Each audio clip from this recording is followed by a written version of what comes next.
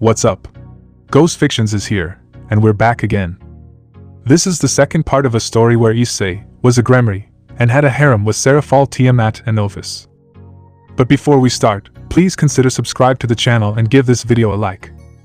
Don't forget to check the description for more informations. Also, this is a translate version. You may find some mistakes, specifically in the character's gender. Issei of course is a male. This time, we have female Valley. Well, with that out, let's get into part 2. Reaching the top 2 soon can be a curse, leading directly to an unchallenging world, devoid of new adventures, whose sense of security can be even more devastating than the enemy itself. Forest of the Familiar. Currently on the outskirts of the forest, the encounter of 2 powerful beings is taking place that are shaking and destroying everything around them, but they were not alone. Further away, a group of beautiful women in swimsuits entered who watched very attentively the encounter of the 2 fighters who were flying in the sky. Boom. Boom. Boom. The sky constantly roared at the clash of the blows that demon and dragon were carrying out without any hint of restraint. While both beings were fighting, the dragon that bore the title of Celestial, upon receiving strong bursts of blows all over his chest, when he managed to separate himself, struck a strong blow with his tail to the demon he was facing, sending him crashing to the ground. But the fight was not over yet. Issei. Damn it, he said as he stood back up and looked up at the sky where the dragon was flying while staring at it. Issei. That's all you got, Crimson Lizard, he shouted as he looked at his rival. Drake did not respond to Issei's words. He just began to descend until he touched the ground and was a few meters away from this brat. Drake. I should say that brat. Come on, you weren't going to make me go back on my words. Come and face me, he said while spreading his wings, giving an intimidating appearance. Issei didn't respond. He just launched himself at Drake and began to deliver blows all over his body, which didn't cause the damage he expected. Damn dragon scales. Issei. How about this? He shouted as he created a sphere of destruction and threw it at Drake, who became overconfident and decided to receive the attack head-on, believing he was weak. But just as he touched him, he was sent back a few steps while his face was covered in scratches and small burns. Drake. Growling. I see it's better to take you seriously. That was a good attack. Alright, time to fight, he mentioned as he prepared to launch himself towards Issei, but not before. Boost. Boost. Boost. Making use of his ability to multiply his own powers, he launched himself at incredible speed towards Issei, who could not react in time to the change in speed and power he had and gave him a strong blow with his claws, sending him flying and crashing into several trees in the area. But that was not the only thing he did. Transfer. Making use of his second ability, which consisted of transferring that multiplied power to another being, object or his person, he sent that power to his lungs and launched a great flame towards Issei, who was recovering from the previous blow and barely had time to react. Issei. Damn, he said just before being hit by Drake's fire. Just as Drake stopped, he could see how the forest began to burn, while Issei remained intact with a kind of red and black aura around him. That power was a nuisance. Drake. TSK, that power of yours is a real nuisance, brat. But it's also interesting. You can cancel any attack or destroy them without any effort. What a guy. You're a destroyer. A dangerous being that destroys everything, he mentioned while carefully looking at Issei's unique power. He had never seen one like it. That power was very destructive and dangerous. Issei. It's all thanks to my mother. My power comes from her. But it's different from what is normally known. Through sweat, blood and tears I took it to a new level. Although I wouldn't have achieved it without the help of Tiamat. You could say that I reached the purest and truest state of destruction itself, he said as he looked at his hand that was surrounded by a type of crimson flame with black touches. Drake. Interesting, he mentioned while listening to them and watching attentively. Issei. And you haven't seen anything yet, he said as he brought his hands together in front of him and pointed towards Drake. Hellblaze, he uttered, and seconds later a torrent of fire was expelled from his hands as it was directed towards Drake. That was an ability of his own, created from the fusion of his power and the element of fire, which allows him to generate black flames that have great destructive power and according to Tiamat are inextinguishable. This ability could ignore the regenerative abilities of an immortal, but in the case of Drake, being a dragon of great power, they could not kill him but they could hurt him. Once the attack was repelled, Drake was forced to cover himself with his wings and resist the torrent of fire that was coming towards him. Drake. Grrrr. He growled a little from the burning sensation that attack generated in his body. Once he stopped, he spread his wings while opening them and countering. Steam came out of them, from receiving that technique head-on. Without a doubt the opponent in front of him was one to be taken into account. Drake. Hehe, not bad. But you'll have to do more to be able to beat me. Let's stop playing games, brat. I'm not one to go on the fly, advancing little by little. I like to face my opponents with everything I have, and I can see that you are the same. So come and face me with all of Gremory, or else your women will pay with their lives," he said as he flapped his wings and began to rise into the air. During this encounter he had discovered something. Issei's weak point, but it was also the one that led him to improve himself more and more. Those women who accompanied him were the key to his defeat or his victory. He wanted to see how far he could go. In all his years of life, only his rival Albion had been able to bring out the best in him. But now the man in front of him was making him strive. Not only could he resist his best and most powerful flames, he had incredible power, endurance, and strength on his side. He certainly wanted to see how far this man could go. "Issei. You wretch, I told you not to mess with them. Now you'll pay for it," he said furiously as he was surrounded by the aura of destruction and shot towards the skies where Drake was. "Drake. Come on, make me take back my words, Gruer," he roared loudly as he stood high in the sky and waited for Issei. And in the blink of an eye, a burst of crimson with black tones came towards him and hit him hard in his chest. It didn't matter that he was 5 times bigger, that blow affected him enough for him to resent it. Once that crimson flash was in front of him, he saw Issei, who had a serious look directed towards him. Drake roared loudly. That blow had hurt him. He was furious. That brat had hurt him, so he decided to return the favor. He chose to launch several bursts in the form of crimson spheres towards Issei, better known as Dragon Aura. An ability of his that allows him to shoot aura bullets with his dragon aura and enhance them with his boost and penetrate, to increase their power and damage his opponents. Just as he launched them, he made sure they were a little surprise for Issei. Issei, seeing the projectiles coming towards him, thought that Drake was an idiot and did not learn that he could not be affected by them. Trusting that once those spheres touched him, they would disappear due to the aura that surrounded him, he decided to stay still and receive the attack head-on. That was a mistake. Just when the first bullet touched him, he felt it hit him and explode in his body. He did not have time to react because after that many more came, causing strong blows and explanations to his person. Once the attack ceased, Issei found himself suspended in the air with his arms crossed in an X in front of his face, his body showing small wounds and burns. Once he saw that all the attacks had ended, he uncovered himself and looked confused at Drake, who had a smile on his face. "Drake. What? You thought I made the same mistake, right? You underestimate me too much, brat. I must admit, that power of yours is incredible. You can use it as defense, but you made a mistake. No matter how you use it, if you use it as defense, that's what it will be. A defense. You may be immune to my best flames. But that's not my only ability. The reason you were hurt was because I put my penetrate ability into those attacks, which allows me to penetrate through all defenses. I am able to hide its use in such a way that only very experienced opponents can distinguish which of my attacks are enhanced by it. I don't blame you. It's the first time you've seen it. But now you know that I can hurt you," he said, smiling while looking at Issei steadily. "Issei. Incredible. It's a fearsome ability. I was confident in thinking that I would come out immune.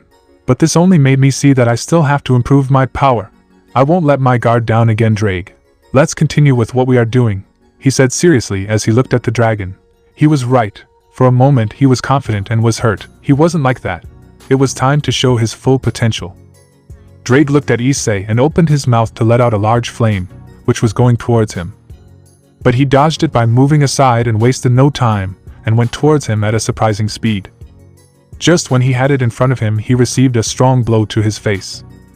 Issei moved to the side after hitting Drake and threw a sphere of destruction at him that exploded in the dragon's face, who tried to move to avoid receiving the impact of that thing, but it was too late to dodge it, and he received the full impact of that power. The explosion was so strong that it destabilized Drake, but he was able to recover just in time to avoid being hit by another sphere. He already had enough with one that had caused damage to his body, as to be receiving another one. Once he recovered, Drake launched an attack towards Issei, who went to meet the dragon. The fists of both, or rather fist and claw, impacted strongly. Issei, despite Drake's great strength, managed to stay in his place. Drake could feel the strength of the man in front of him, even though he was even smaller than him. The dragon knew that this man was strong and dangerous. "Drake. Not bad, kid, not bad. Are you sure you're a demon? If you hadn't said it before, I would think you're a demigod or even a dragon, he commented while forcing himself on Issei with his fists. Issei. Very sure, lizard, my mother and father are proof of that. The only thing that differentiates me from others is that I don't waste time on stupid things. Since I was a child, I began to train day by day without rest. Everything I am I have earned by my own merits and also with the help of my friends. Everything I have been through and lived is for one reason. I will become the strongest being in this world. I will surpass every creature, the gods, and also you, Drake, he said seriously as he exerted more force with his fist that was connected to Drake's. Drake.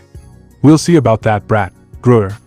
He roared loudly as he raised his free claw with which he launched a strong blow at Issei, who did not stay behind and with his free hand blocked the blow launched by Drake. And right after, both began to hit each other and block their attacks. The sky shook strongly with each clash of those two titans.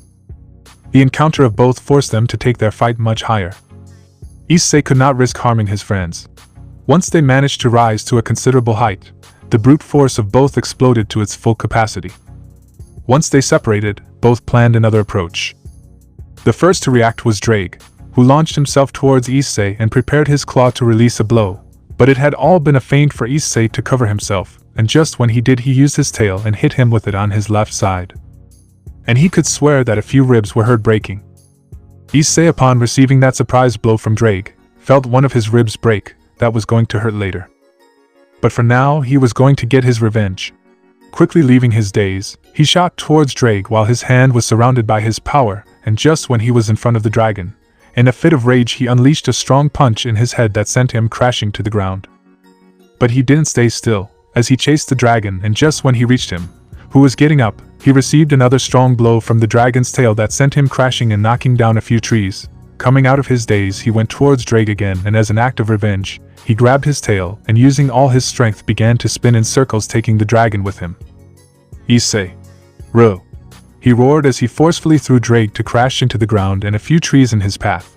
But it didn't end there, as for a moment his red eyes, the white part of them, turned black. He began to form a sphere of energy with his hands. But the energy used was strange and dark, unlike the usual tone of his attacks. This one was blood red with black, and it was manifesting as a kind of flame between his hands. Just when he finished, he put his hands together in the center of the sphere. Then he threw his hands back and a red and black sphere was created. Once his attack was ready, he threw his hands forward and launched his powerful attack, which shot out like a gigantic torrent of red and black energy.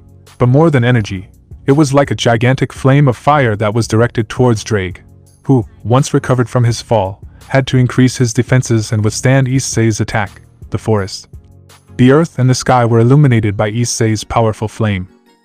These actions on her part caused great commotion in her friends who were a little far away, but that prevented them from observing the fight. They all had different opinions about it because of what their eyes were witnessing. Graphia. Really? She screamed in shock as she saw her older brother grab Drake's tail and begin to spin around while dragging him. Maragine. He released the huge dragon. She mentioned, truly amazed at the strength of the man who owns her heart and her fantasies. Yui. Amazing Issei. I can't even tell which is the biggest monster. She exclaimed, really excited seeing the results of the fight, and her fiance fighting like never before. Tiamat.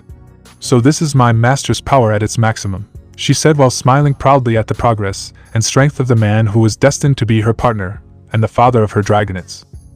But not all of them shared the same joy at seeing Issei fight, since only one of them had noticed that abrupt change that Issei had when launching that attack. Serafall. The forest, the earth, even the sky, those flames could destroy everything, she thought as she watched Issei's attack, and for the first time in her life she uttered words inside her that she never thought she would say. This is the first time Issei's power has scared me. The nature that was recently shown was terrifying, nothing compared to what her beautiful eyes witnessed, the very destruction in the flesh. Once the attack ceased, the forest had become a sea of flames, smoke and ashes. The sky had turned dark as it was invaded by the smoke of the area. In the middle of the situation, a roar of a furious beast was present. Drake. Gruer. He roared loudly as he recovered from the attack he received. He was hurt, that fire had wounded him, his body had some bleeding costs and burns, and one of his wings was injured. But despite his state, he was excited, because this was a fight that was worth every damn second of his life. It was time to see who would emerge victorious. Puffing out his chest as he took a deep breath of air, he threw a strong flame towards Issei, who upon seeing the attack that was coming created a sphere of destruction in his right hand and launched it as a countermeasure towards Drake's attack. When both powers collided with each other, a strong explosion was generated. And in the middle of the smoke that was generated, Drake came out of it and gave Issei a strong blow with his claw that sent him to the sky. As he rose, he managed to compose himself, but he was not ready for what would come next. Since Drake, making use of his ability to increase his power, he moved at great speed until he was positioned above Issei in the air. And using his ability to penetrate all defenses, he placed it on his front claws, where he put both together, and as a bonus he set them on fire and unleashed a deadly blow with all his strength on Issei, who could not react in time and received it full on his entire being, sending him to the world of unconsciousness while fell with force from the sky with a single destination, the cold and hard ground. The group of girls seeing Issei fall from the sky and crash into the ground near their location. They wasted no time and all of them went towards the impact zone. Just when they reached the area where Issei had fallen, they saw Drake on the site and found a large crater where at the bottom was an unconscious Issei with wounds all over his body. But the deadliest was a large scratch that ran from his chest where his heart was to the right side of his body. Blood bathed his abdomen. Drops of blood fell from his head that passed through his face. His clothes were damaged. He was only wearing his torn pants and his shoes. It was a sight that horrified all of them. Tiamat was the first to react of all of them, and went to where Issei was. When she arrived, she took him in her arms and lifted him to take him out of the crater. Just when she left, she went to her friends, where she placed Issei on the ground while they all surrounded him with tears in their eyes and their hearts beating faster and faster. They didn't care if Drake was a few meters away from them, they had to take care of Issei. Serafall. Issei. She called out to him as she kneeled beside his head and moved him, trying to get him to react. Not to mention her beautiful eyes were starting to get wet. Tiamat. Master. She exclaimed while kneeling next to Issei's right shoulder and put her ear to Issei's chest to listen if his heart was beating, and thank great red it was. But that didn't stop her from starting to shed tears from her beautiful eyes when she saw the state her master was in. Yui. Issei. She said while kneeling next to his left shoulder and constantly calling him, looking for him to react. She was worried and upset. Seeing him hurt was too much for her. She couldn't help but release tears from her beautiful eyes. Mirajin. Get up. She began to tell him, looking for some indication that he would react while she was kneeling on the left side of Issei's abdomen. It couldn't end like this. Her beloved couldn't fall. He was the strongest person she knew. She never thought the day would come when she would see him so hurt. Nobody is invisible, and today Issei had experienced it. But she couldn't accept it. He had to get up, while she called him. Tears fell from her beautiful eyes. Grafia. Come on, get up. She shouted worriedly while she was kneeling on the right side of Issei's abdomen. Despite the differences they have, she couldn't help but get upset when she saw the state Issei was in. She has never said it, but she has always seen him as her older brother. Her role model, her best friend. The reason she constantly fights with him is because she likes to have his attention, his protection. He was her older brother. Even though they don't have the same blood, she considers herself his sister, his little sister. She knew him well. That's why she had to get up. He never gives up. He always fights until he can't anymore. It couldn't end like this, as she called him. Tears began to come out of her beautiful eyes. Tiamat. Master. Serafall. Get up. Issei. Their efforts were useless. They couldn't get him to react no matter how many times they called him or did something else. Was this the end? Was this how it would end? No. It couldn't end like this. When one falls into the abyss due to weakness, one must only rise from the ashes like the phoenix, and get up stronger than one was. Serafall. Issei. She said as a tear of hers fell from her face until it reached and touched Issei's cheek. Issei. He said as he began to open his eyes, and the first thing he saw were the faces of his friends, who smiled through tears when they saw him finally react. Serafall, Tiamat, Mirajin, Yui and Grafia. Issei. They all said happily in unison when they saw that he had reacted. Under their watchful gaze, Issei began to stand up again while looking at Drake, who was lying a few meters in front of him.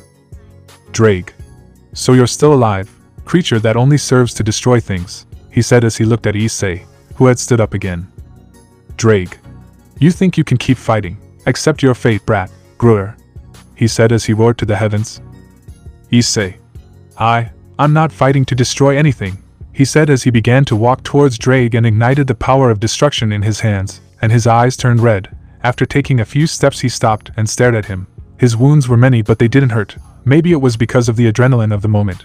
But he wouldn't leave without finishing what he started, and if he fell, let it be while fighting and giving his all. Issei. I fight for my comrades, for my family, to protect. Just for that, I fight, here and now. Right after he uttered those words, he found himself engulfed in a torrent of crimson energy. Drake. Silence. He said as he began to run towards Issei. He performed the same action. The earth began to tremble with each step they took, and the closer they got the ground cracked more, and the skies roared uncontrollably. Issei and Drake. Grr. They both roared as they approached each other. When they came face to face, Issei jumped and gave Drake 2 strong punches in his jaw, which made him take a few steps back. Drake. Bastard. He exclaimed furiously at those blows that had hurt him. Putting pressure on his forelegs, he jumped back while looking at Issei, who had jumped to go after him. Drake. Take this insect, he said while accumulating a large amount of fire in his mouth, to later expel it and throw it at his rival. Issei had no time to react and was hit and completely consumed by Drake's powerful attack, which caused a huge explosion in the area, sending all vegetation flying and also destroying part of it. As for Serafall, Tiamat, Mirajin, Grafia and Yui, they had to form a barrier together around themselves so as not to get hurt by the explosion, but they were upset. Issei had fully received that attack. They feared the worst. Drake landed on the ground hard, causing the earth to tremble, and looked at what his attack had caused. The entire forest had turned into a sea of flames, smoke, and destruction. What was once a beautiful forest had become an inhospitable area. Right after appreciating what it caused, he turned his gaze to where Issei was supposed to be, where there was only fire and more fire. Drake. That nasty brat, he said as he stared at the fire, in which he began to see a silhouette that caught his attention. Was he there?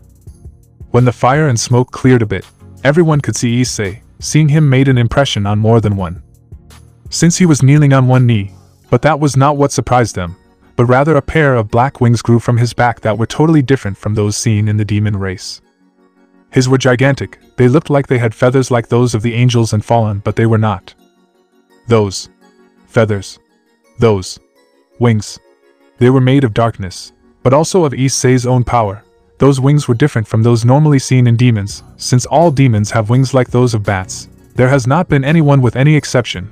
The only thing that can change is the number of pairs that demonstrate the user's power level. But a change in appearance had never occurred. Maybe it was a unique trait in Issei, or that change was due to something else. Everyone present appreciated when Issei raised his face. His red eyes and those wings gave him an intimidating and frightening appearance. It was as if they were seeing a real demon. Most of the girls except for Grafia, seeing Issei with that appearance he showed, caused a great blush on their faces and great excitement in their bodies. He looked so devilishly intimidating and dominant, that their bodies, their senses and demonic genes were screaming for that man to take them. As for Grafia, she just looked with great admiration at Issei. She couldn't deny that he looked fucking incredible. That was her older brother. That is the real Issei in all his splendor. As they watched Issei get up from his spot, that appearance he showed generated a single thought in all of their minds. Girls thought, that's a king. The king who harbors the destiny of his race. Evolution culminated in him. He achieved something that no other being achieved with his individuality. Drake. You. What the hell are you? He said, totally surprised by what he was seeing. Drake, seeing the new, intimidating appearance that Issei showed and more seeing how those eyes were staring at him, seeing how he still kept standing up no matter how many injuries he had, made him only have one thought. Drake's thought. He's a true warrior. For Drake, a true warrior is not the one who always triumphs, but the one who always returns without fear to battle. He is the one who knows that there is only one option, win or die trying. He never throws away his ideals in order to win. He fights for what he believes is right and for his pride. That was Issei for Drake, a warrior like no other. Issei. Grr. He roared loudly into the air. A strong current of wind hit the place at such a powerful roar. Drake had no time to react when the gusts of air reached him, and with them Issei, who moved at an incredible speed and gave him a powerful blow to his chin that sent him flying into the skies. The group of beautiful women didn't move from their spot. They stood still with their gaze completely on Issei, who looked incredible. They were all sure of one thing. This fight has already come to an end. Issei. Grr. Issei shot into the skies, specifically towards where the dragon was, and just when he reached Drake, he didn't give him time to react and began to unleash powerful blows all over his body. On the ground, Serafall and her friends could only watch as Drake was constantly hit by a crimson lightning bolt that moved freely through the sky. Once Issei moved away a little from Drake, standing a few meters above him, it was enough time for Drake to recover from the dizziness he received a little while ago. Once he had recovered, with his body covered in cuts, blood and bruises, he turned his gaze to Issei.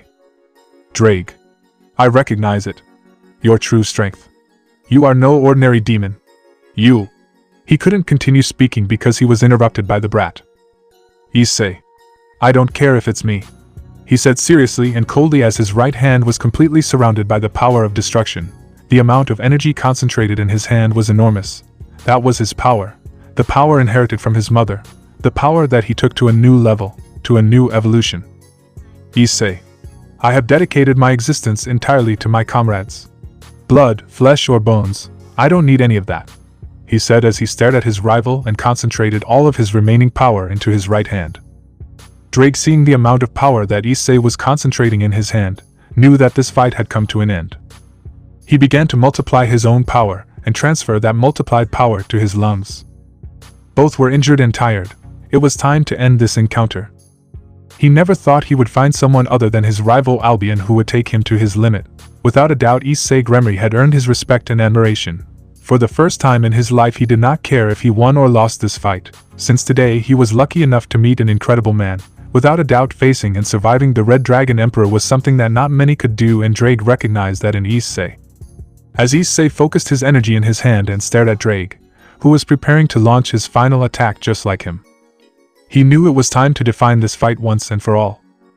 He had to admit it, Drake was a powerful adversary.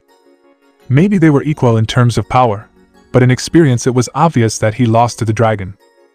If he wanted to fulfill his dreams, he had to continue growing and learning more. That's why he didn't care if he lost or won. Today he had learned that he was not invincible, that there were many strong guys out there, and that to be the best he had to continue striving and improving himself more and more. Today he had won more than he could wish for. Thanks to Drake, he was able to open his eyes and see things he didn't see before. He still has a long way to go. Drake had earned his respect. Without a doubt, the Red Dragon Emperor was a formidable adversary. Still, an annoyance and frustration invaded his body when he saw that he was still a long way from fulfilling his dream. That annoyance did not go unnoticed by his rival. Drake. Then openly express your joy. It's what you wanted, right? He said as he concentrated his power and looked at Issei, who had a small grimace of disgust about something. Issei. I can't do it, because there is still a lot of difference between us.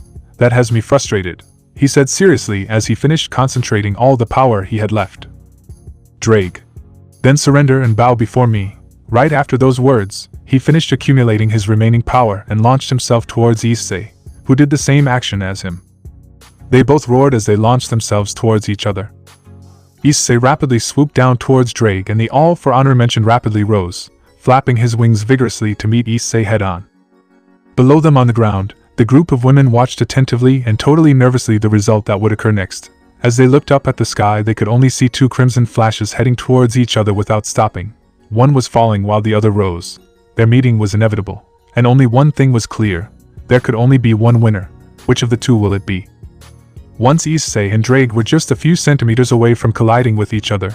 At that moment it was as if time had stopped. The dragon opened his mouth to expel his last attack, and the demon threw his right arm back, preparing to unleash his last blow, all while the beautiful women watched them without missing a single detail.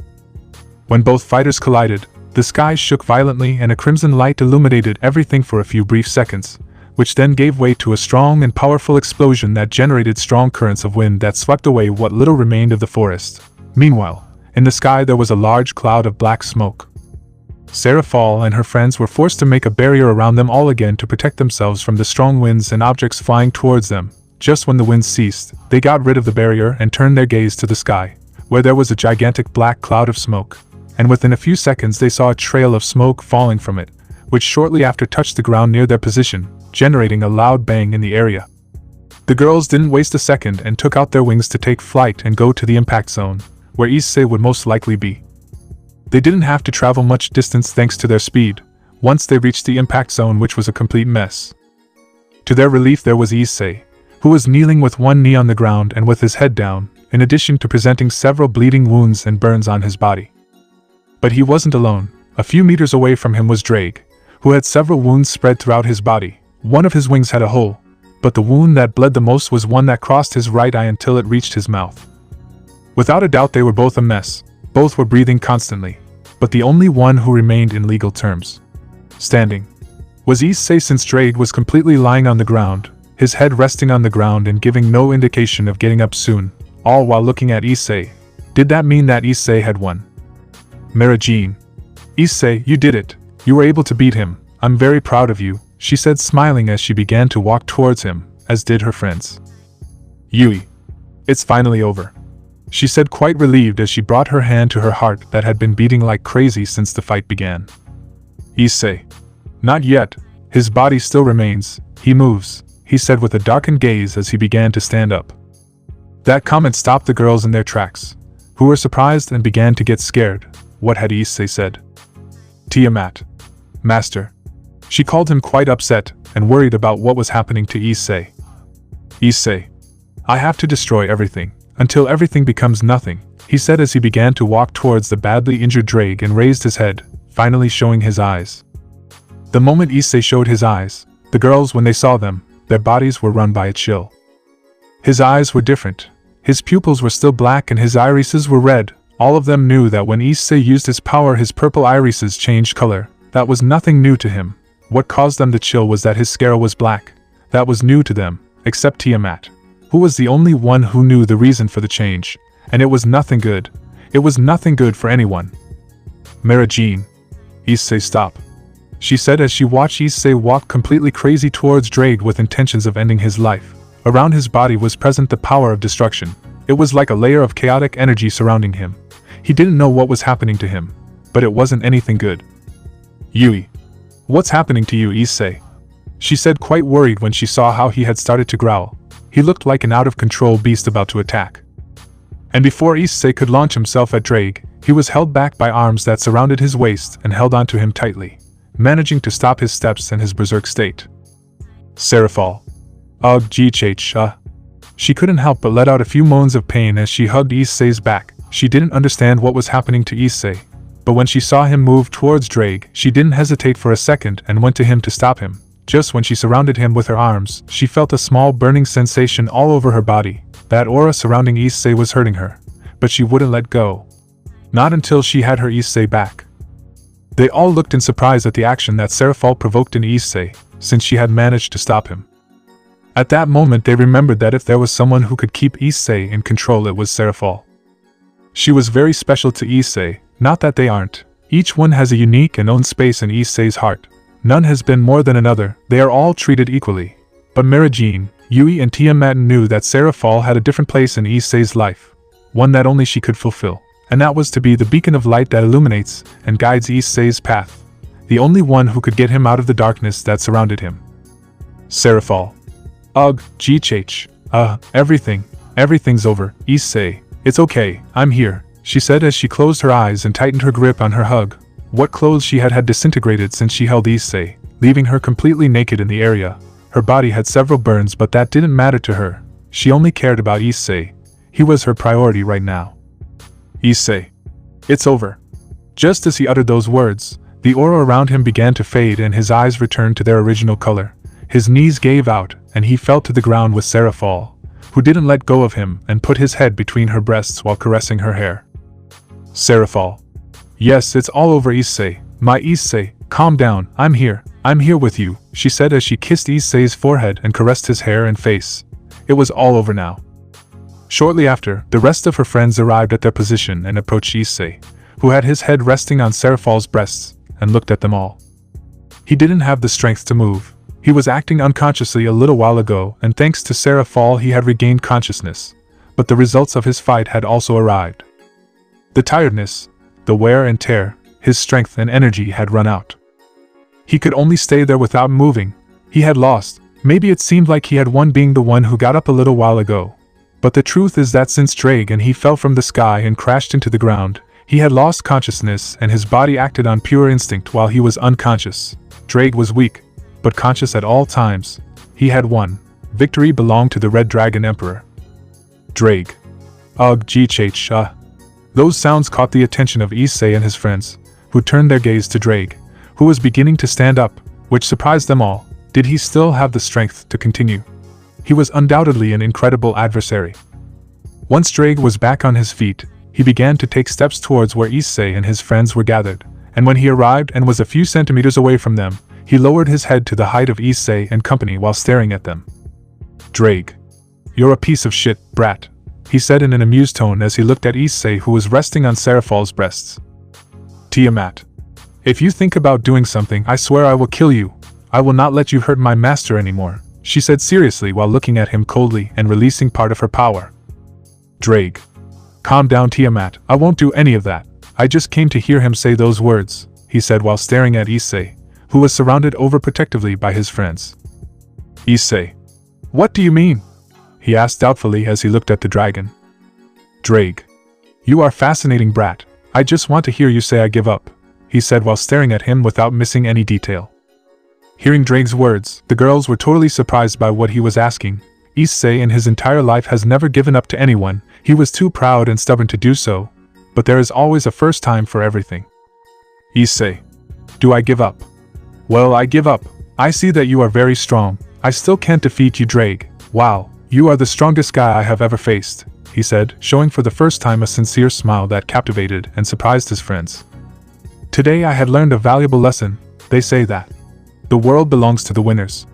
And there are two ways of seeing this. Either we limit ourselves to believing that we always have to be first, or we enjoy the experience paying attention to every detail. In life, sometimes you win and you always learn. It's that simple. Because in failure there is a great lesson, the lesson that teaches us that this is not the way to get there. Because when things go wrong, we will test our strength, energy, and willingness to achieve what we want. Because when we fail, we can discover how much interest we have in what we are trying. Because life is like that, they are lessons and learnings. Sometimes when you lose, you win. Drake. It seems that you have finally realized the enormous power of the Red Dragon Emperor. Although I must admit that you are also very strong. In the long history of fights that I have had with different opponents, you are the second strongest, he said while maintaining eye contact with Issei. Issei. What? I'm only the second strongest, ha ha ha ha.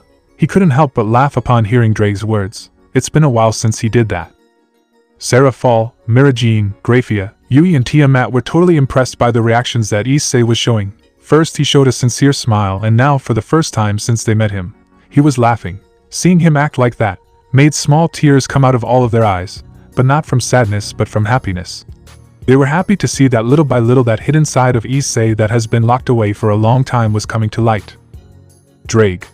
Ha ha ha ha. Before finishing this, I would like to conclude by telling you one more thing. We are currently in the domains of the underworld. Outside of here there are many worlds. Don't you think there is someone more powerful out there? He said smiling while looking at Issei. Drake. It was a good fight. I definitely had a lot of fun. Today I was able to win, but I'm sure that with a little more practice, one day you will surpass me, Issei. You are someone unique. Keep getting stronger and surpassing yourself more, and let's face each other again. I know you're a demon, but you have the strength and beliefs of a dragon. Issei Gremory doesn't sound very intimidating. From today on, in every corner of this world you will be known as the Emperor of Destruction. I will take care of spreading your name in every corner, he said, quite excited about his idea. Issei. Emperor of Destruction. Haha, do whatever you want, Drake, he said, amused by his new friend's idea. Drake. Ha ha ha, you'll see. Before I leave I want to give you something. I know you'll put it to good use, he said as he opened his mouth slightly and blew a small flame towards Issei that entered him, who looked strangely at the dragon for the action he performed, and he wasn't the only one, his friends were the same. Drake. Just so you know, I just gave you something. You could say it's a dragon's gift. Many dragons can transfer some of their magic to some creatures. Well, I just did it with you, specifically an ability of mine, I gave you. The blazing hell of scorching flames. My most powerful flames and most powerful attack. I know you'll put them to good use. If you can master them and combine them with your own power. I don't want to imagine what they'll do, just be careful when using them, he said smiling as he boiled up and opened his wings. Hearing what Drake had given to Issei, Serafall and her friends didn't know if it had been a good or bad idea on the dragon's part. What they could be sure of was that Issei had acquired a dangerous movement, but if he learned to control it, there would be a great ace up his sleeve. Drake. Alright, it's time to go. Oh, I almost forgot. Listen, Issei. I'm sorry for threatening your females. With that said, see you, Gremory, he said quite enthusiastically, then flapped his wings and shot off into the skies. Issei. Until then, Drake, he said as he watched the dragon fly away into the skies. Even at the end he had apologized. Today he lost, but he gained more than he expected. He gained experience, knowledge, but also a friend. Serafall. Are you okay, Issei? She asked while looking at him and caressing his hair. Issei. I'm Sarah, I'm better than ever, he said smiling as he looked at the sky where Drake had left. Grafia. You changed, Issei, she said smiling as she looked at him as he rested in Serafall's arms and chest, and for the first time she had called him by his name, to the surprise of her friends. Issei. Shut up, old lady, he said smiling as he laid his eyes on his. Grafia. That again, and I was feeling sorry for myself because you're a mess, she said smiling while looking into his eyes. Mara Jean. We're glad you're okay. All of us were heartbroken watching you fight. Please be more careful next time. I knew they couldn't stop Issei from his actions, but they could support him and encourage him to keep going. Yui. You were amazing, Issei. You may not have won, but that doesn't matter to us. To us you are a winner, and together we will continue to surpass ourselves more and more, she said smiling as she gave words of support to the man who had her heart. Tiamat. Not many would dare to face Drake and come out alive. But today, Master, today you have shown that it does not matter what opponent is put in front of you, you will continue fighting until you can't anymore. You lost, but what does it matter? You just have to get up and improve so you don't do it anymore. Your destiny is greatness, Master, and we will accompany you wherever you go, she said while smiling and caressing Issei's hand. Issei. Thanks, girls. You're right, I lost, but that doesn't mean I've given up. I still have a long way to go. I'm sorry for ruining your day of relaxation, and I'm also sorry for hurting you, Serafall, he said as he looked at his friend. Serafall. Don't worry about it, there will be more days when we can go out somewhere. Just don't fight with anyone. And you don't have to worry about me, they're just a few small scratches compared to how you are. I'm fine. I know you would never hurt me, she said smiling while caressing the cheek of the man she loved madly. Issei just nodded at Serafall's words, then focused his gaze forward and began to make an effort to get up. Issei. Ugh, GHH. Yui. Issei, stop, you're really hurt. You can't. She couldn't continue speaking, as she had been interrupted. Issei. Calm down, Yui. I'm injured but not disabled, he said seriously as he began to stand up with great effort. He had already done the same thing as before. Just when he was able to get up again, he was about to fall to the side, but fortunately Tiamat and Mara Jean held him and placed their arms around their necks, giving him support so he could stand. Mara Jean. Damn, Issei, you're not in good condition yet. You must rest and regain your strength and energy, she said reproachfully to her fiance. Issei. I'll do it when I get home. I think it's time to go back. But before that, aren't you going to cover yourself, Serafall? You're showing everything, he said seriously while he was held by Mara Jean and Tiamat, and he saw his friend who was completely naked. Serafall. Kaya. She screamed when she realized her state, and covered her breasts with one of her hands, while with the other she covered her private part. She was completely embarrassed and blushed, not because of the fact of being naked in front of her friends, but because Issei had seen her. He had seen her practically as she came into the world. Every part of her body had been seen by him. She loved him, but it was still too soon for him to see her in that state. Issei. If it makes you feel any better, you have a very nice body, Serafall. Here, use this, he said as he made a magic circle and took out his crimson trench coat. Serafall. Thanks, she said blushing as she received the trench coat from Issei and began to put it on. Once dressed, she stood up as she looked at her friends. Yui. Let's go home, she said smiling as she began to make a transportation circle towards the Gremory residence. Once when everyone was inside and waiting to be transported, unfortunately for Issei, Grafia remembered something she had forgotten for the moment she experienced with the Red Dragon Emperor. Grafia. Wait a second, now that I remember. You damn bastard touched me all over when we were at the lake, she said blushing and furious as she looked at Issei. Issei. What the hell? I touched an old lady, he said with his eyes wide open as he processed that information he didn't know. Grafia. Now you're damn it. She exclaimed furiously as she launched herself at Issei, who was too weak to do anything and ended up being thrown to the ground while she was sitting on his abdomen. At that moment they were transported to the Gremory residence. Many things had happened today, but it was also the beginning of a legend. of a man who would completely change the world. Gremory residence.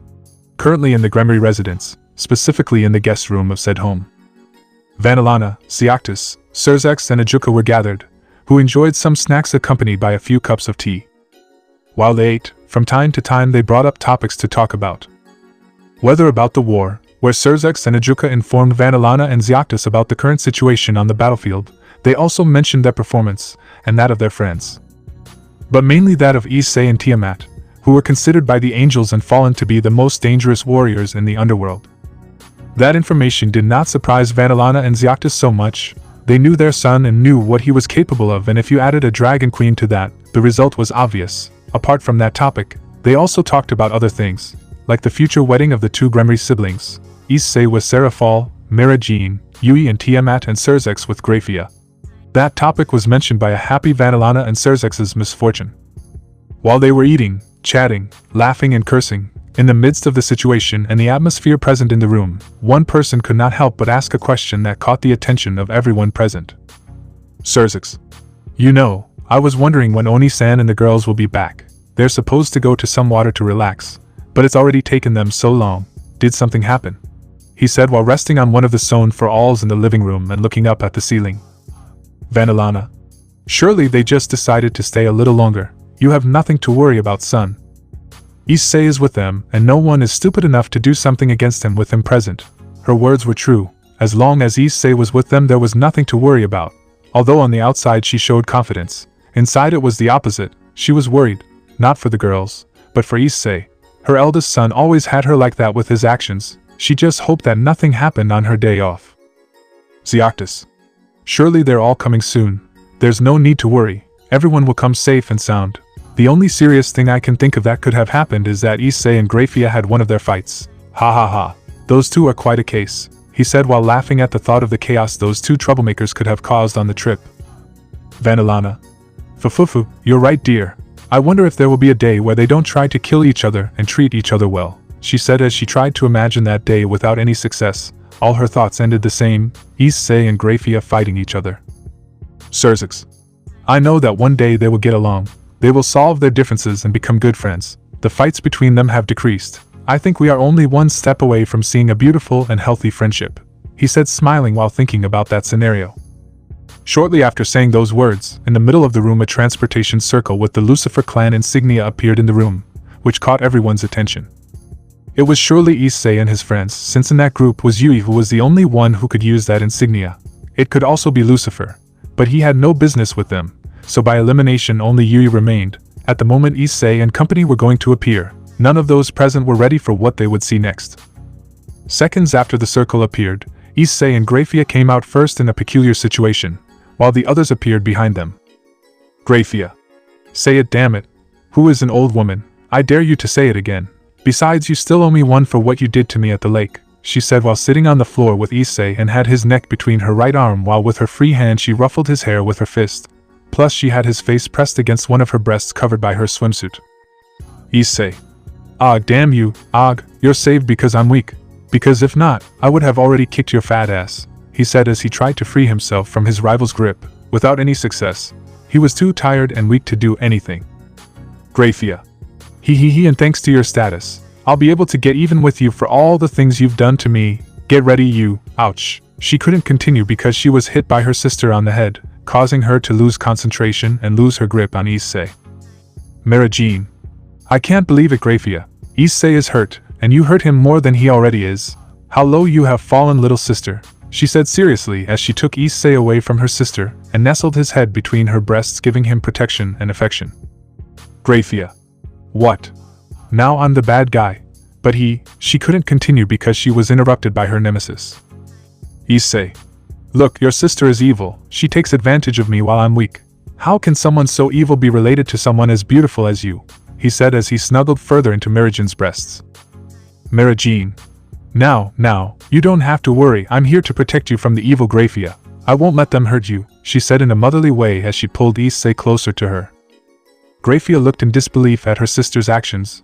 That bastard had put her on his side, and while she was hugging her rival, she could see how he turned a little and stuck his tongue out at her, as if telling her that she had lost, which infuriated her, and she was about to throw herself at him again without caring if her sister was there, but some arms stopped her action. Yui. Let it go, Grafia. Later you can fight with him all you want, but first he must heal his wounds and recover, she said while holding her friend. Grafia. Okay, she resignedly accepts her friend's words. She was right. As much as she hated to admit it, they had to heal her brother's wounds, then she could beat him up without feeling bad about it. Vanillana. Fufufu, you guys never change. It's good that you're back safe and sound, although I wonder why you're still in your swimsuits. Well, what, Issei? Just as he was speaking, she had gotten up from her seat and had begun to approach where they were, but she never expected to arrive and see the terrible state her son was in, since she hadn't noticed him when they arrived. She didn't waste any time and went and knelt near her son and snatched him from Miragine's arms and then pulled him towards her while hugging him tightly and nestling him in her breasts. While that was happening, she began to get upset and hysterical about the state of her baby. In addition to that, she began to ask questions constantly while she clung tighter to Issei, and her eyes began to get wet. A sign that she wanted to cry but was resisting. Vanillana. What happened to you? Mom. Please. Vanillana. Why are you so hurt? Mom. Grown guy. Vanillana. Who did this to you? Mom. Vanillana. What happened on that trip? Mom. Vanillana. Why doesn't anyone say anything? Mom. Upon finally hearing her son calling her, she snapped out of her agitated state and focused her gaze on Issei. She could also see her husband and son Serzex and his friend Ajuka approaching her position, and just as they arrived they were also surprised to see Issei's condition but remained silent. Possibly so as not to make the situation worse. It was no use being all upset. They had to handle this situation with caution and calm. Maybe she had exaggerated a little when she saw her son. But what mother wouldn't do that when seeing her baby injured without knowing the reason for his injuries? Once she calmed down, she began to caress Issei's head that rested on her breasts. And she began to look more closely at her son's condition. His body, mainly his arms, chest and abdomen, were covered by several scratches and burns. But from the side of his heart to the side of his waist, there was a huge scratch from which a little blood was coming out. He was only wearing his pants and shoes, which were in bad state, and while she caressed his head she could notice that her fingers were stained with blood. She probably had a cut. Breathing deeply, she watched as everyone present sat silently on the floor around her and stared at Issei, who rested on her chest in silence. Being calm, she decided to speak again, but this time calmly. Vanillana. Could you tell me what happened for you to be in this state, son? She said calmly while leaning her face on Issei's head. Issei. To sum it up, we met one of the two celestial dragons, specifically the Red Dragon Emperor, Drake. He and I had some differences that led us to fight. In the end we both ended up injured, but I lost the duel. That's why I'm like this.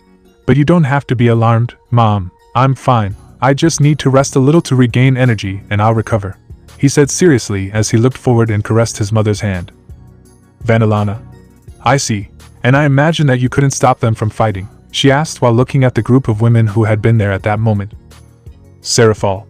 None of us could make Issei change his mind. Not even me. He ordered Tiamat to keep us away and safe while he fought Drake. And she, being loyal to Issei, couldn't refuse his request. Don't think we liked watching him fight, Vanillana. Seeing him get beaten and lashes broke our hearts. But we can't interfere at all times. Issei knew what he was doing from the beginning. In the end, what really matters is that he's okay. If anyone is to blame for this happening, it's Issei for going around looking for a fight, she said seriously while looking at Vanillana. Although she said the last part smiling. Vanillana. Ha, you're right, Serafall. Issei is the only one to blame. Sorry for trying to take it out on you. It's just that this situation has me feeling bad. Dear, could you go to the Phoenix clan's territory and request one of their tears? We'll need several for Issei to get better. I know my son and I know he won't sit still and wait for his wounds to heal, she said while looking at her husband. Zeoctus. Of course, dear. I'll go immediately. Right after speaking, he proceeded to get up and leave the room, heading to the Phoenix territory to be able to acquire the medicine that his wife requested. Vanillana. Very well. With that settled, I want you to pay attention to me, Issei. 1 week. You will be resting in bed for a week. I don't care if your wounds heal completely in a day. You will stay and rest. You will not go to fight on the battlefield until that week passes. You will not go out either. I am your mother, and even though you are older, I can still punish you. Today you have given all of us a big scare. That is why you are grounded for a week. I know that your participation in the war is important, but Lucifer will have to wait a week to see you on the field again. Don't think that I am bad, it is just that you really scared me, Issei. For a moment I thought that I would lose you, she said with a sad tone while a pair of tears escaped from her eyes. Issei. I understand, Mom. Okay, I will listen to your words, but don't cry, he said seriously as he raised his hand with effort and brought it to his mother's face to wipe away the tears falling from her eyes. Vanillana. Thanks. And what will you do, girls? She said happily, seeing that her son had accepted while looking at her children's friends. Serafall. I would like to say that we will stay with Issei while he recovers, but with his absence and ours, the Mao Lucifer would start talking and complaining. I think it is better that while Issei rests, we go and present ourselves on the battlefield and cover his absence with our help, she said it would be while looking at Vanillana. Mara Jean. I agree with Serafall. Issei has been of vital importance in all of our fights. If he is missing and so are we, the situation would really be affected, she mentioned while looking at Vanillana and Issei. Grafia. When Isan is right, all of us have become a vital force. If we are missing, many will be affected, she said as she looked at all of her friends. Serzax. Mom, while Oni-san rests, we will take care of keeping his image, that of the Gremory squad, high, he mentioned smiling while looking at his mother and brother. Yui. I will talk to my father and tell him that Issei will be sick for a week. I will not tell him what happened, then I will make something up. And while Issei recovers, we will take care of the war situation and wait until our leader returns. She expressed herself positively while looking at Issei and Vanillana. Ajuka. Issei, we won't let your squad's name lose credits on the battlefield. All of us will protect each other and return safe and sound every day, he said happily as he looked at his friend. Issei. You better not let me down, he said seriously but with a small smile as he looked at everyone. Serafall, Mira Jean, Grafia, Yui, Serzax and Ajuka. Yes, Gremory-sama. They exclaimed loudly and happily as they looked at their leader. Vanillana. And you, Tiamat, you were the only one who didn't speak. What are you going to do? She asked as she looked at the beautiful dragon. Tiamat. I will not go anywhere without my master. I do not care if Lucifer starts talking. My place is where my master is. I will remain here by his side and only until he shows up, I will do it, she said seriously while she had her arms crossed. Issei. I was going to ask you anyway. I wouldn't leave my partner alone with that idiot, he mentioned seriously while the image of Lucifer crossed his mind. Vanillana. With that cleared up. Serzax, Ajuka, could you help me take Issei to his room? She kindly asked her son and his friend. With his son's assent, they proceeded to carefully lift Issei and subsequently take him to his room where he would rest and be under the care of Vanillana and Tiamat for a week. Today, events that were hard to believe had happened. For the first time in history, a demon and a dragon faced each other and both came out alive, and even more so being one of the celestial dragons he was facing. But it is not surprising coming from the being that will surpass dreams and infinity one day. This was just the beginning. Days after the incident in the relative's forest, Issei was forced by his mother's orders to stay home for a week to rest and replenish his strength. His wounds had been treated with a Phoenix Tear, which belongs to the members of the Phoenix clan who are the only ones who have the ability to create Phoenix Tears, which consist of a liquid that can instantly heal injuries, to the point that an amputated limb can be reattached. Once Issei was given the tear, Vanillana became her son's exclusive nurse, which caused Issei to be horrified. It was known that his mother did not care how old he or Serzax were. She would always see them as her little children and give them all her love. During that week, Issei was day, noon and night being cared for by his mother, who wore a nurse's outfit. Issei always wondered where the hell he got that suit from. His mother fed him. She even slept with him under the pretext that he was still injured and she had to take care of him while he slept. At least to Issei's relief, he could bathe alone, although his mother always waited outside in case something happened to him. Thanks to that experience, he promised himself to never ever hurt himself again in his life. He loved his mother, but her love was lethal to him. At least Tiamat was with him all the time to save him when his mother suffocated him with her hugs. If Drake hadn't killed him, his mother would one day with one of her deadly hugs. Contrary to Issei's thoughts, for Vanillana that week was the best of her life, since she was able to spend time with her eldest son, where she pampered him and gave him all the love that a mother can give to her children. When she fed him, it made her remember when he was a baby and she fed him. At night, when she lay with him and cuddled him in her chest, they made her remember those nights where he came to her when he had nightmares, and she would tuck him into her bed and put him on her chest to transmit that warmth and protection that only a mother can give. Maybe she was exaggerating a little while taking care of him, but it was an opportunity that she couldn't waste. Not every day she could spend time with her problematic son. As for the war, the fight against the factions did not stop or wait for anyone. During that week that Issei was off the battlefield while receiving care from his mother, Lucifer had been notified by Yui that Issei was indisposed for a week because he was sick and would not appear on the battlefield. Although it was news that he did not expect, he had to accept it. At least the Gremory squad was available to fight. He also believed that he would have Tiamat on his side, but she sent him word that she would not appear either since she was taking care of her master, and until he returned, she did not have to do so, which caused Lucifer's surprise and fury. It was obvious that that dragon was only helping her faction for Issei, and if he was not present, she would not do so either. Her loyalty was with the Gremory heir, and Lucifer had no choice but to accept and wait for them to return. With the Gremory squad, they kept their promises to Issei. With their leader not present, Serafall took command of the group, where he led them wisely as an older brother would. All of them gave their best to continue keeping the name of their squad and their leader high. When it came to fighting, each one brought out their different abilities and strengths, although there were also some complications not having Issei with them. As in the case of Serafall, who did not know how to stop a furious Serafall, Gabriel and Penamion, while they were fighting each other. That situation was completely out of his hands. He did not know how his brother did to stop that trio. Whenever he tried to get hurt, he was hurt by the three women interfering in his fight. Who would say that an angel, a fallen, and her friend could be so terrifying? In those moments Serafall wished to have Issei by his side, but unfortunately he was not available. If with the trio of women fighting it will not be enough. He also had to face a Mira Jean with a personality change, or as Grafia called her, the demon. Luckily he had her for when Mira Jean got carried away by emotion and massacred a good number of enemies while laughing wickedly. Being the leader was not an easy task. At least Yui, Ajuka and Grafia were the most normal of the group and did not cause havoc to his being. This is how the life of the squadron looked Gremory during that week when Issei was absent. One day before Issei's confinement ends. Gremory residence, Issei's room.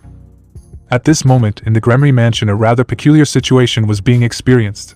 In the middle of the halls of the residence, several maids and staff of the mansion were seen walking while looking closely at a door from which voices and noises were coming out, quite strange and confusing, but for the employees it was something normal considering who was inside the room and what they were doing. Vanillana. Please let me feel you, darling. Issei. Mom, this is not right. Vanillana. Maybe, but don't deny that you don't like it. Mom. Vanillana. Mom will make you feel good.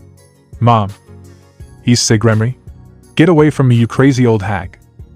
Inside the room where the voices of the Gremory matriarch and her eldest son came from, a rather strange situation was taking place. Since inside was Vanillana wearing a nurse's outfit, who had her arms outstretched as she looked at her eldest son, who was a few steps in front of her and backed away with every step she took. She didn't understand why she did it. She just wanted to give him his daily dose of medicine so that he would be healthy. Today was the last day she could enjoy being with her son, before he left for war. She had to make the most of it. Too bad her son didn't think the same. Issei. Please someone kill me right now, he said as he took another step back when he saw his mother approaching him. I wish Drake had killed him, then he wouldn't have to live through this hell. Vanillana. Mo, don't say those things. Now just for that you will have to receive an extra dose of kisses and hugs from Mom to relieve all the discomfort you have, she said, smiling in a silly way while looking at her son. Issei. What? Don't even dream about it. I've had enough these days. Don't you dare come closer. Help Tiamat. They want to kill me, he screamed in terror as he took 2 more steps back. Vanillana. I sent Tiamat to do some shopping, and your father knows better than to mess with me. Nobody will come, son, so don't resist anymore and come with Mom, my precious baby, she said, smiling in a creepy way as she approached her son. Issei, seeing his mother approaching, began to back away with each step she took, until he finally touched the wall of her room, which caused horror in him. Vanillana. Mama will take care of you, Issei. Come with Mom, she said happily, as she advanced towards her son, who had no way to escape, or so she believed. Issei. Wait, Tiamat, it's good that you're back, he said as he looked towards the door of his room. Vanillana. It was supposed to take a few hours to return. Just as she turned her face to look towards the door where Tiamat was supposed to be, what she found was absolutely nothing. Seeing that she was tricked by her son, she turned to look at him, only to not find him. He had fled when she looked back. Vanillana. Issei Gremory, just wait for me to find you," she shouted as she left her son's room and went to look for him. If necessary, she would search every corner of the house. It wouldn't be the first time this week that she did it. Meanwhile, on the roof of the Gremory mansion, Issei was breathing deeply as he listened to the scream his mother gave when she noticed his absence. He had escaped through the window of his room when his mother got distracted. He couldn't go to the battlefield yet. All he could do was wait for Tiamat to appear and protect him from his mother. Throughout this week he has received his mother's unconditional love, which is not bad, but since he never let his mother give him the corresponding affection again, it seemed that all that love and desire stored in his body had finally come to light, which was truly a martyrdom for him, especially seeing her in that nurse outfit. There are things that a son never needs to see in his life. But he had no time to think. Sooner or later his mother would find him, so he decided to make a decision to keep his physical and mental integrity stable. He would earn a scolding, but it was better than being at home right now. Anyway, today was the last day of his confinement. Just below his feet a circle with the Gremory clan insignia appeared, and seconds later he began to be transported. The truth is, he didn't know where he was going to end up. He had made the circle in a random location. Issei. "Nah, as long as it's not here, I'm happy with anywhere," he said nonchalantly as he was transported. Human world, Gasadaler Cliff, Denmark. Gasadaler, a village on Vagar Island in the remote Faroe Islands of Denmark. It is famous for its scenic location on a plateau just off the coast and for the cliffs near it. The peculiarity of these cliffs is that a beautiful waterfall falls from them. Currently in this area there were two beautiful women, one with blonde hair and the other with dark purple hair. Both had a unique beauty and slender, well-proportioned bodies, with divine figures. The words perfect and beautiful would fall short to describe them. These two beautiful women looked attentively at the landscape before their beautiful eyes as they sat on the grass near the edge of the cliff. As they looked out at the vast ocean of the human world, their thoughts were occupied by a specific man whom they had not been able to forget and wished to see again. The beautiful woman with purple hair was wearing tight black jeans that highlighted her legs and black boots. On top she was wearing a purple tank top and a black leather jacket, giving a dangerous and sexy image. Unlike her, the beautiful blonde was wearing a white tank top that reached her knees, and on her feet she was wearing sandals, giving a tender and pure image to whoever saw her. Penamune. "You know, it's strange. Us acting like human women in love. Look at us. We're here while thinking about him. How pathetic we've become, sister," she mentioned, smiling while looking at her sister. Gabriel. "It may be that we have changed, but do you regret it, Penamune? I never thought that the day would come when I would feel these kinds of feelings towards a person. For me they were unknown. But when I met him, when I spoke to him, I felt very happy. I know that I am a little clumsy and innocent in some matters, but I have been investigating about these feelings that I have had recently, and I discovered that it is love, but not the one that I knew, but one that can only be given to a specific person," he said while looking at his sister. Penamune. "You mean love in a romantic way, the one given to the person you're in love with. The power to open up to someone and feel that many things make sense. Finding a reason to be a better person, being able to live in a more passionate, less selfish way. Giving yourself permission to be happy with that person who makes you feel special at all times. The one who treats you well without expecting anything in return. The one who protects you and saves you when you're in trouble. That person who makes your heart race just by their presence, and makes you smile just by hearing their voice, and brightens your day just by seeing them," she began to say while leaning her face on her knees. Gabriel. "That person is Issei Gremory," he mentioned while looking towards the ocean. Penamune. "In love with the same man, not that it bothers me. From what I've seen there are many behind him. It's just that I wonder if he would really accept me. We belong to different races, and we are at war," she said while looking out at the ocean. Gabriel. "At least you don't have as many problems as I do. I don't know how father or my brothers would act when they find out that their daughter and sister have fallen in love with a demon, the natural enemy of our race.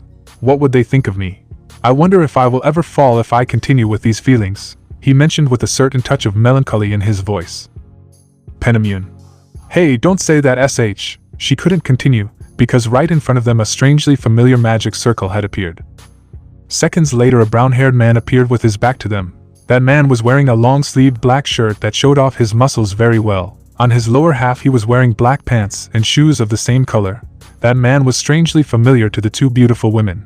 And just when they heard his voice they opened their eyes in shock and their cheeks were invaded by beautiful blushes. Issei. "Where the hell will I end up?" he asked himself out loud as he looked at the landscape in front of him. specifically the great ocean before his eyes, without noticing the presences that were behind him. Issei. I have no idea where I am, but as long as I'm away from my house and out of my mother's reach, everything is fine, he said while bringing one of his hands to his chin and analyzing his surroundings. And after a few seconds he finally noticed the presences that were behind him, which he recognized immediately, and didn't have the need to turn around and see them to know who they were. Issei. You know, it's considered rude to stare at a person without greeting them. Gabriel, Penamune, he mentioned as he turned around and looked at the two beautiful women. Gabriel and Penamune, seeing that the man who owns their dreams and thoughts had appeared suddenly, as if it were a joke of fate. They couldn't help but be in shock, as they watched him talk to himself about things they didn't hear as they were concentrating while looking at him. Only when he mentioned their names and turned around, they were able to get out of their world. But they were also invaded by a stronger blush when they saw how good he looked in those clothes. Damn the hormones of a woman in love. Issei. What's wrong? The cat ate their tongue, he said seriously and surprised by the look those two women were giving him. It was as if a predator was staring at its prey. Gabriel. I am so sorry. It's just that we were surprised to see you here, he mentioned as a smile invaded his face and he looked lovingly at Issei, although this was not noticed by him. Issei. Now that I think about it, where we are, I don't know this area, he said while looking at the surroundings around him. Penamune. We are in the human world, specifically in the Gasadalar Cliffs, Denmark, she commented while looking at him with a loving smile on her face. Her fallen genes were screaming at her to take that man in front of her and make him hers over and over again, but she had to put those desires aside. It was not the time yet. Issei. So I ended up in the human world. Well, I'm not complaining. It's a nice place to rest. With your permission, he said as he walked towards Gabriel and Penamune and sat in between them both and then lay down on the grass while crossing his arms over his head and watching the clouds pass by. That action caused Gabriel and Penamune's blushes to increase and they became nervous and anxious to have the man who was stealing their hearts so close to them. Seeing that Issei did not seem uncomfortable with their presence, both women looked and felt at the same time, and seconds later they lay down next to Issei while looking at the sky. Being so close to him made both of them feel quite comfortable and safe. That warmth and presence that he gave off was really pleasant for them. Penamune. Why are you here, Issei? It's not that your presence bothers me, I'm just curious, she mentioned as she turned her body and lay on her side and looked fascinated at Issei's serene face, who kept his eyes closed. Issei. Nothing special, just running away from my mother, he said while relaxing and keeping his eyes closed. Days ago he has not been able to relax properly due to his mother's intensive care. Gabriel. Run away. For some reason you run away, and mainly because of your mother, she asked doubtfully as she turned around and stood on her side while she looked fascinated at Issei's serene face. Issei. Nothing special, just a small punishment that I earned for doing something stupid, but it's not important. Better tell me why you two are here. You shouldn't be on the battlefield, he asked while keeping his eyes closed. Penamune. Well, today is our day of rest and curiously by chance we found ourselves in this area. And since it was our day we decided not to fight this time and rest, I mentioned while looking at Issei's calm face. Issei. I'm sorry for ruining your day with my presence, he commented as he opened his eyes while looking up at the sky. Gabriel. No, not at all. Rother, we're glad you're here. It's not that we're happy. Well, yes, I mean, we. She couldn't speak or think properly and her face turned a deeper shade of red as she tried to express herself.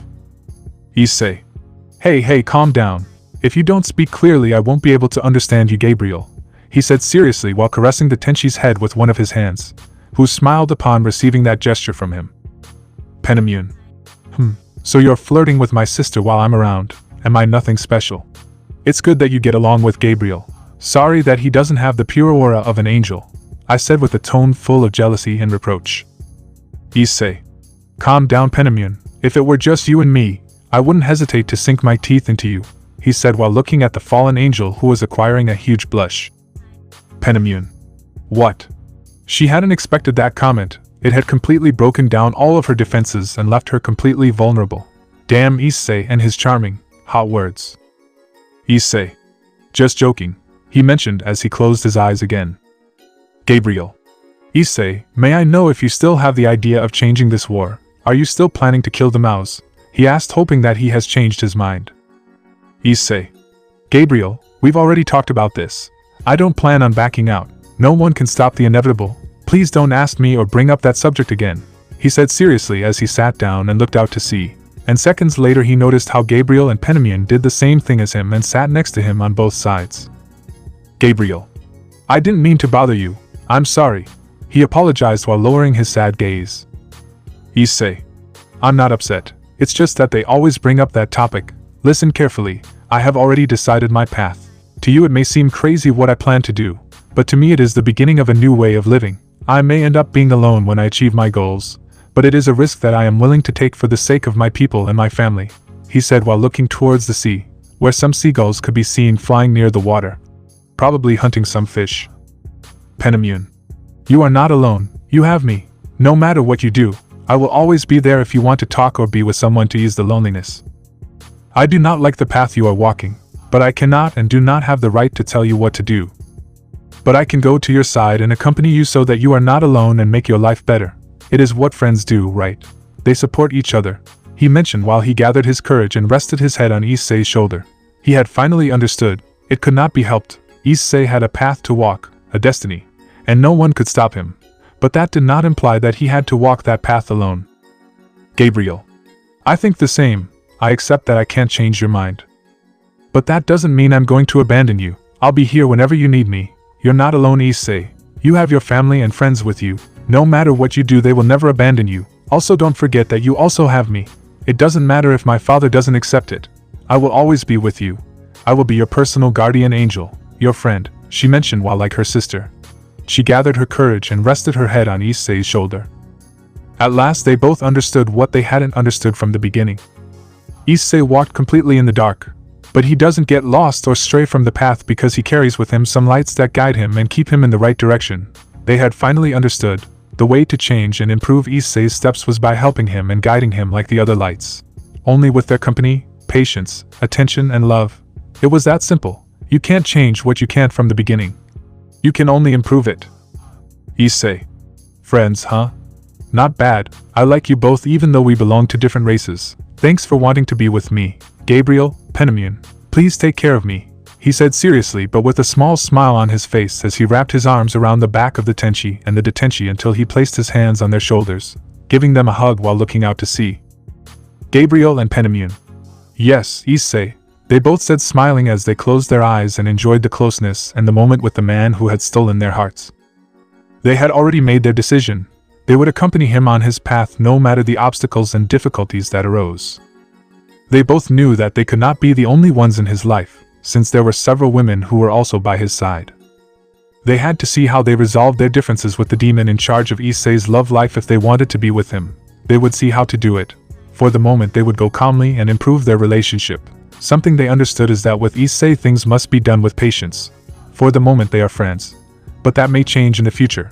Only time will tell.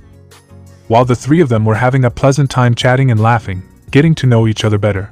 Time was passing and the time to return to their respective homes had arrived, but not without first saying goodbye.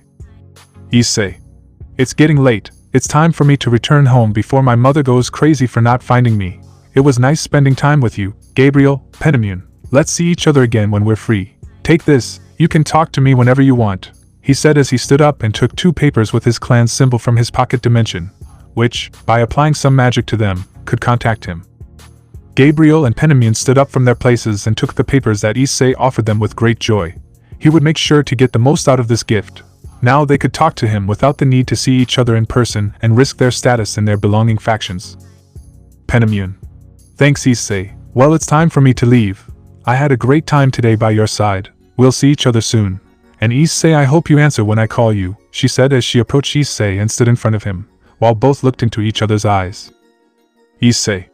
As long as I'm not busy I will. See you later, Penamion, he mentioned seriously but with a certain kind tone in his voice as he looked at the beautiful fallen.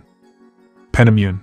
Yes, see you later, Gabriel, see you. But before leaving, he said as he said goodbye to his sister, and then planted a kiss on Issei's cheek. Penamion.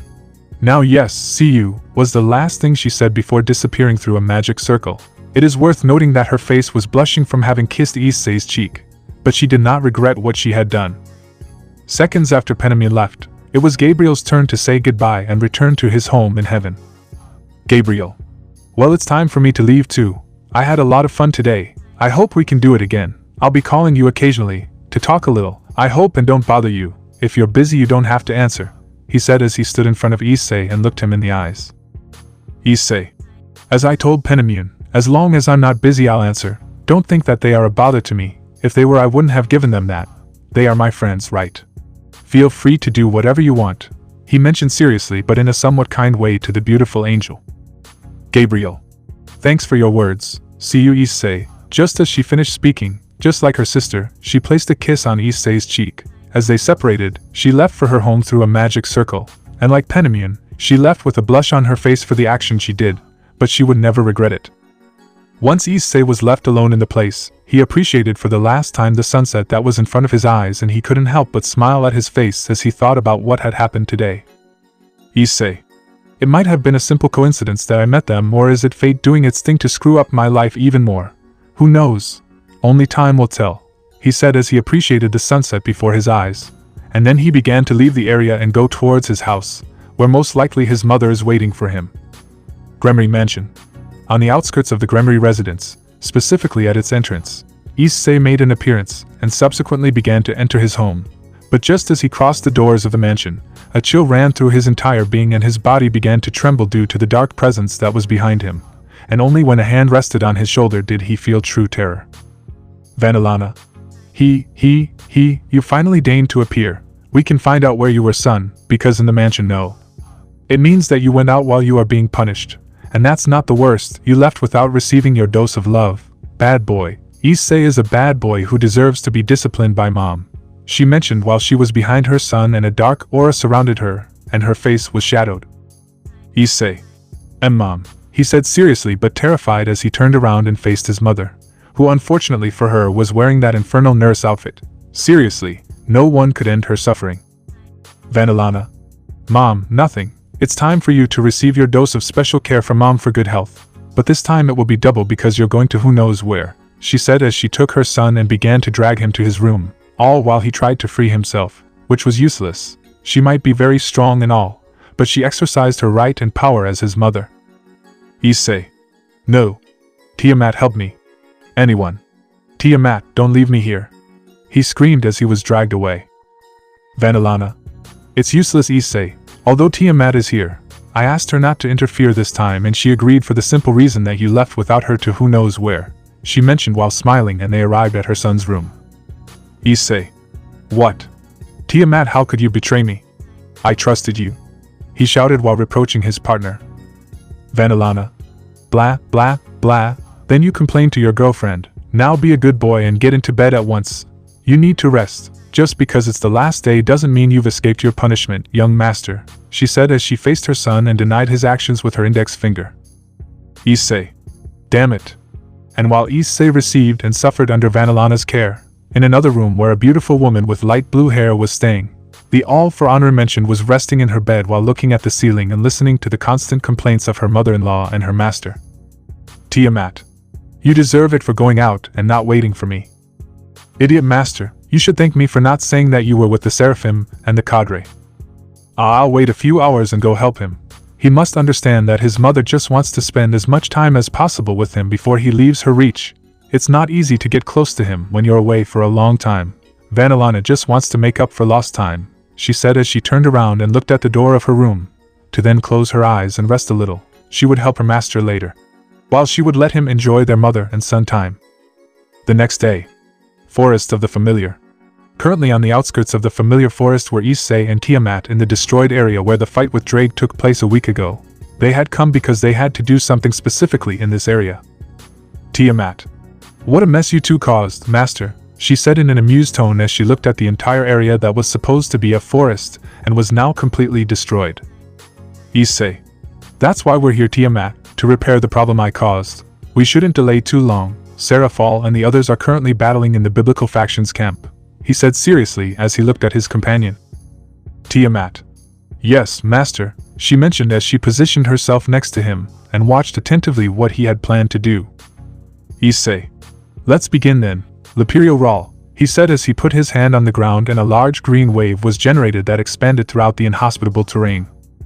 and within seconds it could be seen how little by little the destroyed forest began to restore itself and fill with life again.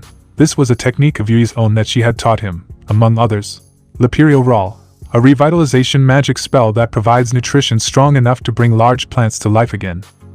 Minutes after the spell was cast, Issei and Tiamat witnessed how the forest once again took on its green hues full of life. The destruction on the ground had disappeared, and in its place was the same forest that had been raised in the fight against Drake. Their work was done. Tiamat. Incredible master. I expected nothing less from the man I love, she mentioned while she watched in fascination the work done by her man. Issei. The credit goes to Yui. If it weren't for her, this forest would still be destroyed. At least I can rest easy knowing that this area has returned to how it was before. Tiamat. He couldn't continue speaking because a communication circle suddenly appeared in his ear and a familiar voice came out of it, but it was also noticeable that it was upset. In addition, there was a lot of noise that made it difficult to hear the call well. Serafall. Issei, we need help, please. We need you. Dragons have AP paired. Elohim and Lucifer fight. Lucifer is about to kill. Leader of heaven, Issei come soon. He couldn't finish because the communication was affected and was cut off. Issei. Serafall, respond. What happened, Serafall? Serafall. Curse this.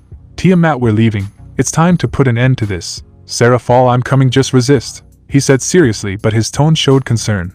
He hadn't quite understood what Serafall meant. The only thing he could get out of the message was that some dragons had appeared and that Elohim and Lucifer fought. It was confusing, but Serafall's last words were quite clear. Lucifer was about to end the life of the leader of heaven. There was no time to waste. He doesn't know what was happening on the battlefield, but what he was sure of is that everything that was known was about to change. With those thoughts, Issei and Tiamat left the area and transported themselves to the battlefield of the factions, where the lives of many were about to change. Just a few moments ago on the battlefield, the war between the three biblical factions had reached its peak. Blood and death loomed over the entire area. The leaders of each faction were engaged in battle at the same time. Elohim, Lucifer and Azazel, the three powerful men and leaders of their respective factions, had been fighting for a long time without turning back. Elohim had tried to resolve the disputes with his sons and end this war that was plunging them all into misery, but Lucifer did not agree with his father's words and preferred to continue fighting until he was the only winner. As for Azazel, he was considering his father's words while they fought, since for him this war was pointless. Fighting would not take them anywhere, only to the extinction of their races. But it was not an easy decision to make. He only waited for a signal to arrive to clear his doubts. But while they all fought, a thought crossed their heads. Was peace possible? Sure they would. But even if they accepted, Lucifer wouldn't do it. How could they solve that mystery? As the leaders of each faction carried out their fight, the Seraphim, Cadres, and Ultimate Class Devils also began to clash with each other. The war had reached its peak and the soldiers could not be stopped. The Gremory squad was forced to split up to cover more ground, but at the same time they encountered strong adversaries on the way. Serzex and Ajuka, while traveling together through the area, on their way they encountered Seraphim Michael and Cadre Kokabil, where they had no choice but to face them. Mary Jane, Graphia, and Yui at the moment of separating were surrounded by a large number of fallen angels. At first Serafall was with them and they were going to separate into two groups, but they did not expect her to be struck down by Seraphim Gabriel and Cadre Penamion, where the three beautiful women began to fight each other and move away from where they were gathered. Just when Serafall left the area with Gabriel and Penamion behind her, they were surrounded and they had no choice but to fight and finish off their enemies. During the various encounters that were taking place, desperation set in. In the midst of the frantic fighting, something happened that no one had anticipated. The two celestial dragons appeared on the battlefield. Drake the Red Dragon Emperor and Albion the White Dragon Emperor had made an appearance in the area, where the two were fighting each other and were destroying everything in their path. Demons, angels, fallen, all of them were succumbing to the power presented by both beings, although they were not fighting with them. Their attacks were devastating and were wiping out a large number of soldiers, but the worst came next. Just as both dragons entered deeper into the battlefield of the war between the three factions, they began to annihilate much of the armies and territory. Seeing that the armies of the factions were a nuisance to their fight, they decided to annihilate them all. Elohim, seeing the seriousness of the situation, proposed a ceasefire and a momentary alliance to be able to face, survive and win before the celestial dragons. Lucifer and Azazel, seeing the seriousness of the matter, accepted their father's suggestion, but one of them had other plans when they took care of the matter. Forming a momentary alliance, the three sides faced the celestial dragons. The battle was tough and many lives were lost in the confrontation. But after a few hours they managed to defeat and subdue the celestial dragons, leaving them on the brink of death. Elohim, seeing that they could continue destroying everything in their path, made a decision. He destroyed the bodies of Drake and Albion and took their souls and sealed them in the sacred gears, which are part of the Longinus class. Drake was sealed in the boosted gear while Albion was sealed in the dividing divine. The sacred gears were objects that he created with powerful abilities, which were given to humans so that they could defend themselves against the supernatural world. And only humans or human hybrids can be born with sacred gears. It was all so that they could defend themselves. By sealing both dragons, he sent the objects of great power to heaven, and from there they would go to some human when he was born in this world and would carry his gift to humanity. But there was a complication. He had not taken into account what sealing such powerful beings would cause, since once sealed and given to humanity, his body was invaded by exhaustion from using too much of his power. A situation that was taken advantage of by one of his children. Current events, battlefield. Once the celestial dragons were sealed, all the soldiers were still as they regained their strength and awaited instructions from their leaders. Elohim, once he finished his work, couldn't help but fall to his knees on the ground as he caught his breath, an action that did not go unnoticed by those present on the battlefield, and in the middle of the situation, a sound was present. Clap. Clap. Lucifer. Bravo, bravo, you did well, father, but your actions have left you in a bad state, right? He said, smiling as he walked towards his father while clapping. Elohim. Lucy, ha, you're right, ha, it was a lot of effort for me, he said, smiling as he watched his son stand in front of him. Lucifer. Now that I think about it, the celestial dragons won't be the only ones who are going to die today, he said, smiling while looking at his father. Elohim. What do you mean, Pwaff? He couldn't continue because he received a strong kick to his face that sent him crashing to the ground. Lucifer. Did you really think I wouldn't take this opportunity to finish you off once and for all and get rid of you? He said, smiling as he approached his father's weakened body and began to kick him without mercy or pity. Boom. Boom. Boom. As Lucifer mercilessly struck the weakened Elohim. The angels and seraphim came to his rescue, but were obstructed by groups of demons and fallen angels commanded by Leviathan and Kokabeel, who did not let them advance, since for them getting rid of the leader of heaven was a benefit for both races. As for the Gremory squad, who had gathered in the hustle and bustle of the celestial dragons, they watched helplessly as their leader struck the leader of the angels. They did not know what to do. With them were the seraph Gabriel and the cadre Penimion, who tried to go help their father in the case of Gabriel and stop their companions in the case of Penimion, but they found themselves surrounded by demons and fallen who did not let them pass, while they were looking for a way to get out of there. They were reunited with the Serafall group. Seeing the situation getting worse by the second, Serafall did the only thing that came to mind. Call Issei. Today was supposed to be the end of her week of recovery. If there was anyone who would know what to do, it was him. Amidst the screams of the soldiers who were encouraging Lucifer, she made the call through a communication circle. When Issei answered, she told him everything that had happened, but the screams of the soldiers encouraging Lucifer to finish off Elohim didn't let her be heard well, and when a fallen angel approached her position to attack her, she had to cut off the communication, leaving Issei talking to himself. Luckily Serzex took care of the fallen angel before he reached her. Now she could only wait and see if Issei appeared.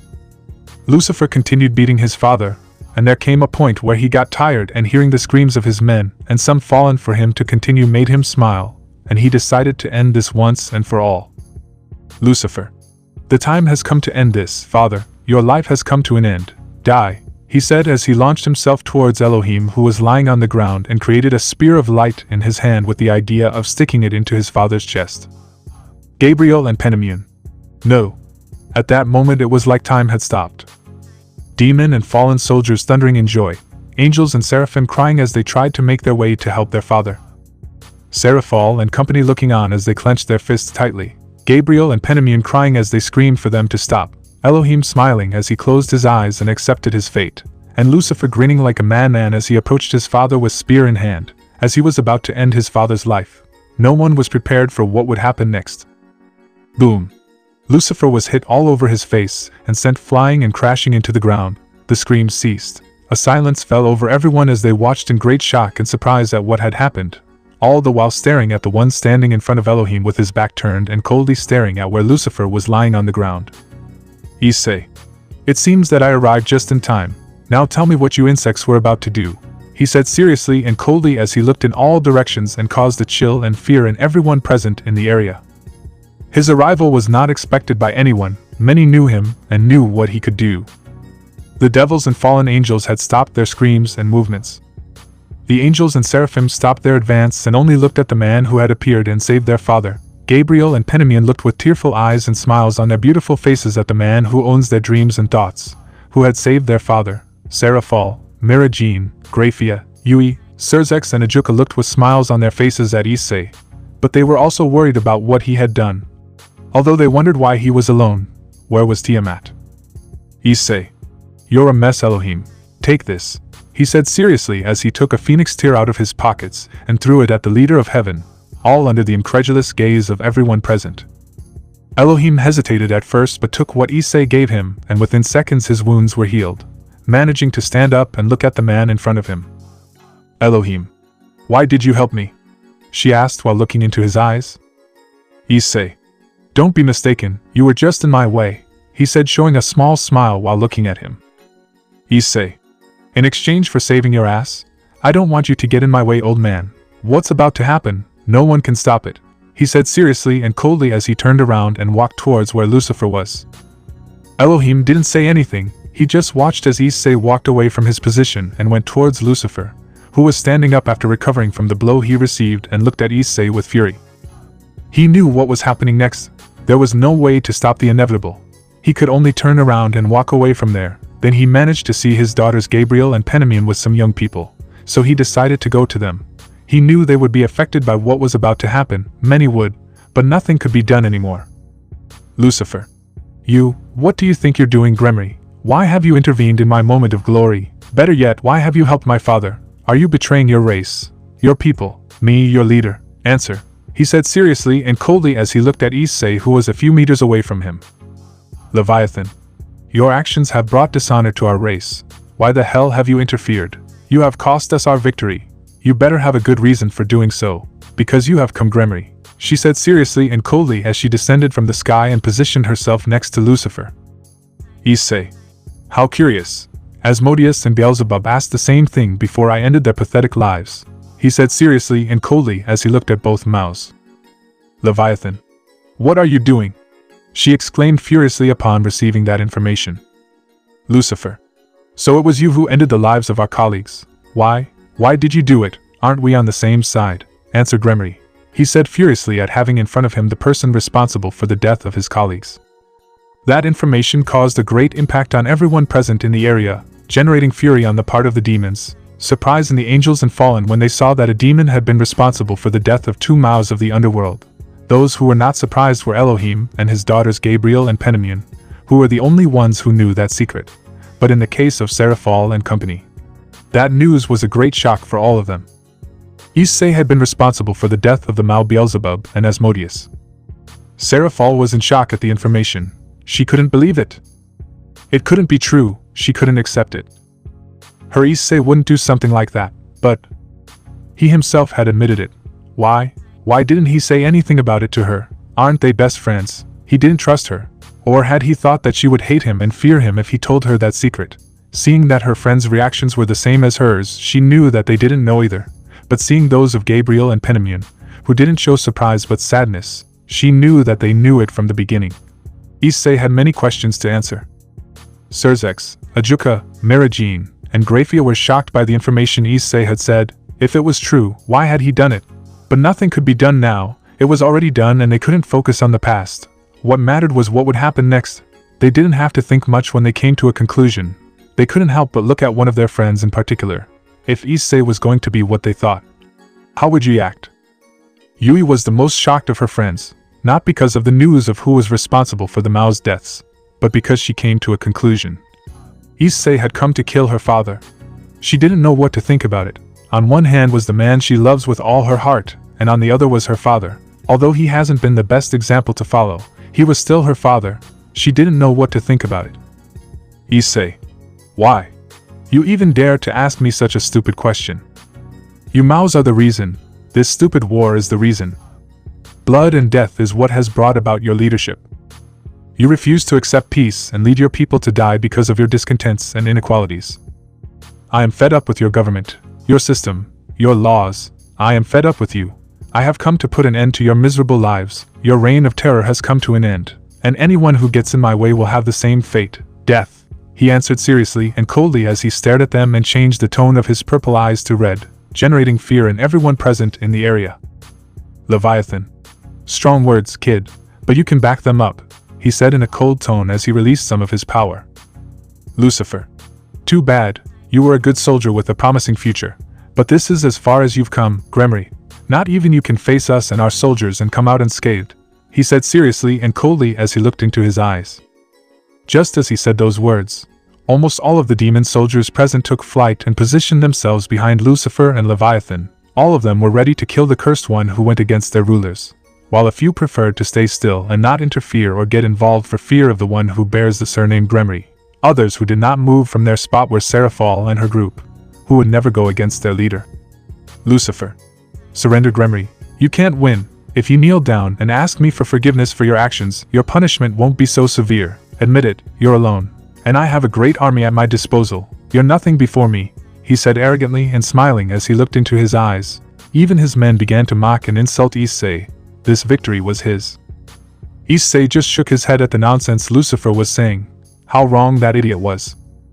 "Issei. You're done talking nonsense," he said seriously and coldly as he looked into his eyes. "Lucifer. You. I paid for it." He didn't finish because he was interrupted. "Issei. Also, you're dodging the issue, Lucifer. When did I say that I had come alone?" he said seriously and coldly as he looked at the mouse. Right after those words, a large flame of light blue hues descended from the sky, killing almost all of Lucifer's soldiers, who looked at everything without understanding what was happening, until he came to a conclusion when he saw Issei and saw that something was missing around him, or rather someone. Shortly after the flame finished off the demon soldiers, a huge light blue dragon began to descend from the sky, which began to shine all over its body, and just when the glow had ceased, in place of the dragon was a beautiful woman with light blue hair and eyes, with a voluptuous figure that would provoke the desire of any man. That woman had a cold look as she descended and positioned herself next to Issei. "Issei.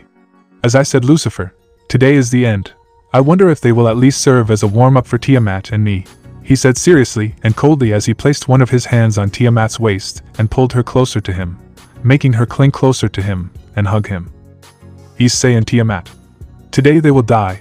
Their words had marked the beginning of a new era and the end of another. Many events were about to happen and many questions were yet to be answered, but only one thing was clear in these times.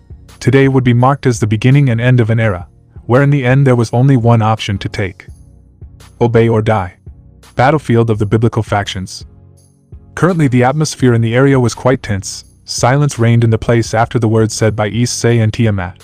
None of those present on the field moved or said anything. The three sides were shocked by what was happening. The demons were furious but also filled with fear. They knew that this man who had killed two of their leaders and faced Lucifer and Leviathan was not someone to be trifled with or taken lightly. The name Gremory in the underworld was used to refer to a clan, but also to name the current heir, who was known for his tremendous power, brutality and lack of respect towards his leaders, despite the inconveniences. It was known that Issei Gremory was the most powerful demon without mentioning their leaders, but that remained to be seen. They all wanted to go and help their leaders, but they knew that if they stepped on the ground where they were, death would come to them at the hands of that man, not to mention that next to him he had the most powerful dragon queen. They were against the sword and the wall. They could not act, but neither could they stand by and do nothing, and in the midst of the soldiers' doubt, they all came to the same thought. Obey or die. It all came down to that. They either died trying to defend their beliefs or lived another day under the rules of whoever won the match. They only had that option. On the other hand, the fallen angels remained on the sidelines. They were not the problem. Perhaps they were upset to see that the opportunity to finish off Elohim was lost, but they could do nothing against the demon who bore the name of a clan of the underworld. The name Gremory was used in their faction to name a man who caused terror and death on the battlefield. Whether they were lower-ranking fallen or Gregory cadres, they all knew very well that with Issei Gremory care and caution had to be taken. The leaders of Gregory more than once proved not to be enough against Issei's power. One would believe that his mastery in the handling of light, which is deadly poison for demons, would be an advantage, and it is. But against Issei all that was useless. Light does not affect him, and all because of the unique power that he has. For that reason the fallen angels decided to remain on the sidelines. As for the leaders, Azazel, Shemhazai, Barakiel, Kokabiel, Armoros, Sahariel, Penemu, and Tamil. They were all watching attentively what would be the match between Gremory and Lucifer. Seeing what would happen, they all had only one thought except one, which was to withdraw from the war once the fight had a single winner. If Lucifer perished, the new leader that would rise in the underworld would be a great danger for both them and the angels. For that reason they were seriously thinking about retreating and leaving the war. It is simple natural law, adapt to survive. The only one who did not agree with those thoughts was Cadre Kokabiel, who was planning to act once the two demons finished each other off or were weak. Peace mattered little to him, he only wanted to continue fighting in this war and no one would stop him. In the case of the Penemu Cadre, she had no problems with what will happen. Unlike her colleagues who were not related to Issei, she did have a bond with him and knew that her faction would not be affected as long as they did not get in his way. What was about to happen was what she and Gabriel tried to prevent, but once she saw Lucifer's brutality and his ideology of being above everyone without taking into account others, she had finally understood Issei's actions.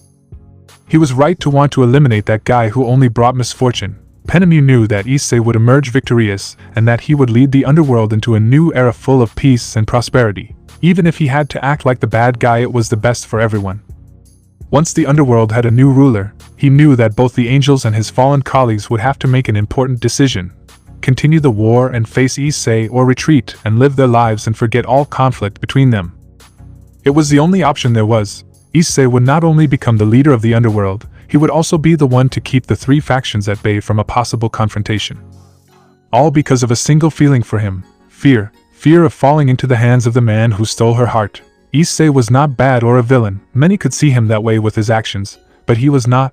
Penemu knew it very well. Issei was a liberator, not an oppressor, a hero, not a villain, a savior, her savior, and she would follow him wherever he went. And with the angels, although they don't know much about the man who is about to face Lucifer, they did know one thing about him, and the most important of all, and that is that the one who bears the surname Gremory was not a guy with whom one could deal. That man had shown power, skill and dominance over the three races. Some nicknamed him the terror of the factions. His name causes fear in his faction. Not even the Seraphim are rivals for him. The only one who has shown equality against him had been his father. They always believed that this Issei was a ruthless man.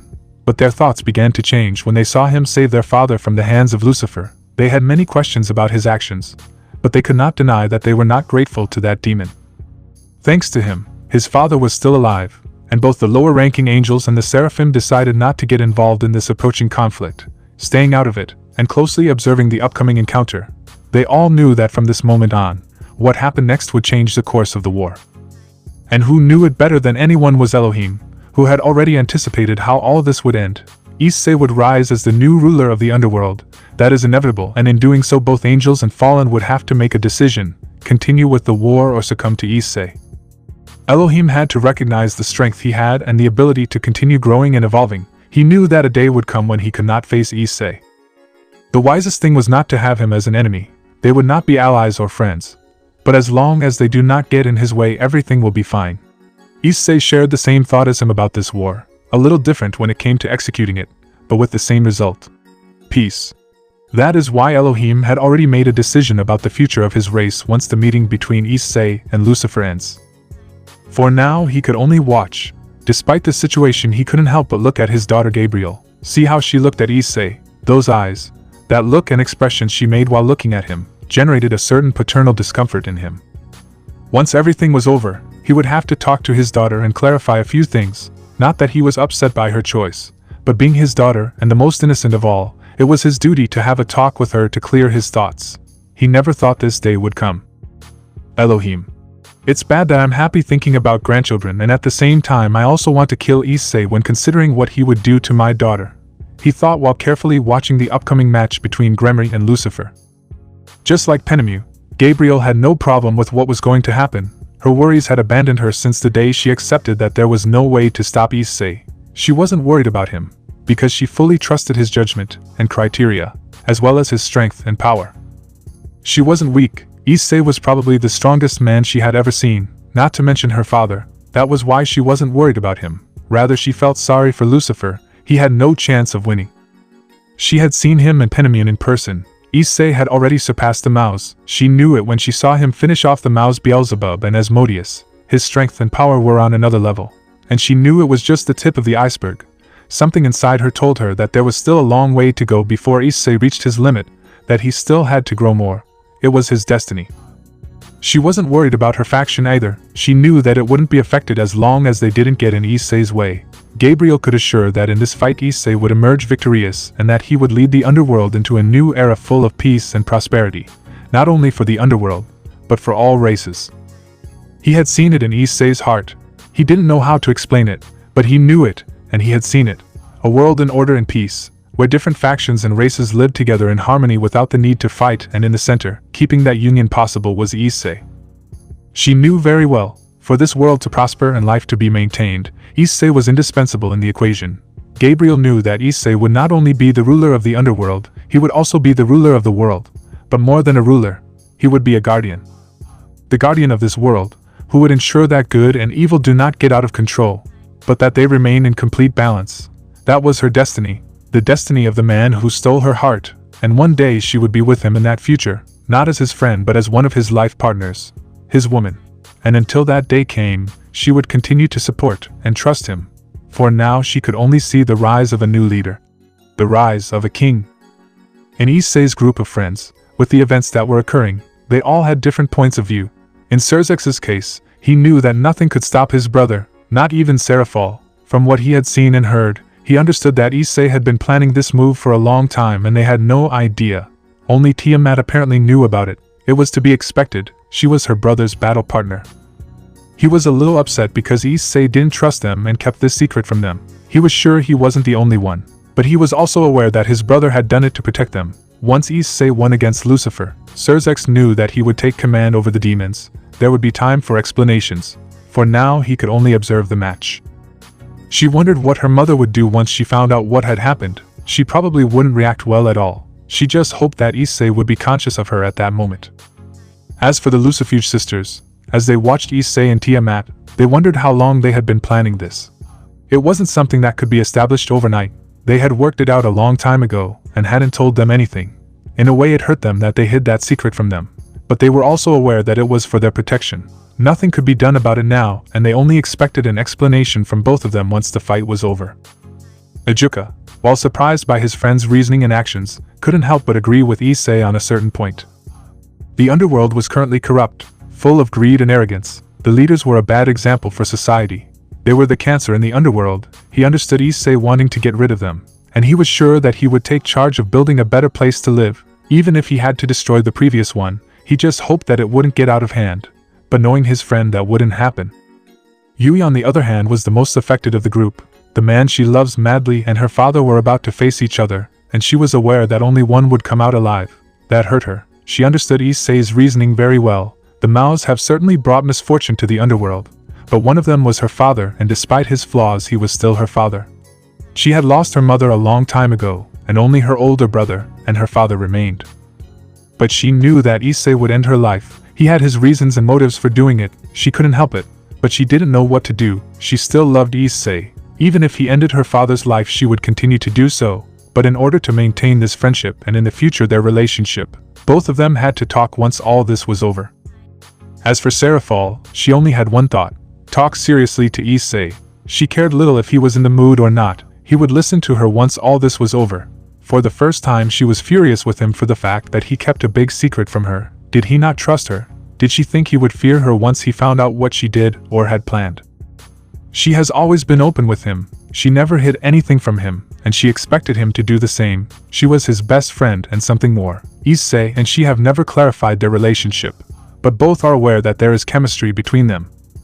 She is his light, and it hurt her that Issei hid things from her. She was also upset with Tiamat. She knew everything from the beginning. She even remembers the words he once told her, when she asked if she knew what Issei wanted. Tiamat. Serafall didn't tell me anything. No matter how hard I tried, she never wanted to talk about it. I'm so sorry. I don't know her reasons. They had both lied to her. But even if she was upset with them, she was also aware of why they did it. It was probably to protect all of them and that they would not carry that guilt on their backs. That rejection of the demonic society. Serafall knew that once Issei won, many devils would be against him, and knowing him better than anyone, she was aware that Issei would act in an unorthodox manner against those who went against him. He would be seen as a villain, and that was probably what he didn't want them to suffer. She hated that about Issei, always sacrificing himself and keeping all the hurt for himself, that he couldn't understand that he wasn't alone. Once all this was over, she would make him see it. She would make sure to have a talk with him. He was an idiot, but he was her idiot. No matter what mistakes or actions he commits, she will always be with him, because he is the man who owns her heart, body and soul. Then she would talk to him, while she could only wait and watch the meeting between her man and Lucifer. Everyone present on the battlefield knew that the future of the underworld, as well as the three-faction war, depended on what happened next. Lucifer. Die. Don't make me laugh, kid. You and that woman may be strong, but don't forget that we are the Maus, the demons who are above everyone else, and yes, you too. I was thinking of forgiving your outrage and letting you live on the condition that you gave me that dragon, but I see that she won't leave your side and you won't retract your words and actions. So I'll be forced to exterminate them. Be grateful, Gremory. They will die by the hands of the Maus, he said arrogantly while smiling and looking at Issei and Tiamat. He would be in charge of ending their lives, just like Leviathan, who was at his side. He would show him that the Maus are not to be trifled with. Issei. No matter what your names are or what titles you give yourself, trash is still trash. Today you will die and no one will stop you, not if you want to continue living. Once I take care of you, I will take the underworld to a new era and you are not in it, he said as he separated from Tiamat's embrace and looked at the Maus with contempt. Issei. Whatever, I've never been good with words and I don't plan on putting it off any longer. Tiamat. Just as he said his partner's name, she shot forward towards the Mau. The Mau Leviathan didn't have time to react when the Dragon Queen positioned herself in front of her and gave her a strong blow across her face, sending her flying through the air while her face was stained by her blood. Tiamat didn't waste time. She took out her wings and chased Leviathan. She had some pending accounts to settle with that bitch. She also had orders and a plan to follow, which consisted of her facing and finishing off the Mau Leviathan alone, leaving the Mau Lucifer at the mercy of his master. But they had to fight separately so that neither of them could help the other. And there was not only the problem of the Maus helping each other, there were also their soldiers and followers who would not hesitate to help their leader. While she and her master could easily finish them off, there was also the possibility that not only the demons would join, but also some angels or fallen would interfere in their fight. It was better to divide and conquer. Her master had given her a single task: finish off the Mau and anyone who interferes with her mission, and that she would do. Just as he reached the Mau Leviathan in the air, he caught her off guard, as she was recovering from the previous blow he had given her. Even so, he would have no mercy on the demon. Once he positioned himself above her while she was flying, he grabbed her hair with one hand and with the other he connected another blow to her face, sending her flying further away from the area where her master was. She was prepared and only had one goal in mind. Tiamat. I'm going to kill this bitch, she said as she flapped her wings harder to reach the Mau and end her miserable life once and for all. She couldn't fail. Her master asked her to, and she would do anything for him. After all, she would be his wife in the future and the mother of his children. As his wife, she couldn't fail him, especially not the man who owns her heart, body and soul. While Tiamat moved away a little from the area, leaving Lucifer and Issei behind, they stared at each other. Once the dragon had left with the Mau Leviathan, neither of them moved and no one around them did anything. They just watched attentively as Lucifer and Gremory looked at each other. They were waiting for one of them to move and the encounter that would decide the course of the war would begin. Lucifer. I guess you asked your dragon to take care of Leviathan. Well, it doesn't matter. Unfortunately for you, she will die by the hands of my colleague. In part it is good that they left, so I can finish you off in front of everyone. This way they will see that no one messes with me and it will serve as a warning to those who want to go against me. Be grateful, Gremory, she said, smiling as she looked at Issei, who had not changed his serious expression at her words. Issei. I don't care what you say, imbecile. I'm surprised that you still don't see the difference between us. You couldn't even face the celestial dragons alone, and yet you still think you can do something against me. Simply pathetic, he mentioned, bored while looking at the Mau. Lucifer. And you do. If you had been there when they appeared, I assure you that you would not have achieved anything against them. I may not be as strong as the Red and White Emperor, but I am stronger than you. That is an undeniable fact, he said without erasing his arrogant smile as he looked at Issei, who shook his head at his words. His attitude was starting to bother him. Issei. Idiot. You are a complete idiot. I'll ask you something. The name Emperor of Destruction sounds stupid to you? He asked seriously while crossing his arms and looking at the Mau. Lucifer. A week ago that name has been heard in various places. I understand that that title was given to a person by Drake himself, the Red Dragon Emperor, who gave it to a man who was able to fight side by side with him, taking him to the limit and surviving the encounter. But what does that have to do with it? he asked doubtfully while looking at Issei, and for some reason he didn't like where this conversation was going. Issei. You have the Emperor of Destruction right in front of you, imbecile, he said seriously and coldly while looking at Lucifer. That information had not only surprised him, Lucifer, but also everyone in the area who was listening to the conversation, but mainly it had surprised Elohim, Gabriel and Penemu, who were unaware of that event. They had heard about a man who had faced Drake and had come out of the encounter alive. In addition to pushing the dragon to the limit, they knew about that from words spread by the Red Emperor himself, but they did not know the identity of the person involved in those stories. Now they knew, and they could not be more surprised, and they wondered how strong was Issei. Penemu and Gabriel, while analyzing that information, couldn't help but remember yesterday's encounter with Issei in the human world and one of his words when they were talking and had asked why he was there. Issei. Nothing special, just a small punishment that I earned for doing something stupid, but it's not important. They remember that she said that, and in that instant an immense desire to beat Issei up entered their bodies. As if it was not important, he had faced a fucking celestial dragon, and he had not told them. That bothered them, and while they watched Issei, those present in the area around them could swear that both women gave off a dark aura while they smiled angelically. Even Elohim was forced to come out of his thoughts, and seeing the state of his daughters, he moved a few steps away from them. He did not want to get hurt. Nothing is more fearsome than a completely furious woman in love. The only ones who weren't surprised were Issei's friends, since they knew that information. For some reason Issei had been absent for a week. He was recovering from his injuries and the loss of energy.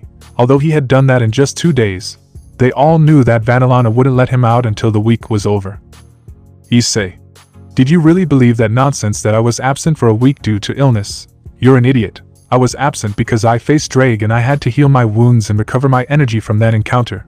But that's the truth. I am the Emperor of Destruction and also your executioner, he said seriously as he looked at the idiotic face Lucifer had when revealing that news. It's not like he cared if they knew his identity. Lucifer. I didn't expect that, but it still doesn't change anything. No matter what they call you, I'm stronger. You probably just had luck. But you won't be lucky with me. Your path led here, Gremory, he mentioned, confident in his words and sure of himself as he looked at Issei. Lucifer. Look, I'll even show you some of my generosity. If you swear loyalty to me while kneeling right now, I will forgive your faults towards the Maos and name you Supreme Commander of Lucifer's forces. Although your partner has exterminated most of my soldiers, well, later we will list more, he said smiling while looking at Issei. Issei. How? That I will be the Supreme Commander, I hope, and don't lie, he mentioned, pretending surprise while looking at the Mao. Lucifer. Ha ha ha, no way, he said smiling and believing that Issei had fallen at his words. Issei. Damn, what bad luck. If I didn't notice it before, I'm sorry, but I've already made a decision, which is to eliminate you completely, insect, he answered seriously and coldly while looking at the Mao with contempt. Lucifer. What? What did you just say? He said, completely surprised and frustrated by the unexpected turn. Issei. It was you who destroyed the lives of many and threatened my women. You thought that after that I would be loyal to you. You are very wrong, he mentioned coldly. Lucifer. Grrr, nonsense, you don't have enough skill to beat me, he mentioned confidently and arrogantly. Issei. I'm tired of talking to you, idiot. Enough of this nonsense. I'm here with one reason, and that is to kill you once and for all, and if anyone gets in my way, they will have the same fate, death, he said with a deep and cold voice as he suddenly released part of his power, which caused the ground beneath him to be completely destroyed. The atmosphere became heavy and the sky began to darken, all while Issei was surrounded by his aura of destruction and his eyes turned red. The pressure was abysmal and many of the soldiers present could not resist it and fell to their knees against the ground. Only the Seraphim, cadres, Elohim and Issei's group of friends were able to stay standing, but they could feel the pressure. If this was the case with a part of Issei's power, they could not imagine what it would be like if he released everything completely. Lucifer looked at Issei in amazement, but inside he was beginning to feel fear. He had always known that he was strong, but he did not expect him to be this strong. He could assure that he was above the Mao or super demon class. He had to be cautious in order to emerge victorious in this fight. He had understood that it would not be easy to face him, but he trusted himself and was sure that he would win. He had in his possession something that was lethal to demons. Only he could handle the light in the demonic faction, and although Issei was very strong, he still had the same weaknesses as the others. This was nothing he could not handle. That was what he thought, without taking into account the true extent of Issei's unique power. Issei. How curious. You never suspected that I could surpass the strength of the mouse, he said seriously and coldly as he began to walk with slow and firm steps towards Lucifer. Lucifer didn't answer. Instead, he created a sphere of light and threw it at Issei. But just when it reached him, it was easily repelled with a simple movement of his hand. Even so, Lucifer was not intimidated and began to throw many more spheres at Issei, generating a smoke screen when they collided with him. But that smoke screen was getting closer and closer to him. And just when he stopped his attacks, Issei emerged intact from the smoke with a serious face and a cold look, and he was in front of him. He couldn't help but take a few steps back while looking at him in surprise. The light element hadn't done him any harm. How was that possible? Issei. Lucifer, you know me well and you know that I am not as flexible as that insect, he mentioned seriously while referring to Elohim. Issei. You better get ready, he said without removing his cold face or taking his gaze off his prey. Lucifer. Ha, no, you are nobody to put your authority. This is not going to stay like this, you hear, he responded with certainty and confidence once he recovered from the impression he had just received. Issei didn't answer. In the blink of an eye he appeared in front of Lucifer and gave him a strong blow with his fist in his stomach that knocked the wind out of him and made the mouse spit out some blood. Who recovered quickly to throw 2 punches at Issei, but they were dodged with great ease and subsequently received 2 blows to the face from Issei that sent him crawling a few steps back. Recomposing himself again, he threw another punch, but Issei easily moved aside and gave him a strong kick in the chest that sent him back again.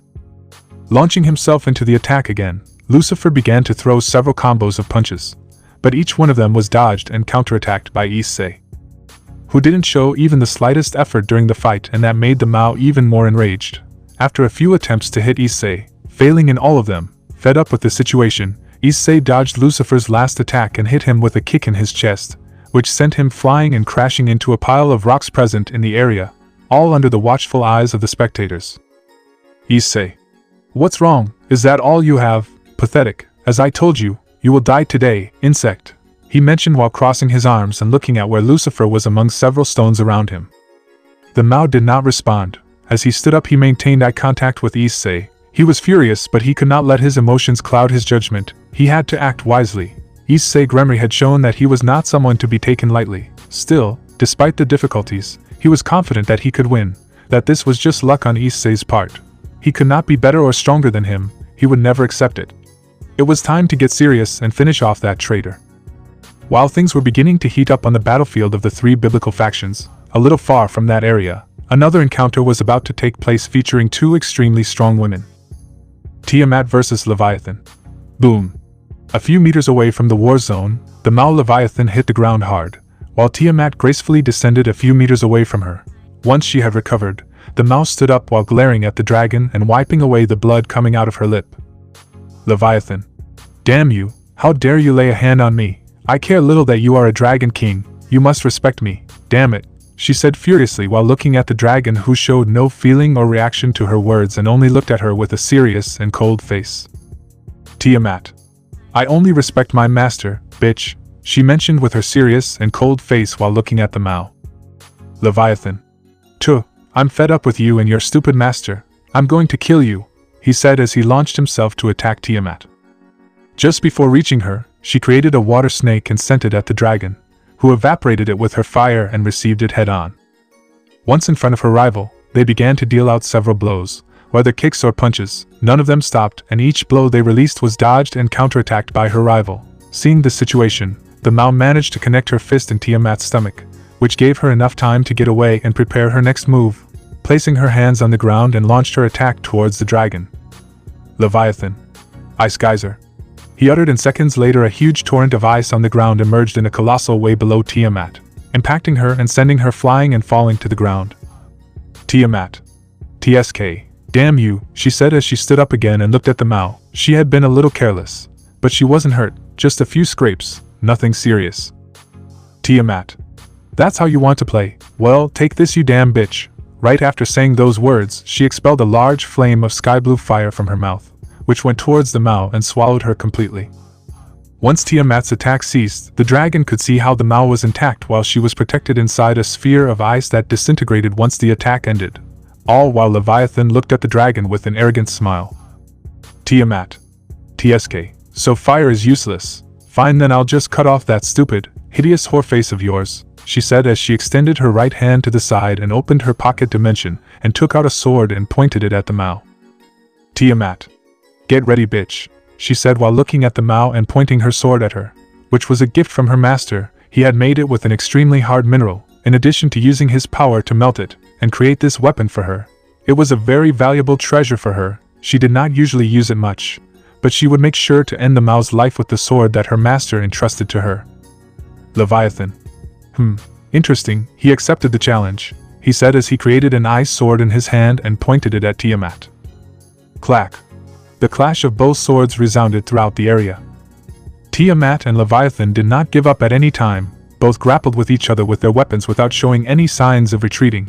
From one moment to the next, Leviathan created a small ice dagger with his free hand and tried to cut Tiamat's neck, but she anticipated the action and took a few steps back, avoiding the Mao's attack, who did not remain motionless when she saw the dragon retreat and launched her next move. Leviathan. Take this, damn it, he said as small ice spikes formed around him, and he sent them at the dragon with the intention of seriously injuring her. Tiamat didn't move when she saw the attack coming at her. Instead, she began to cut off all of Leviathan's attacks with her weapon, and just as she finished cutting off the last one, the Mao was in front of her, having taken advantage of her distraction when defending herself that she didn't notice when she moved. Leviathan. Freeze. Just before the Mao froze her completely, she cut the sleeve of her suit and placed it between the demon's attack, which ended up freezing her garment and thus preventing her from moving. Seconds later, Tiamat decided to go on the offensive. Taking momentum, she took a great leap that lifted her into the air, leaving the Mao on the ground, and as if she were propelled by the wind, she descended at great speed and fell right behind Leviathan, not without first making a cut across her entire back. But when she turned to look, she was surprised to see an ice sword being held by the Mao's left hand while covering her back. She had failed in her attack. Seeing the situation, she jumped back to think of a new strategy while the demon turned around and faced her. Leviathan. I expected nothing less from the infamous Dragon Queen Tiamat. Well done, she mentioned, amused as she finished turning around and stared at her enemy. Tiamat. Leviathan, may I know, why don't you and Lucifer accept peace? Why do you sacrifice so many innocent lives? What will you achieve with that? She asked once she stood up and stared at the Mao. Leviathan. To be the winners, he said, smiling arrogantly as he looked at the dragon. Tiamat. That's just senseless slaughter, I mentioned while looking at the demoness. It's not that I wanted to change her mind. I was just curious about the Mao's thoughts on that matter. Leviathan. Your words will not offend me at all. If you value your life, then abandon that sword and work for us, she said, smiling with the hope that the dragon will accept and have her among her ranks. It would be a very hard blow for that Issei Gremory to see how his partner betrayed him. Tiamat. No. With a serious and confident voice, she pronounced that word. There was nothing in this world that would make her separate from her master's side. Leviathan. Otherwise, you'll die. That's how this works, right? He said as he looked at the woman and tried to make her fall with his words. Tiamat. It's not like that. After uttering those words, Tiamat charged head-on at Leviathan, and once face to face, they began to clash their swords as they danced across the battlefield. Tiamat. Anyone would want to live. Anyone would want to keep living, she said furiously as she passed her sword very close to the Mao's face. As Leviathan dodged Tiamat's slash by throwing his head back, the dragon took advantage of those seconds and did a backflip, and just as she fell to the ground, she jumped forward while preparing her sword to cut the demon. But just as she reached her sword was intercepted by the Mao's and both began to duel. Tiamat. Lives are not something to be disregarded, she said as she applied more force and brought her sword closer to the Mao's face. Leviathan. What you just said I'll never understand. Right after speaking, he managed to push Tiamat away by applying more force and performing a horizontal slash that forced the dragon to retreat, but she didn't stay still. She placed one of her hands on the ground, and subsequently a pointed pillar of ice emerged from beneath the dragon with the intention of stomping on her. Tiamat, seeing the danger, put her sword to her chest to receive the attack without getting hurt. The pillar did not stop and continued to grow, taking the dragon with it to a high altitude, but Tiamat suddenly took momentum and jumped out of the reach of that pillar. But she did not take into account what would come next. Leviathan. I'll pierce you. As she was falling, she managed to hear the Mao's words and saw how spikes began to grow and expand on the sides of the pillar that had been created, which had a single objective. Her. Seeing how they approached as she fell, using her sword she began to destroy and dodge them. But when she finished breaking the last pillar, The Mao was above her, suspended in the air, and gave her a strong kick that sent her crashing against the ground. Leviathan had not planned to wait for the dragon to recover, and using his wings he rose higher, and created a gigantic sphere of ice and released it on the dragon. Recovering from the blow given to her by the Mao, Tiamat opened her eyes as she lay on the ground, but just as she opened them she had to react in time and dodge a gigantic ice ball that fell where she was. She threw herself to one side, but thanks to the tremor caused by the impact, she became unstable and began to spin around on the ground, until she finally managed to get up. At that moment a cloud of dust raised by the Mao's attack appeared, making it difficult for her to see. Just as the dust ceased, she felt her chest being hit hard and was sent flying backwards, falling lying on the ground while feeling the pain in her chest. She had become careless and let her guard down. She had a bad habit of playing with her prey when Issei wasn't present. He had always told her that she shouldn't play but rather attack with everything and finish off her enemies without letting them react. It was time to show why she is her master's partner. It was time to show why she is considered the strongest dragon queen. Leviathan. What's wrong with you? Is that all you have? He asked as he reached the dragon and placed his foot on Tiamat's stomach and began to press it, earning a few moans from the dragon. Leviathan. The weak have no right to stand in front of me. If they are not strong they do not deserve to have dreams, agonize and die like a miserable animal, he said arrogantly, believing that he had already won, while continuing to stomp on the dragon. Tiamat. Ugh, people, what are they to you? I asked while looking at the Mo. I wanted to know her answer before killing her. Leviathan. I'm not interested in the weak. I mention with disinterest and arrogance. Tiamat. Leviathan. She shouted as she expelled a strong current of wind that forced the Mao to retreat. Seconds later he began to stand up again. Once he did, his body was surrounded by a light blue aura. Beneath his feet the ground began to freeze.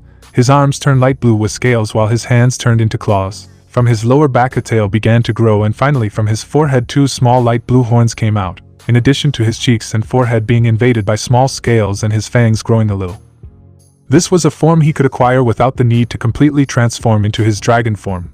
This technique was called Dragon Force. Upon accessing this form he acquired dragon-like characteristics on his body, such as scales and more prominent fangs, and his hands became the claws of a dragon. In this state he could obtain the powers of his dragon form without the need to become one. His strength, speed and power are multiplied. His fighting skills grow enormously, as does his magical power. It was time to get serious and end this encounter once and for all. Her master was waiting for her, and she couldn't make her man wait. It was time to finish off the bitch. Leviathan. You will finally show me what you are capable of, she said seriously when she saw the dragon's new appearance. She had to admit that her power had increased considerably. It is not for nothing that she is considered the strongest dragon queen. It is a pity that she decided not to join them. Now she had to die. Leviathan. So that's your true strength. Not bad. I see your title isn't for nothing. Too bad you perished right here. Lucifer and I would have treated you well. I'm even sure Lucifer would have given you special treatment. Believe me when I tell you that it makes you truly feel like a woman, if you know what I mean, she mentioned excitedly, thinking about those moments she spent with her leader. Of the many with whom she has been alone, he made her feel good. Too bad she couldn't test that Issei Gremory. Oh well, nothing could be done now. She just hoped that her lord would reward her later for her victory. Tiamat. Don't compare me to you, bitch. Unlike you, I don't go around opening my legs to every idiot who gets in front of me. I'm not ashamed to say that I'm still a virgin. It's better than being a fucking fifth-rate prostitute who needs to have something inside her to live. Don't put me on your level, bitch. She spoke with contempt and fury as she coldly looked at the attempted woman in front of her. Leviathan. Typical words of a virgin, she said without changing her arrogant expression. Tiamat. Virgin but not a fucking bitch like you. At least I do have a man, one who values me and accepts me for who I am. One who accepts my flaws and helps me move forward and grow. One who supports and pampers me. Maybe he is not the most accessible person, but he is the most faithful, loving and protective man I know. And I feel honored to be able to be by his side. That is something you will never have, since you are only seen as a place to deposit a little semen. What a proud woman you are. I do not need many men to please me and fill my ego as a woman. I only need one, and that is my master. My body, my soul, my entire being belongs solely and exclusively to Issei Gremory.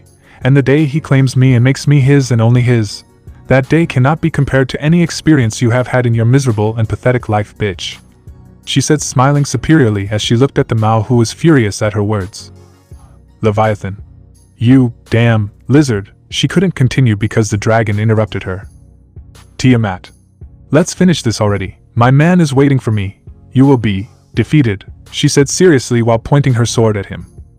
Seconds later, thanks to her new state, she shot towards the Mao and prepared a strong stab against the demon, who was taken by surprise and could barely react to avoid that cut by pushing aside the dragon's sword with her own. But she did not come out completely unscathed, since there was a deep cut on her cheek. Tiamat did not remain still. Once her cut was redirected, she spun on her axis and gave a strong kick to the Mao that sent her a few steps back. But it did not end there, as she chased her and began to move at great speed around her while releasing cut after cut with her sword. Leviathan, if she could react, created small pillars of ice to stop Tiamat's advance or defended herself and evaded the cuts with her sword, but it was of little use to stop the dragon. Her body was beginning to fill with wounds and blood from the dragon's powerful attacks. Leviathan. You little. Fed up with the situation, she placed her hands on the ground and created a bunch of ice spikes around her that grew and expanded to keep the dragon away. But the same dragon that was in the air above the peaks made a cut with her sword and broke Leviathan's pillars.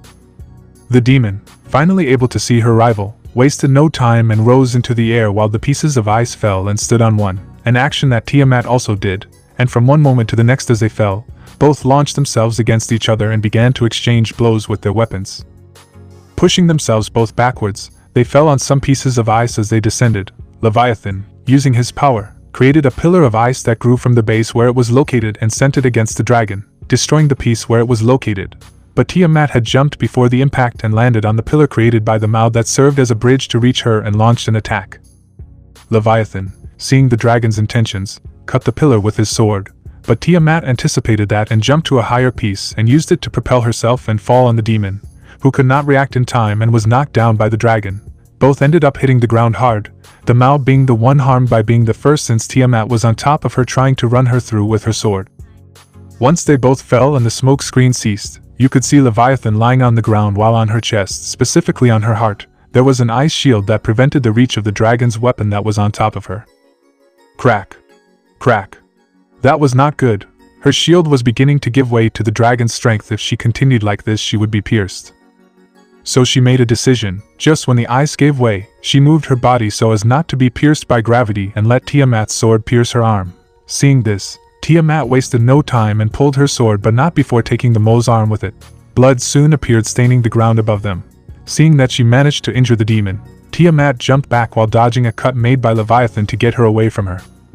Once free from the dragon's claws, she proceeded to get up with the help of her sword while enduring the pain of losing a limb. When she finished getting up, she stared at Tiamat, who looked at her without any interest, as if saying that she was a waste of time. Leviathan. How interesting. It's very interesting. I sacrificed my arm because of how interesting it is, she said excitedly and ecstatic about what was happening. Leviathan. Face me. Let's fight to the death. She shouted in ecstasy as she launched herself at Tiamat, who did the same and went to meet her. Once face to face, they began to exchange several blows with their weapons. Despite the fact that Leviathan only had one arm, it did not prevent him from showing skill and handling in the fight.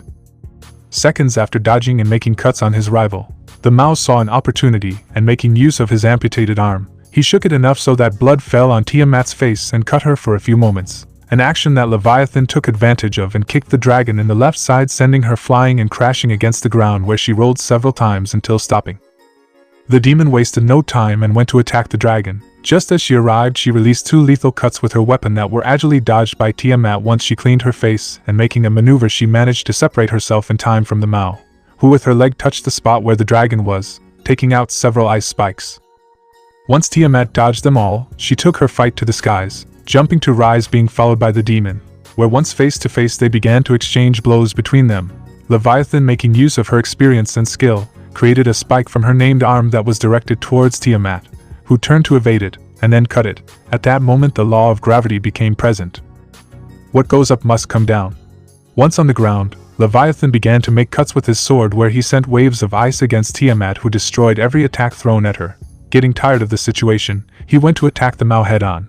But once he was in front of her, a wall of ice stood in his way, but it was no impediment for her. Performing a combo of legs, he destroyed the wall and managed to connect one in Leviathan's body, sending her crawling a few steps back. They both looked at each other tiredly as they caught their breath.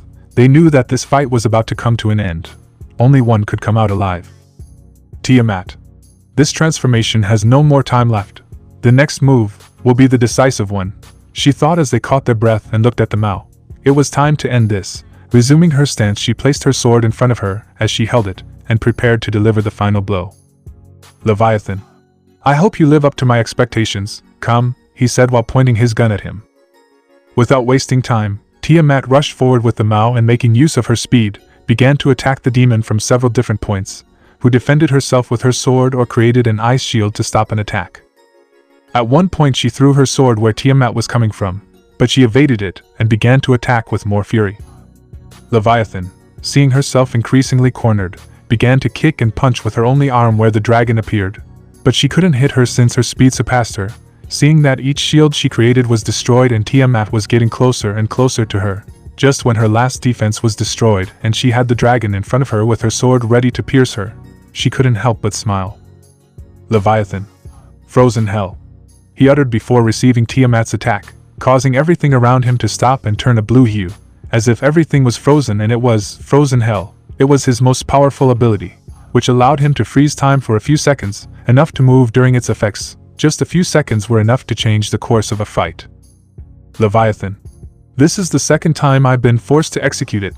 Congratulations. I had a lot of fun, he said as he stood up and created an ice sword with his only hand and looked at the dragon, stopped in time, then continued and pierced her head, taking a surprise. Leviathan. An illusion. Where is it? Once he saw that what was in front of him was not real but rather an image, he began to search for it everywhere, not noticing that his ability was losing effect. Leviathan. Up. He stopped when he looked up. It was too late. His ability had ended and time resumed. Tiamat. Eliminate. She said as she fell from the sky, and with her sword she cut the entire chest of the Mao, from the shoulder to the hip. Blood came out in jets as she coldly looked at the demon crouching and then began to get up without taking her gaze off the Mao, who remained standing despite her wound and looked at her with an expression of surprise and confusion on her face. Leviathan. Why didn't my attack defeat you? He asked as he used all his strength to stay standing. Tiamat.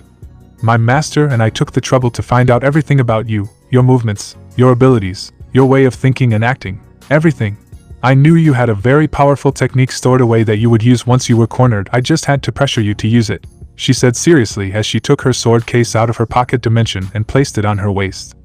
Then put her sword away, but not before shaking it to remove the blood it had. Leviathan. Did they have it planned? I asked, amazed by the reasoning of the woman in front of him and the man who is her master. Tiamat. The illusion you saw before was because of your own bloodlust. I awaited your arrogant lust for slaughter, she said seriously and coldly as she looked at the Mao. Tiamat. Mission accomplished, she mentioned without changing her tone and look. Leviathan. Ha, you are very interesting. Where does your strength come from? She asked as her gaze was covered by her hair and she stood with the help of her weapon, but very soon her strength would abandon her, as well as her life. Tiamat. Of the desires that my master carries. I am his sword and his shield. As long as he is by my side, I will always continue fighting and bring victory to the man I love with all my heart. Of my friends who await me and welcome me with open arms, all of them were the ones who gave me my strength. Leviathan. So, you will follow those people without hesitation, he said as he raised his face and looked at the dragon. Tiamat. That's right, she confirmed her words without hesitation. Leviathan. I'll never understand it. Well, a defeat is a defeat, she said as her legs gave way and she began to fall on her back against the hard, cold ground. Once she was lying on the ground while she looked up at the sky, she felt her life and strength leaving her. Her eyelids were heavy and her vision was blurry. In that, she managed to see how the dragon stood next to her and looked at her. Leviathan. Soon, I will die. Tell your man, who governs with wisdom, that he does not make the same mistakes as we did, he said while feeling how it was becoming increasingly difficult for him to breathe. Tiamat. He will, because he has me, his friends and his family on his side. He will not make the same mistakes as you, because he came to solve them. You fought, but this is as far as your path goes, she mentioned while looking at the Mao, who was at death's door. Leviathan. I would like to meet him and see his achievements. Issei Gremory was the last thing he said before life left his body. Tiamat just looked at the Mao's inert body without any emotion. Her work was done. It was time to return to her master. But before leaving, she created a fireball in her palm and threw it at Leviathan's body, where seconds later it began to succumb to the fire and turn into ashes. Once he made sure he didn't leave any traces of the Mao, he cancelled his transformation and took out his wings to fly away and go where his master was. He had to give him the report. He just hoped that he was already done with Lucifer. He knew that he wasn't one to play with his rivals. He attacked to kill, and that was what took his enemies by surprise. But that was how he was. He just hoped that his master would give him a reward for his success. A few kisses wouldn't be bad, or that he would take her out on a date. I wish it were possible. But I knew he would be quite busy once he took care of Lucifer, since he would have to handle the underworld and his people. But he wouldn't do it alone. That's what she was there for, to help him and accompany him. Coming out of those thoughts, she took flight and went to meet Issei. But she couldn't advance much, when she was stopped by a crimson glow in the distance, and a strong wave of hot wind was present. Without a doubt it was Issei. She had to go quickly to his location. Once she had recovered, she resumed her journey, while having only one thought. Tiamat's thought. What could my master have done? I could even feel that attack from this distance. Obviously, it wasn't all of his power, but I wonder what he used. Muru, it's not fair. I missed an epic moment. Issei, you'll have to tell me what happened. With those thoughts, the beautiful Dragon Queen increased her speed and went to the area where the confrontation between Issei and Lucifer was taking place, which would change the destiny and lives of many. Issei versus Lucifer. Moments before. Lucifer. Kill me. I think you're getting too confident, Gremory. I admit that you are strong and your partner is not far behind. But these are very high leagues. You are not at the level to back up those words. The one who will die here will not be me but you. And once I kill you with my own hands, I will take charge of taming and teaching that dragon what a true man and master is. Who knows, maybe I'll also take care of your black-haired friend. She's a beautiful demon that I wouldn't mind taking, he said as he got up from the rubble and looked arrogantly at Issei. That blow he received was simply luck. It was time to show who was in charge. Not knowing that his words had caused the beginning of his death. Because if there is something that should never be said to Issei, it is that they will hurt his family and much less touch the most dangerous nerve in his being. The one that triggers the destruction or salvation of many. The one with the name of Serafall. Issei. How dare you? Lucifer. Morning Star. He said as the aura around him grew more intense and destructive. The ground beneath him shattered and the sky began to turn blacker. He was furious. That bastard had threatened his family and also Serafall. Only one fate awaited that bastard, death. Shooting towards the Mao at surprising speed, he positioned himself in front of him and gave him a strong blow with his right arm in his face, which sent him flying.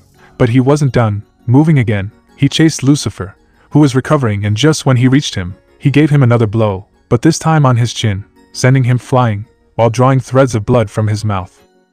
Once Lucifer managed to compose himself, with the help of his wings he went against Issei, who was suspended in the sky without the need to depend on his wings, which surprised him. But he could not be distracted. Just when he reached him, he began to release a combo of punches and kicks against Issei. But he could not hit any of his blows, since they were always blocked or dodged by his rival. Seeing the situation, he decided to move away to take other measures to kill the traitor.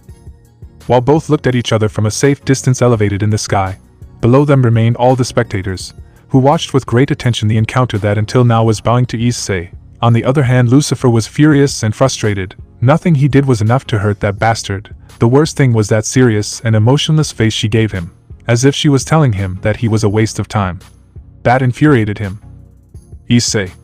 It will be your end.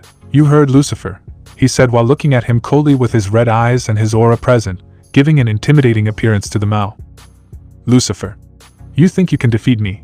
If I use my power at 100%, this is as far as you go, Gremory. He responded furiously as he released all his power and a mass of darkness appeared around him, causing fear to the angels and fallen, but happiness to the demon soldiers when they saw that finally their leader was serious and would finish off the traitor. But there were people who did not react to the show of strength, and they were Elohim, Gabriel, Penamune and Serafall's group and her friends. They all knew that this power on Lucifer's part was not enough against Issei. Resuming their fight, Lucifer moved quickly and managed to connect his fist in Issei's abdomen, knocking the wind out of him. The Mao did not let him recover and took his head to knee him in the face that sent him back. Moving quickly, he placed himself on top of him and hit him in the face with his elbow and began to unleash blow after blow on the traitor's body, who was completely at his mercy. and did not defend himself. After landing several more blows, he unleashed one on his abdomen with such force that they were able to bend Issei over while they were both in the air. Seeing how he had him, he couldn't help but smile as he moved away a little and looked with satisfied eyes at his task. Lucifer. Ha ha ha, this was just a warm-up, so I could give you the final attack later, he said while smiling amusedly and looking at Issei, who was hunched over right in front of him. Victory was his. Issei.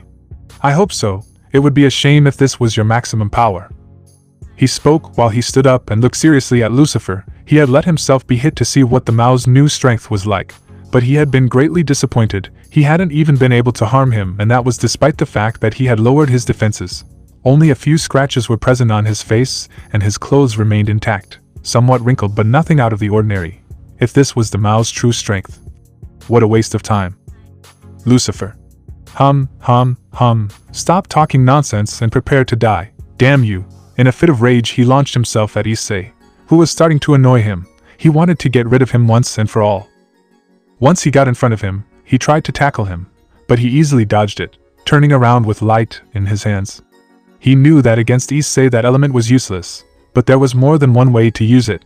Creating a flash, he managed to blind his rival and move behind him, where he prepared a sphere of dark energy in his hand and was going to crash it against Issei, but he stepped aside, trapping his arm with one of his own.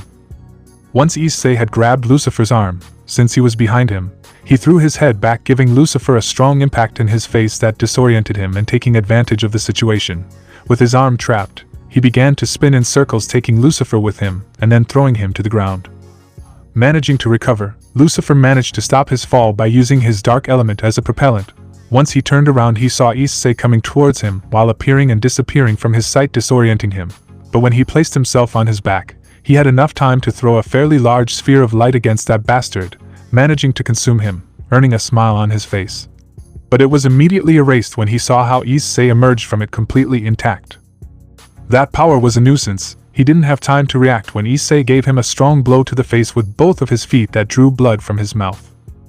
Recomposing himself and rising higher, Lucifer began to concentrate his energy around him as he glared angrily at Issei, who had the same stupid expression on his face.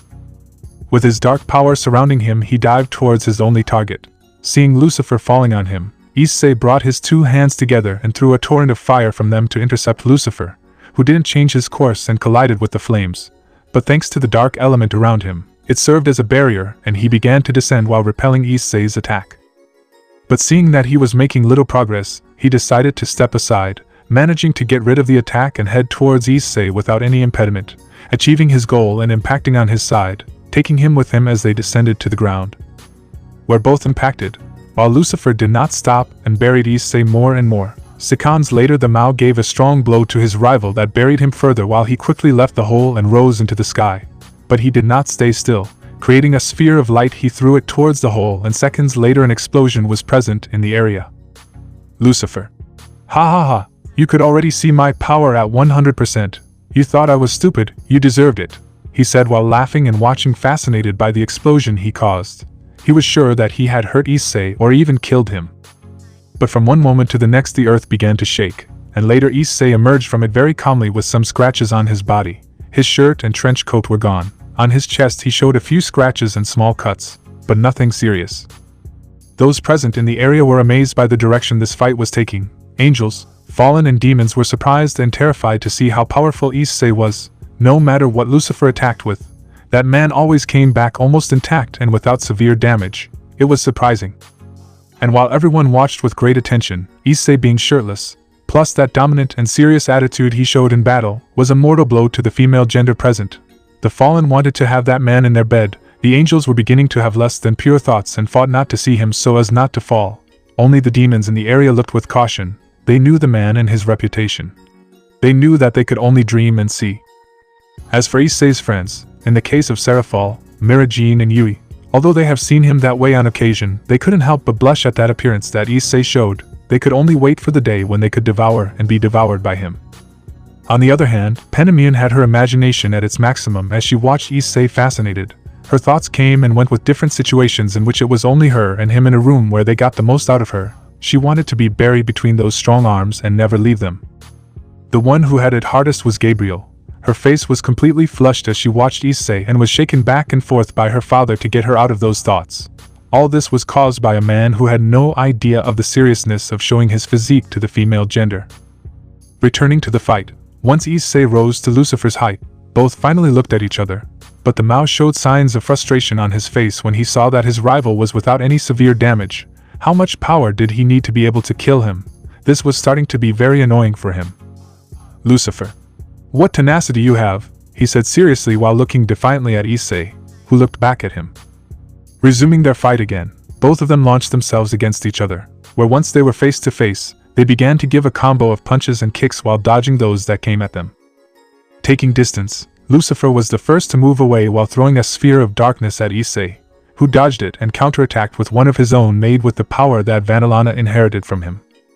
But it was dodged by the Mao moving even further aside, who began to throw many attacks of light at Issei, surrounding his arm with the power of destruction. In one blow Issei decided on the attacks. Lucifer couldn't help but get frustrated seeing this and decided to take another action. Lucifer. Prepare to die, he said as he lunged and approached Issei. Just when he had him in front of him, he prepared his fist to hit him, an action that his opponent imitated.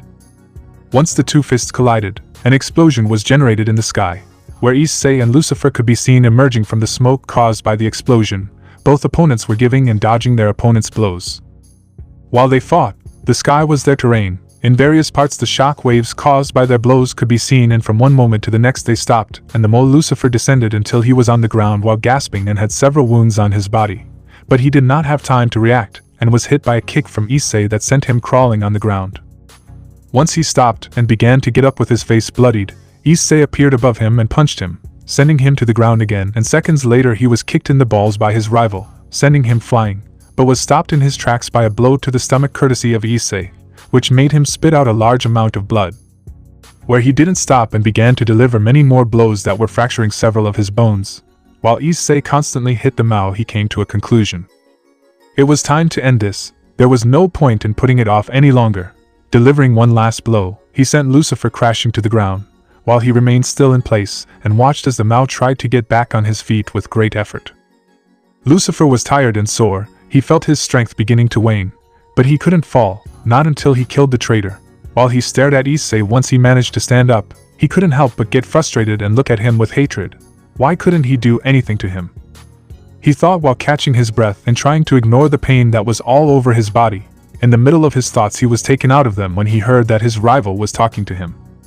Issei. I gave up. I'm already satisfied. Your pride is shattered. You challenged and lost against a fighter superior to you, and worst of all is that he's only a low-class devil. Your energy levels decrease with every blow. In fact, you are no longer a challenge for me, although in fact you never were. It wouldn't be fair to continue fighting you. There's no point in continuing to fight. You're too afraid and ashamed. Live with that fear. Let it stay locked up with you in silence. Goodbye, Lucifer. Never do evil again. I hope you live the rest of your life in peace. He said seriously and bored as he looked at the Mao. This fight was no longer worth it. At first he planned to kill him, but letting him live with this humiliation was much better. He would still take the lead in the underworld. He was just being compassionate. Serafall always told him that he had to show mercy. While he was doing it, if Lucifer rejected her then she would kill him. He should be grateful. If it weren't for that Busta Loli he would have already killed him from the beginning. Lucifer. Shut up, shut up. I want you to know that I don't plan on losing, he said, launching himself at Issei, where he punched him in the face and kicked him so he could crash into some rocks in the area. But he didn't stay still. He chased him and kicked him again, raising him into the sky where he appeared in front of him and gave him a blow that sent him crashing into the ground. Once he descended and Issei approached, he received a punch from him that he was able to block with his arm. But seconds later he couldn't avoid falling to his knees against the ground. What had happened? Issei. What's wrong? Did you find a gold coin on the ground? He asked while looking at him without any emotion. Lucifer. You know something. This world is really amazing. This is what I've been waiting for. With you as an enemy I can really play, he said as he pulled himself together and stood up while looking at his rival. Issei. How reckless, he mentioned as he threw a punch, but it was blocked by the Mao, who kicked him back a few steps. Issei. I just felt a little pain. I'm really impressive, he said while touching the area where he received the blow. Lucifer. Ha ha ha. But how proud and funny can you be? Before killing you I will tell you that I will remember you, Issei. He spoke while crossing his arms and looking at Issei with superiority. Issei. It's Issei Gremory. Engrave it in your memory before you die, he said seriously as he prepared to end this encounter with a new technique. Issei. Now, as a form of respect towards you for being a good adversary, I'm going to do exactly the same, but don't think it will be an easy death, he mentioned while creating a sphere with the power of destruction in his hand. Lucifer.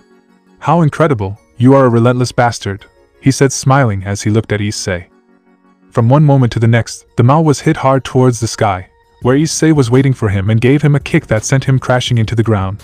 But it wasn't over yet. Using the sphere he created, Issei threw it at Lucifer, who was consumed by the attack, and then an explosion occurred in the area. Once it ceased, Issei descended while looking at the smoke screen present, from which Lucifer emerged completely wounded with a smile on his face. Lucifer. That was an impressive attack, I really felt it. If I had unleashed my darkness a second later it would have really hurt me. But now it's time to end this, he said smiling while his body was full of wounds and burns. His clothes were torn and on his body a dark mass was present, healing his wounds little by little. Issei. It's the only thing you and I can agree on, he spoke as he raised his hand to the sky and created a crimson sphere. Crimson chaos, he uttered as he pointed his hand at Issei, and seconds later the attack he was preparing was covered by a dark mass along with his arm. He was convinced to end this fight once and for all, and to do so he would use his deadliest technique, Great Darkness. The ability that allows him to create a mass of darkness on the target he wants, which is consumed by it. Lucifer. It's over. Issei. What are you talking about?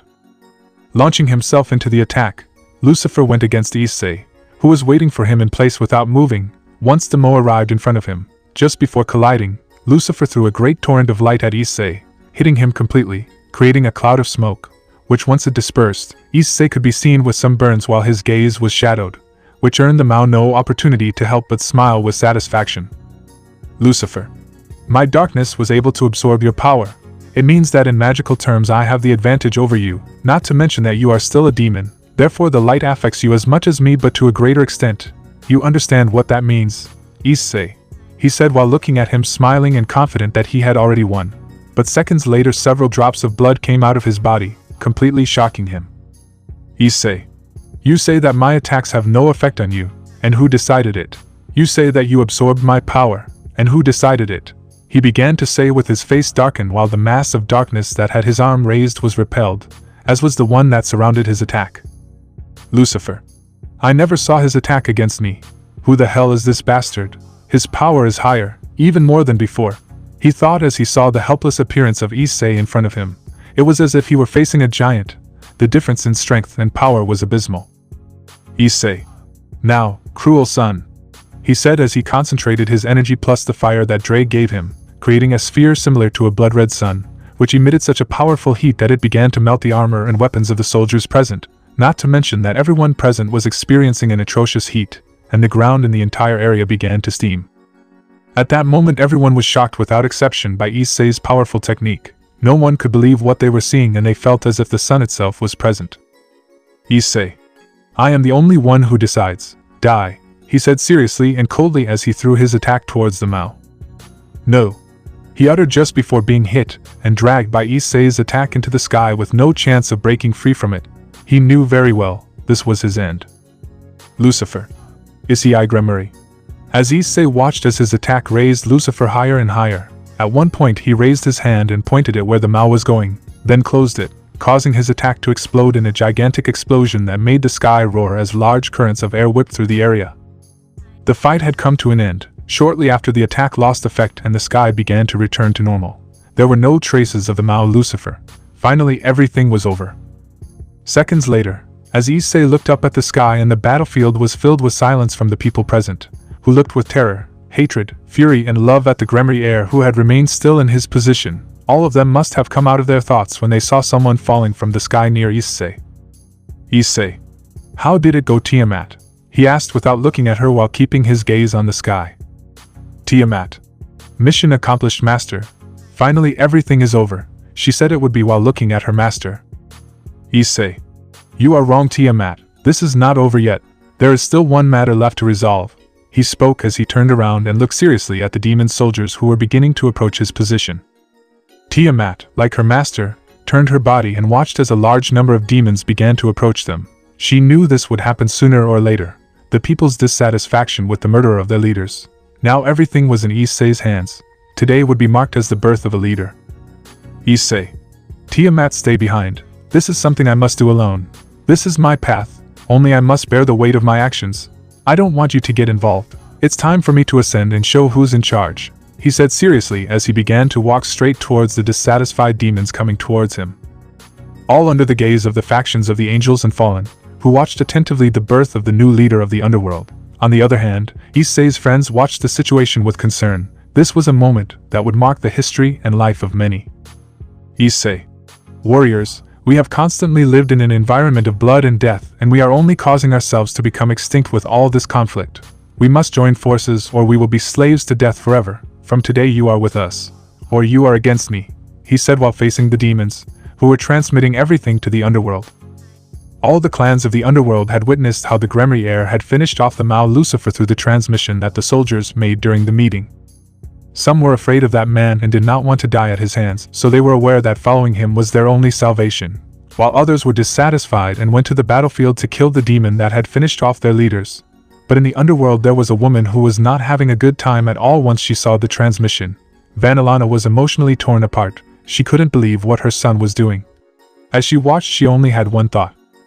This is my fault. Vanillana blamed herself for the path Issei had taken and his actions. It was her fault, and that of that damned day. The day everything changed. Her tearful gaze never left the broadcast, and she only waited for Issei to come back so she could talk to him. She needed him. She couldn't stand it any longer. She needed to talk to him. Soldiers. Death to the traitor. The soldiers shouted as they began to run armed towards where the murderer of their leaders was.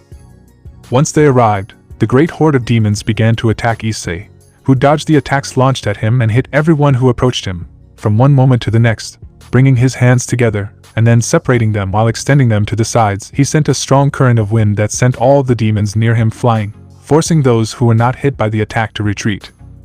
Issei. Only together can we survive. Allow me to guide you, he shouted as he looked at the demons around him, who still hadn't given up on their actions. He didn't want to do it, but he had no other choice. Issei. Come here, he said, spreading his hands while provoking the soldiers to attack him, who wasted no time and went on the attack. Issei. I'm giving you freedom, he mentioned as he extended his hand and threw out a stream of air, but the difference was that it was made of his power.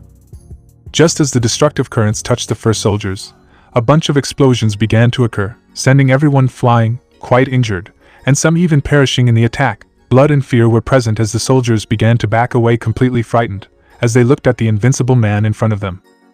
Issei. You will defend my underworld, or you will die.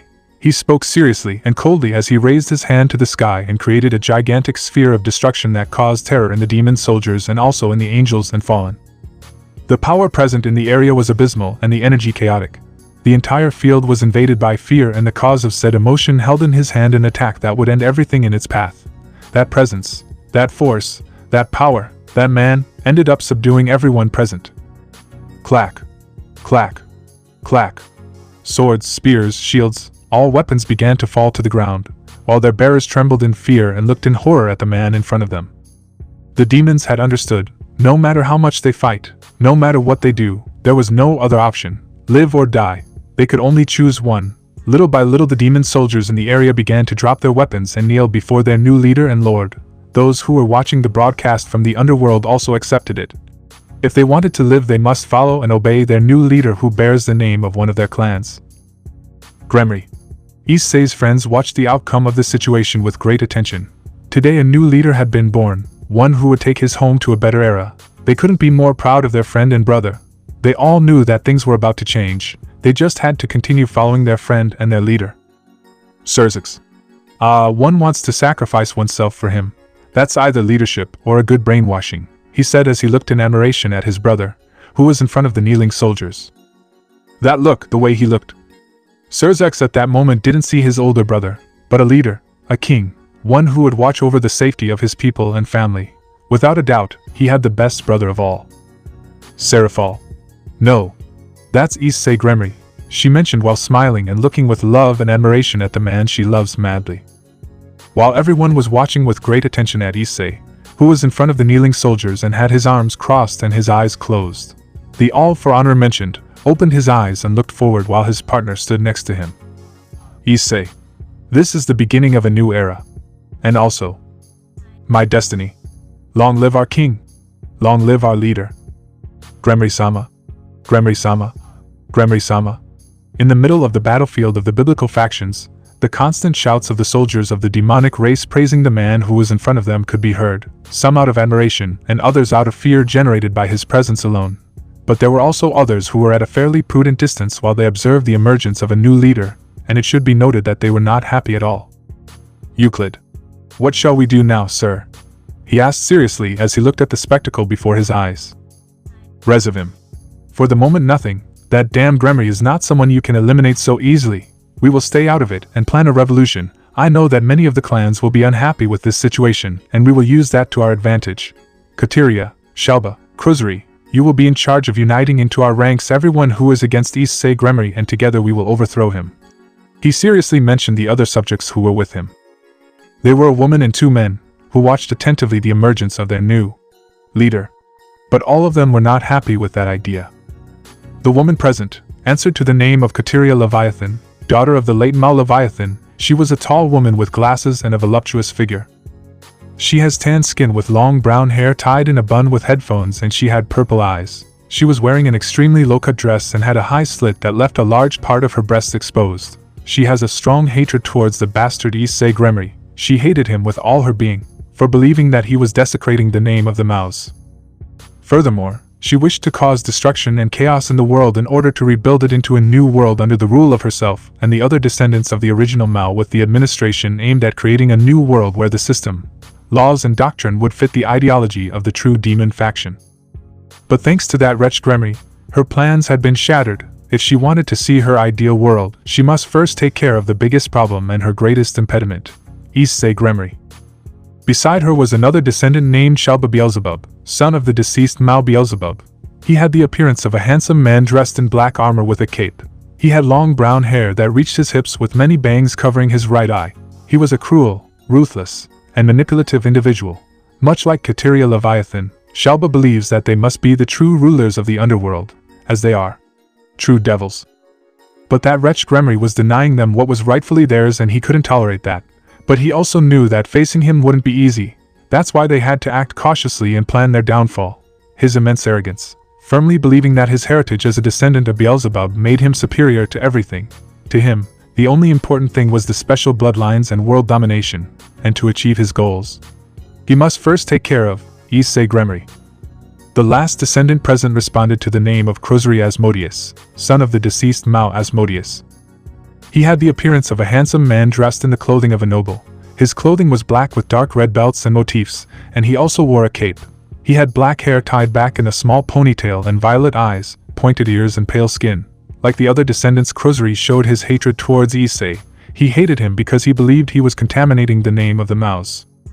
He also believed that he and the other descendants were the rightful rulers of the underworld, as they are true devils, and that bastard was stealing their right.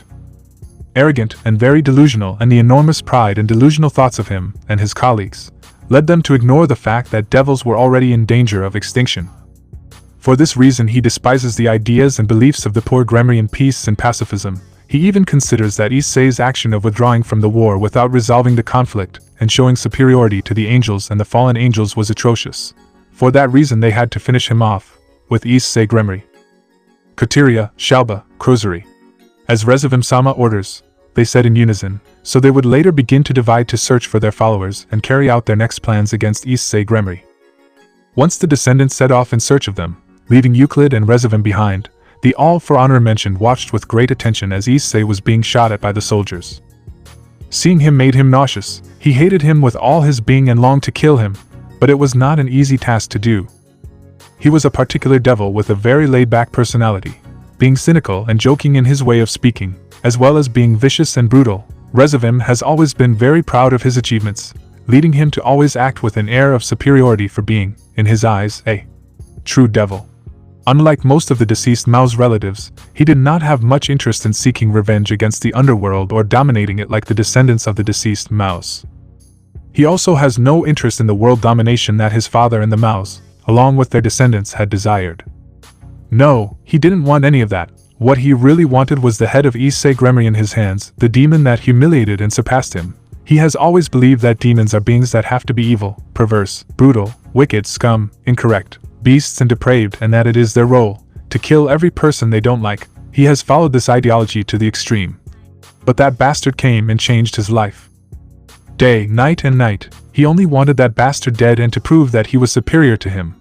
For that reason he was collaborating with the children of the deceased Maos. Although he hated to admit it, he was no match against Issei.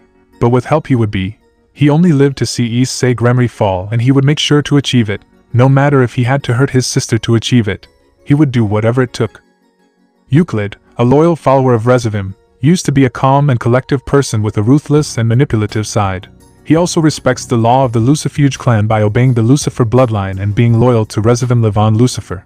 He also shares ideals with his master about what a demon should be, believing that it is his job to be evil, manipulative, brutal and ruthless. He has always been completely obsessed with his older sisters Mira Jean and Graphia. However, this obsession also created a certain disdain towards Mira Jean and Graphia for abandoning their role as Lucifuge, going so far as to say that they went so low as to become interested in the Gremory siblings. He hates with all his being Issei and Serafall Gremory for taking his sisters away from him, but mainly Issei for hurting his master and going against his command. And he couldn't wait for the day he saw Issei's face plunged in despair. It would be a feast for him. Euclid. Resivim-sama, how are we going to defeat that bastard? Even though I hate to admit it, his strength surpasses us and his power is worth taking into account. How are we going to defeat him without dying in the attempt? He asked while looking at his leader. Resivim. I understand your concerns, Euclid, but I already thought about that. My father did something good. He wasn't so useless after all. He left us the key to success, my friend, our sisters, he said, smiling wickedly as he looked towards where they were in the distance. Euclid. What do Mira Jean, Graphia and Yui have to do with all this, sir? He asked somewhat doubtfully about his lord's questioning. Resivim. You still don't understand. Well, listen carefully. They'd been with Gremory since we were kids, remember? The time they spent together made them inevitably develop feelings for each other. I once heard my sister talk about Issei marrying her, and believe me, I was very happy. That made me understand that there was something between them, just like with your sisters, Euclid. We can't hurt him or beat him. As much as I hate to admit it, that guy is on another level. But even he wouldn't be able to harm his loved ones. Our sisters will do the job for us, he commented with amusement and cunning in his words. Euclid. Brilliant idea, sir. But how are we going to get them to do what we want? They won't leave your side or act against that damn Gremory, he said furiously. Just thinking that that wretch could enjoy the company of his sisters infuriated him like never before. Only he was worthy of being with them, not that bastard. Resivim. Ha ha ha, I've got you covered, my friend. I have the perfect spell to make them do our bidding, and we will put it into practice today. Once we retreat and are alone with them, we will use these mind control spells. With them on our side we will obtain what we have longed for, he mentioned while looking at the sky. Resivim and Euclid. The death of Issei Gremory, they said in unison while smiling with wickedness and madness. No matter what they have to do, they will do it. In order to see that bastard fall, they are capable of sacrificing anything. While they were planning their next plans and actions against Issei from a distance, the All for Honor mentioned was currently in front of the large horde of soldiers of the underworld, who were kneeling in front of him and shouting praises towards him so that he would not finish them off right there. In the midst of the constant screams, Issei raised his hand, implying that he wanted silence. Action that was taken by the soldiers, who proceeded to get up without taking their eyes off the new ruler of the underworld. As for the angels and fallen, they all stood on the sidelines, watching intently at the situation unfolding in front of them. Their leaders had given no sign of attack or retreat, so they could only stand there awaiting orders. But they were all curious about what would happen from now on with the war. Issei. Present soldiers and families of the underworld who I know are watching me at this moment, go immediately to the Demon Council headquarters and await my arrival. I want all the clans, soldiers and people present. There I will talk about what the future of the underworld and their lives will be. He who does not obey my command will die, he said seriously and coldly as he looked forward at the soldiers and consequently everyone in the underworld who was watching the broadcast, generating controversy and fear in everyone. Soldiers. Yes, Gremory-sama, they all shouted in unison, then began to retreat and abandon the war zone towards their home. where the most important and terrifying meeting of all that the demonic society has had would take place, since today the fate of the demons would be decided at the hands of the Gremory heir, their new leader. Little by little the soldiers began to retreat, until only Issei and Tiamat remained, not to mention their friends, who were beginning to advance towards them. It should be noted that the one who had been commanding that group was furious with the Gremory heir and the dragon. But the conflict was not over yet, because before even reaching Issei, the all for honor mentioned was hit by a spear of light, which generated an explosion and a layer of smoke around him. Tiamat. Master. She screamed worriedly as she went to where he was. Before the attack, she was next to Issei, but that explosion had taken her by surprise and she was sent a few steps back. But it didn't take her long to recover and go to help her man. But she stopped once she clearly thought that attack wouldn't be enough against Issei. Seeing that her friends were nearby, she went to them, in case another attack happened, to be able to protect them, mainly Serafall. She didn't want to see her master furious. The soldiers, both angels and fallen present, watched with their eyes wide open at the unexpected event that had just occurred and only wondered, who had been so stupid to commit such an act against that demon. They were worried, distressed and uneasy about what could happen. For some reason, they felt that they would see something really alarming. Elohim, Gabriel and Penamion, who were together in the same place, once Serafall and her group went to meet Issei, were greatly surprised to see how Issei was suddenly attacked. None of them were worried. If they knew anything, it is that Issei is possibly the most difficult man to kill, but they were nervous about what could happen.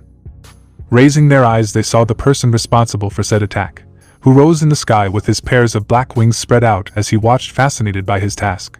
Once they identified the identity of the subject, they began to enter into crisis. Issei could see this as an act of war towards his kingdom and exterminate the faction that attacked it. They had to avoid that scenario at all costs, and Elohim was ready to interfere. As for Serafall and her friends, before the attack they were heading to Issei's position once the soldiers of the demonic side left the battle zone. But being a few meters away, they were forced to stop their steps, seeing how a projectile of light hit Issei, which worried them all, and they were about to go to his aid, but Serafall herself stopped everyone's advance. She knew Issei very well, and if she could be sure of one thing, it was that he never has his guard down, and also, that those attacks were not enough to hurt him. Once everyone remained still, without moving from their position, being expectant of what happened next, they raised their eyes to the sky where they found the person responsible for said attack against Issei, and this time Serafall did begin to worry. That subject who was flying in the sky had once brought out Issei's overprotective side for having scratched her.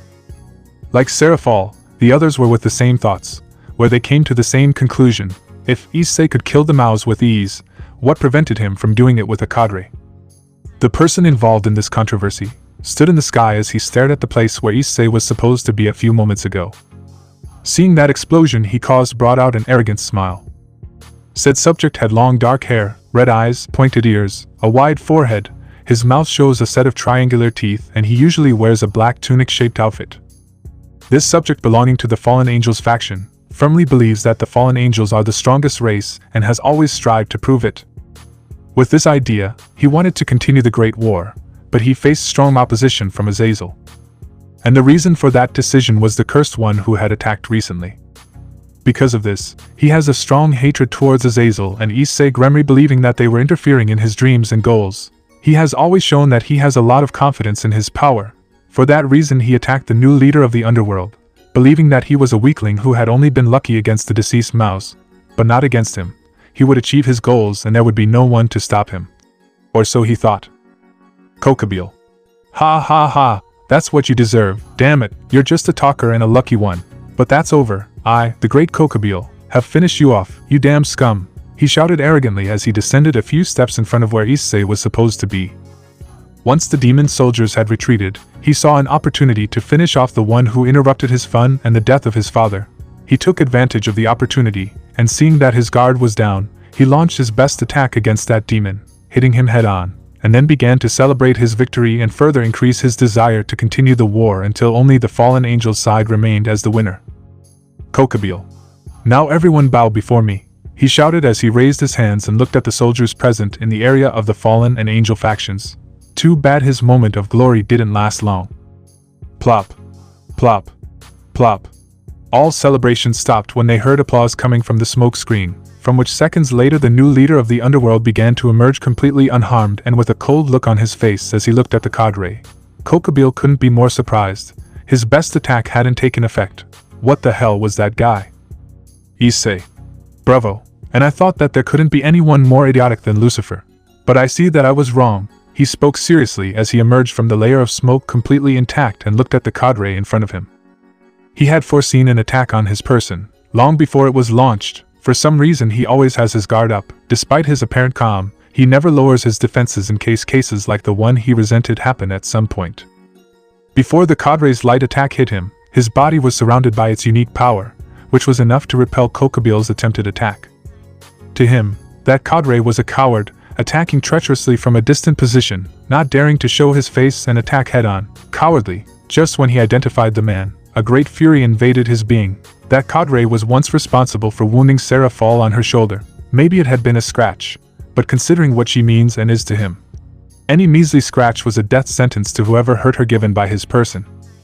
Although it was not only with Serafall, her other friends also entered that scenario. Anyone who dared to touch his women would receive the same punishment. Maybe he hasn't told them yet, but he is in love with them. Serafall, Mirajine, Yui, Tiamat, he has even begun to feel attraction and interest in Gabriel and Penamune. In the underworld and in many other mythologies, it is normal to see some people have a harem. Unlike the human world, polygamy is normal in the supernatural. Some form them to satisfy their desires, others to show off, and finally there are those who form them out of love for all those involved. And each of his friends has something different and unique that catches his attention. When living with them, playing with them, fighting with them, or just sharing a moment together, they made him awaken feelings for all of them. The reason why he hasn't made any moves, apart from pursuing his dreams, is because he doesn't know how to do it. Years ago he locked away all his happiness and displays of affection to achieve his goals, which over time made him forget what he once was in the past. That child full of joy, love, innocence, he had forgotten all of that over the years, until he became what he is now. Sometimes girls tend to bring out those forgotten feelings from their person for a moment and make him act in a different way than usual. But it is not enough to make him act.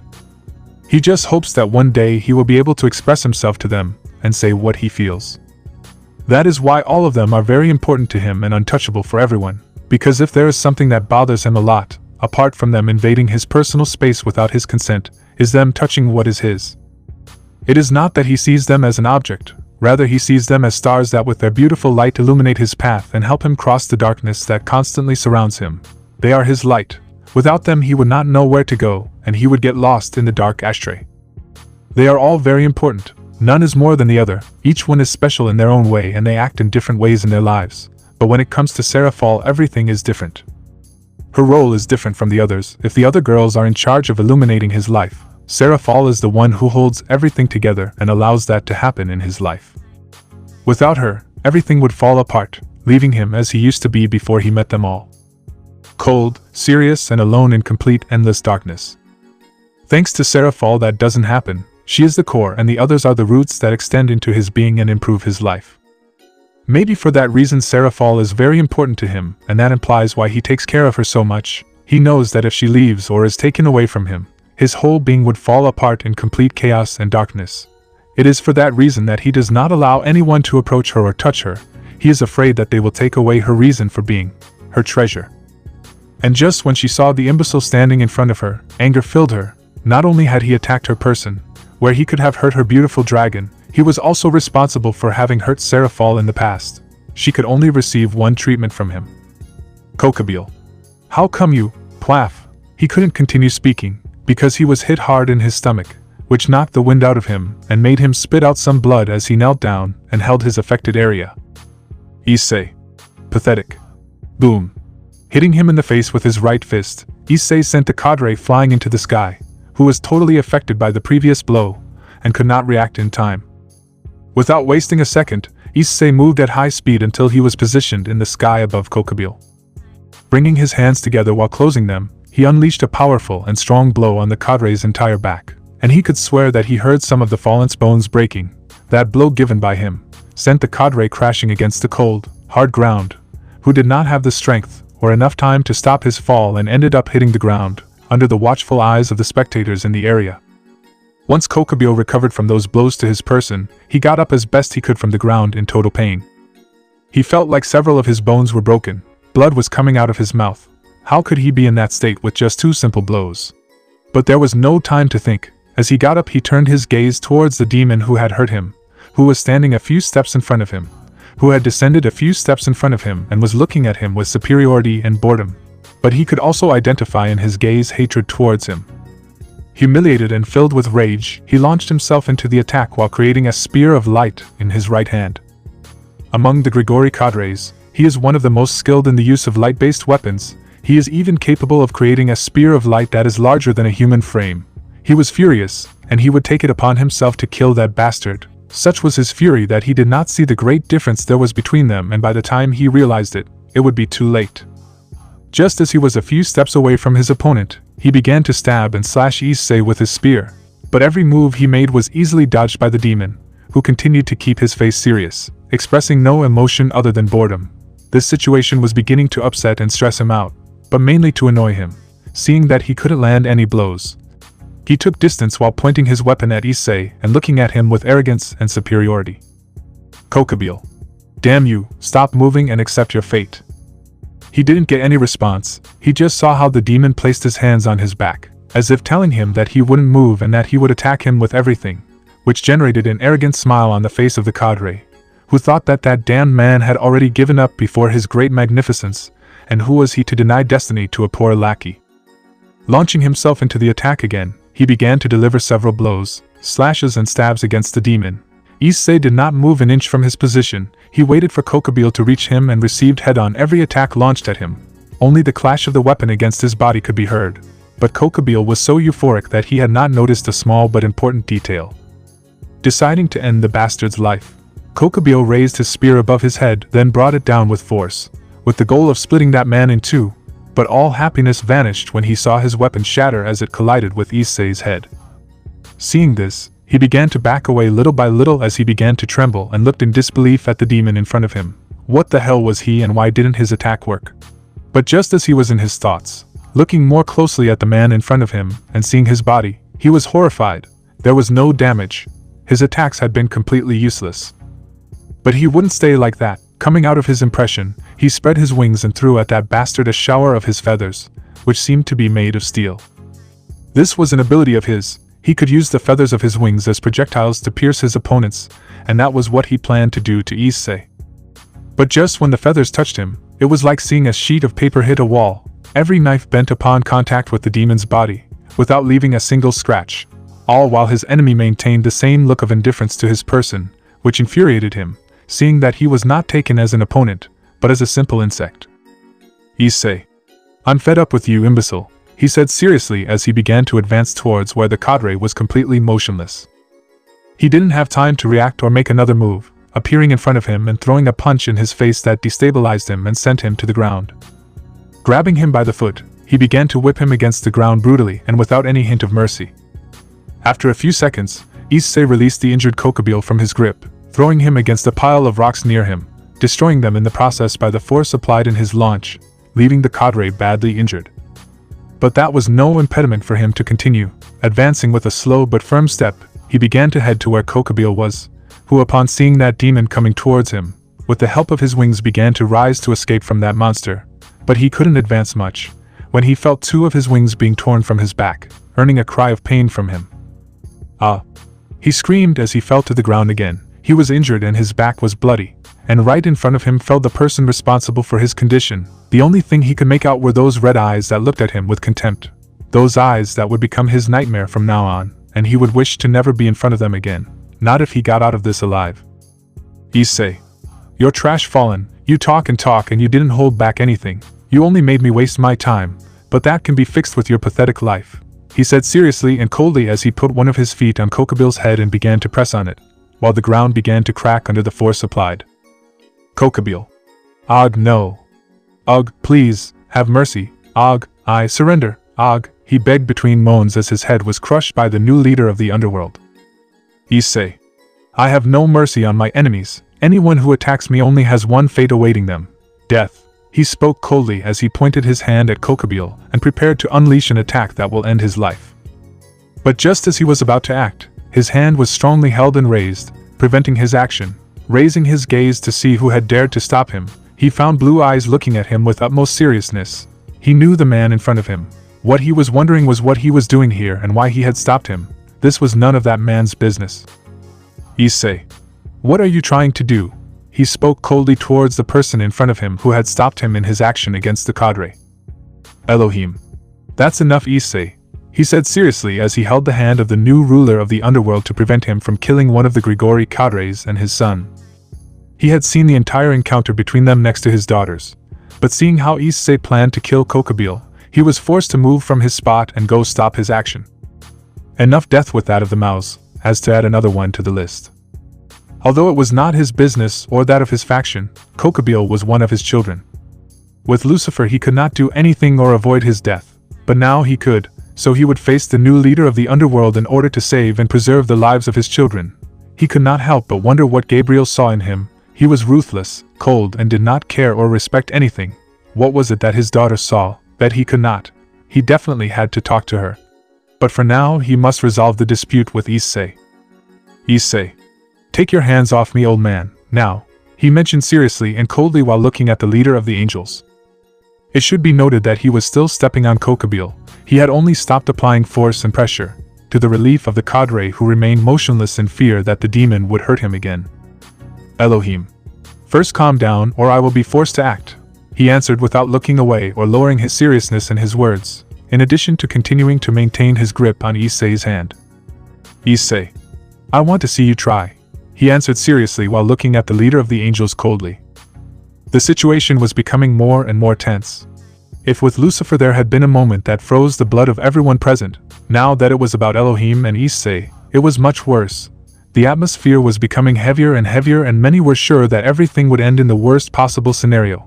But there was always a salvation, and it came with a beautiful woman with purple eyes. In the midst of the alarming situation that was approaching, while Issei and Elohim looked at each other seriously and began to be surrounded by their distinctive powers, alarming everyone present, the tense atmosphere was interrupted by the arrival of a third person, who separated the grip of the two men while looking at both of them seriously, but mainly at one of them. Serafall. Enough, Issei, you've done too much today to be provoking more things. I remind you that they are waiting for you in the underworld. Let's go, she spoke seriously while looking at Issei, something that is not usually seen coming from her, who usually always shows a somewhat childish personality, full of joy and love, mainly directed towards Issei. But given the situation and when her man does something stupid, she usually brings out this side of hers that is very contrary to the one she usually shows. Serafall. Issei, let's go now. At Serafall's words, Issei finally came to his senses as he looked at her. Taking one last look at Elohim, he took Serafall's hand, intertwining his fingers with hers and began to walk towards where his friends were, leaving behind Elohim and a badly wounded Kokobile. But suddenly he stopped in his tracks and turned around to see the leader of the angels again, who had not taken his gaze off of him. Issei. Elohim, from this moment on the demonic faction will withdraw from the battlefield and from this senseless war. We will live our lives in the underworld, we will not meddle in their affairs anymore, and I hope you do not either. What you decide to do from now on is your problem. If you want to continue with the war, do it with the fallen, because the demons will no longer participate in it. I can assure you of that. I will take the reins and become the leadership of my race. What happens from now on is your problem, he said seriously as he looked at the leader of the angels, but his words were not directed only at him. You're not missing a single truth, Gremory. Someone spoke in a funny way while descending from the sky with his black wings like night spread out, until touching the ground, being at a distance between Issei and Elohim. Then his wings disappeared and he faced both subjects. Issei. Azazel. He spoke seriously as he referred to the man who had appeared and had been watching everything a few seconds ago elevated in the sky. Azazel. It's a pleasure to meet you, Gremory, he said smiling and very charismatic while looking at Issei. Who was this man? None other than the leader of the fallen angels. A tall man who looks to be in his 20s with an average build, black hair, golden bangs, and a black goatee. Who wore a brown, V-neck long coat with a wide open, high collar that gaped at the hem. The long coat also featured 2 black belts around the waist and 4 black bands on each arm, 2 of the bands at the wrist and the other 2 near the elbow. He wore gray pants and brown shoes. It's hard to pinpoint the fallen angel's leader's personality, as he's laid back yet serious, while also wise and crazy at the same time. He's also shown to be a pacifist, preferring to talk his way out of trouble rather than resort to violence. That's why he was here. He'd made up his mind about war. He's always cared deeply for his fellow fallen angels. If they kept fighting, there would come a point where extinction would overtake them. Azazel had lost his place in heaven after having sex with a human woman and became a fallen angel as punishment from his father. Shortly after that, he created the Fallen Angel Organization, GREMORY, and became its Governor General. During this time of war between the three factions, the fallen angels had been losing many subordinates, and now with the rise of the new leader of the devils, Azazel as the leader of his faction, he had made a decision that would mark the fate of his race. Issei. The feeling is not mutual. Archangel of Justice. Azazel, he said seriously as he looked at the leader of the fallen. The three leaders of the biblical factions were present in the same place. For those who were watching this event from a distance, nerves and fear began to invade them, for what could happen next. And in that moment of tension, while the three leaders looked at each other, two women appeared in the area, alerting one person and causing a headache in another, while others only generated curiosity and astonishment. Gabriel and Penamion had appeared in the area where the leaders were. They were intending to stop Elohim, Azazel and Issei in case they started a confrontation. But just when they arrived, their thoughts changed when they saw the demon who was holding hands with her future husband, generating great jealousy in them. Maybe they should learn to get along with that demon, but that would be for later once they were ready. For now they only had one goal, quickly heading towards Issei. They alerted their companion and earned a grimace from him, probably because he knew what would happen. Penamion. What are you doing with Issei? Let him go this instant, damn lowly, she shouted once she reached Issei and looked defiantly at Serafall. Thanks to the outburst of the beautiful cadre, all tension and discomfort in the environment was dispelled. The soldiers who are around the area looked curiously at the new scenario before them. Many fallen noticed that the cadre Penamion had some relationship with the new leader of the underworld. If not, he would not be fighting with the demon woman. Upon discovering this, many began to envy that man. He had the fallen who is known as the most beautiful and sexiest of all. Damn lucky, Penamion's cadre colleagues were surprised. Although their partner is usually flirtatious all the time, she has never been seen with a man. Even they had tried a play on her, failing in the attempt. But seeing how she showed great interest in that demon, surprised them and also generated a bit of envy towards that man. Serafall. Come and force me, damn man-stealing fall. Better get out and leave me alone with my Issei. The same goes for you, Dove, she screamed as she looked at Penamion and Gabriel, while hugging Issei's arm and sticking her tongue out at them in a childish manner. Azazel couldn't be more surprised to see one of his friends fighting with that demon for the attention of the leader of the demons. He had once in the past tried something with Penamion, but failed at the first attempt like many others, giving up and considering the idea that his colleague was a lesbian, since she had never been seen with any man. But now that he was witnessing the childish fight that was taking place right in front of his eyes, it made him rethink that thought and curse that man for having behind him the most beautiful and sexiest fallen angel of his faction. At least his reason for existence was still free. Too bad life is usually very cruel. Gabriel. Fufufu, come on, there's no need to fight. We can get along with each other, no matter if one is too childish or perverted. Let's form a friendship with each other and leave the problems behind, to be with the man we love so much. She spoke in a calm and pure tone while smiling kindly at her sister and the demon.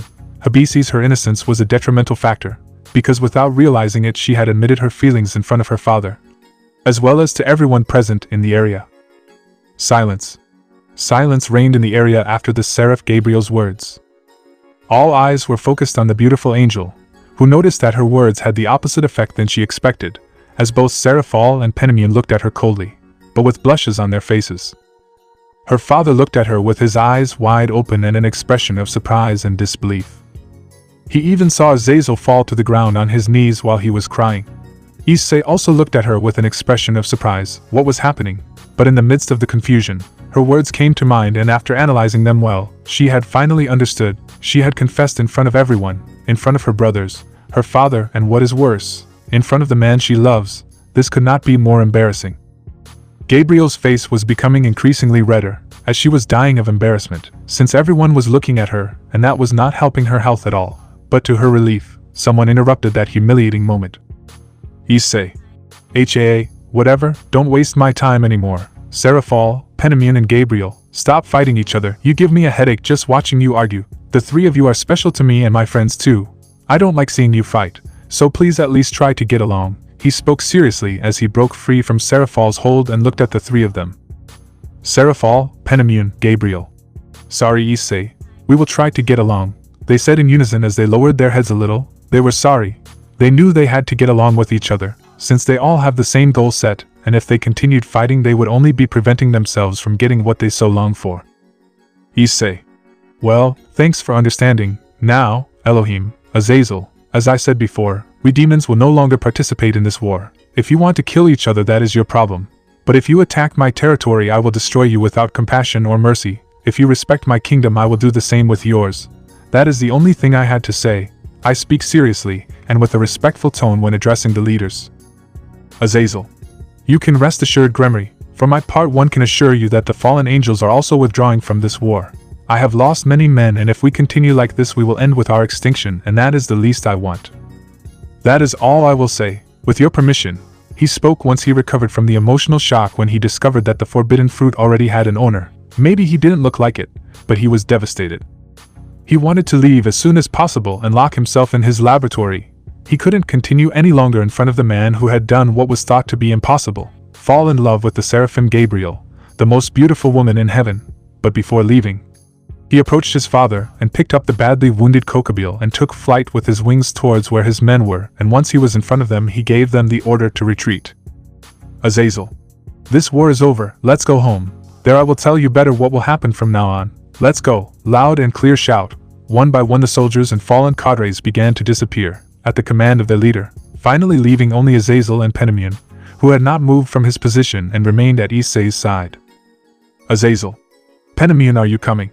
He asked doubtfully as he looked at his friend. Penamion. Yes, give me a moment, she said as she approached Issei to say goodbye. Once she arrived in front of him, she looked him in the eyes and continued to speak to him. Luckily for her, the demon did not interfere. Penamion. See you later, champion. Please don't do anything stupid. Enough with today's scare. Maybe we couldn't talk properly. I see you have a lot of things to attend to and I don't want to be a bother to you. When you have free time, call me so we can talk. I have a lot of questions that I would like you to clarify for me, but it will be in time. Take care, champion, she mentioned, and then stood on tiptoe and placed her lips on Issei's cheek, very close to his lips. Penamion. See you. I speak for the last time, and then disappear through a magic circle, just like Azazel, and it should be noted that she was completely blushing because of the movement she had made on Issei, but it was an advance that she was willing to take. Just as Penamion and Azazel left the area, leaving only the angel squad with their leader and also Issei and his group, the All for Honor mentioned looked at the leader of the angels for a moment, then focused his sight on the blonde woman who was near him. It was time to leave, but not before doing one thing. Issei. We're leaving. Elohim, you'll know what to do from now on. As you saw, both demons and fallen have retired. I hope you make a wise decision, although I know you will. After all, you and I want the same thing. See you, old man. But first, he said as he approached Gabriel, until he was face to face with her. She was still blushing, probably because of what he said a few moments ago. But the truth is that in a certain way her words had made him happy. He was not yet ready to take responsibility for her or her friends, but the least he could do was return her affection in some way. Issei. See you, Gabriel. Maybe one day we can meet. I know you have a lot of things to talk about, but at the moment I don't have time. Still, if you need anything, you can always call me. We are friends, right? Take care, Gabriel. Just when he finished, he approached her face and placed a kiss on her cheek, making her blush immediately. But he wasn't done yet. After separating his lips from her cheek, he approached her ear and whispered a few words that were only for her. Issei. Thanks for your words, Gabriel. I appreciate that you see me that way. But you must be more careful next time, because maybe I won't be able to contain myself and I will take you at that moment, my beautiful angel. He whispered in her ear, then walked away, but not before blowing a little in her ear, causing her to tremble and turn redder and more nervous. Gabriel. Issei. What things are you saying? She said, totally blushed and nervous because of the words Issei told her, but she didn't get any response from him. Ending the conversation, Issei saw Gabriel for the last time, then turned around to face a totally annoyed and jealous Serafall, who was pouting quite adorably as she kicked the floor hard. But he didn't have time for this. He had to go to the underworld as soon as possible, where they were waiting for him. So he took his friend by the waist and put her over his shoulder, as he began to walk towards where his friends and his partner were gathered, all while Serafall was kicking and complaining to be put down. Serafall. Put me down, Issei. I'm not a child, and I still have pending accounts with that dove face. What did you tell her? Do you like her? They are her breasts, right? They may be bigger than mine, but I'm much better than her. Put me down once and for all, big time. Hey what, no, stop. Issei, She couldn't speak because of the treatment her man was giving her at the moment, since he had begun to slap her rear area, generating pain but also excitement and pleasure in her. Issei. Keep talking and I'll continue, Serafall. And for your information, I haven't traded you for anyone. You are you and Gabriel is Gabriel. You are very different. Both have their thing and stand out in their own way. Don't compare yourself to her, you are both beautiful. Also Serafall, whether you are bigger or smaller in the area of your chest, it's not something that interests me. I like everything about you, just the way you are, he said seriously as he continued on his way. Serafall didn't answer, and she didn't move again either. Indirectly Issei had told her that he liked her. She was happy, but also blushing and nervous. But it was progress. Maybe soon, she and Issei can finally openly express their feelings. Both were aware that there was something between them, but neither had confirmed or accepted it yet. Maybe soon the moment will come, and once it's done, the others will be able to have theirs. She could only wait for Issei to open up to her and consequently to the other girls interested in him and have what she has always wanted. To be his woman, his wife, his family. Once Issei and Serafall arrived where their friends were, without saying a word, everyone began to retreat towards the underworld. The look that Issei had transmitted to them that it was not the time to talk, paying attention, everyone continued to retreat. With only the angels left in the area, the All for Honor mentioned decided to approach their father. Once they saw that everyone had left and only they were left, just when they arrived where their father was, the All for Honor mentioned spoke to them. Elohim. Let us return home, my children. The war is over. From today we will stay out of it. The fallen and the demons have also withdrawn from the confrontation that we have been experiencing for the past few years.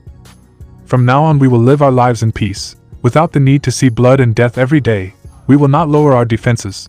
But as long as we do not mess with the underworld or Gregory, we will not have to fight again. This is a ceasefire. No peace treaty or armistice has been decided. As long as we do not get involved in the war anymore, we can live our lives in peace. Return home, my children. He shouted while directing his words to all of his children. Following their father's orders, one by one each angel present in the area began to retreat towards their home, heaven. The seraphim also continued to retreat. They knew that once home their father would speak more calmly and clarify their doubts. But before leaving, one of them was stopped by his father's voice. Elohim. Gabriel, can you wait a moment? There's something I want to talk to you about, he said as he walked towards his daughter, who was about to leave, but stopped her action and looked at him with doubt on her face. Gabriel. Of course, father, she responded in her kind tone, but for some reason she was nervous and felt that she would receive somewhat humiliating and embarrassing information from her father. Once all the angels had left, leaving Elohim and Gabriel alone in the area, the leader of heaven proceeded to take a seat on the ground and indicated to his daughter to accompany him. Gabriel, somewhat hesitant, sat right in front of her father as she looked at him with doubt and dismay, while internally wondering what he wanted to talk to her about. Was it about Issei? If it was, she could assure that it would be the most embarrassing conversation of her life. There couldn't be anything that could top it. Or maybe it was. Elohim.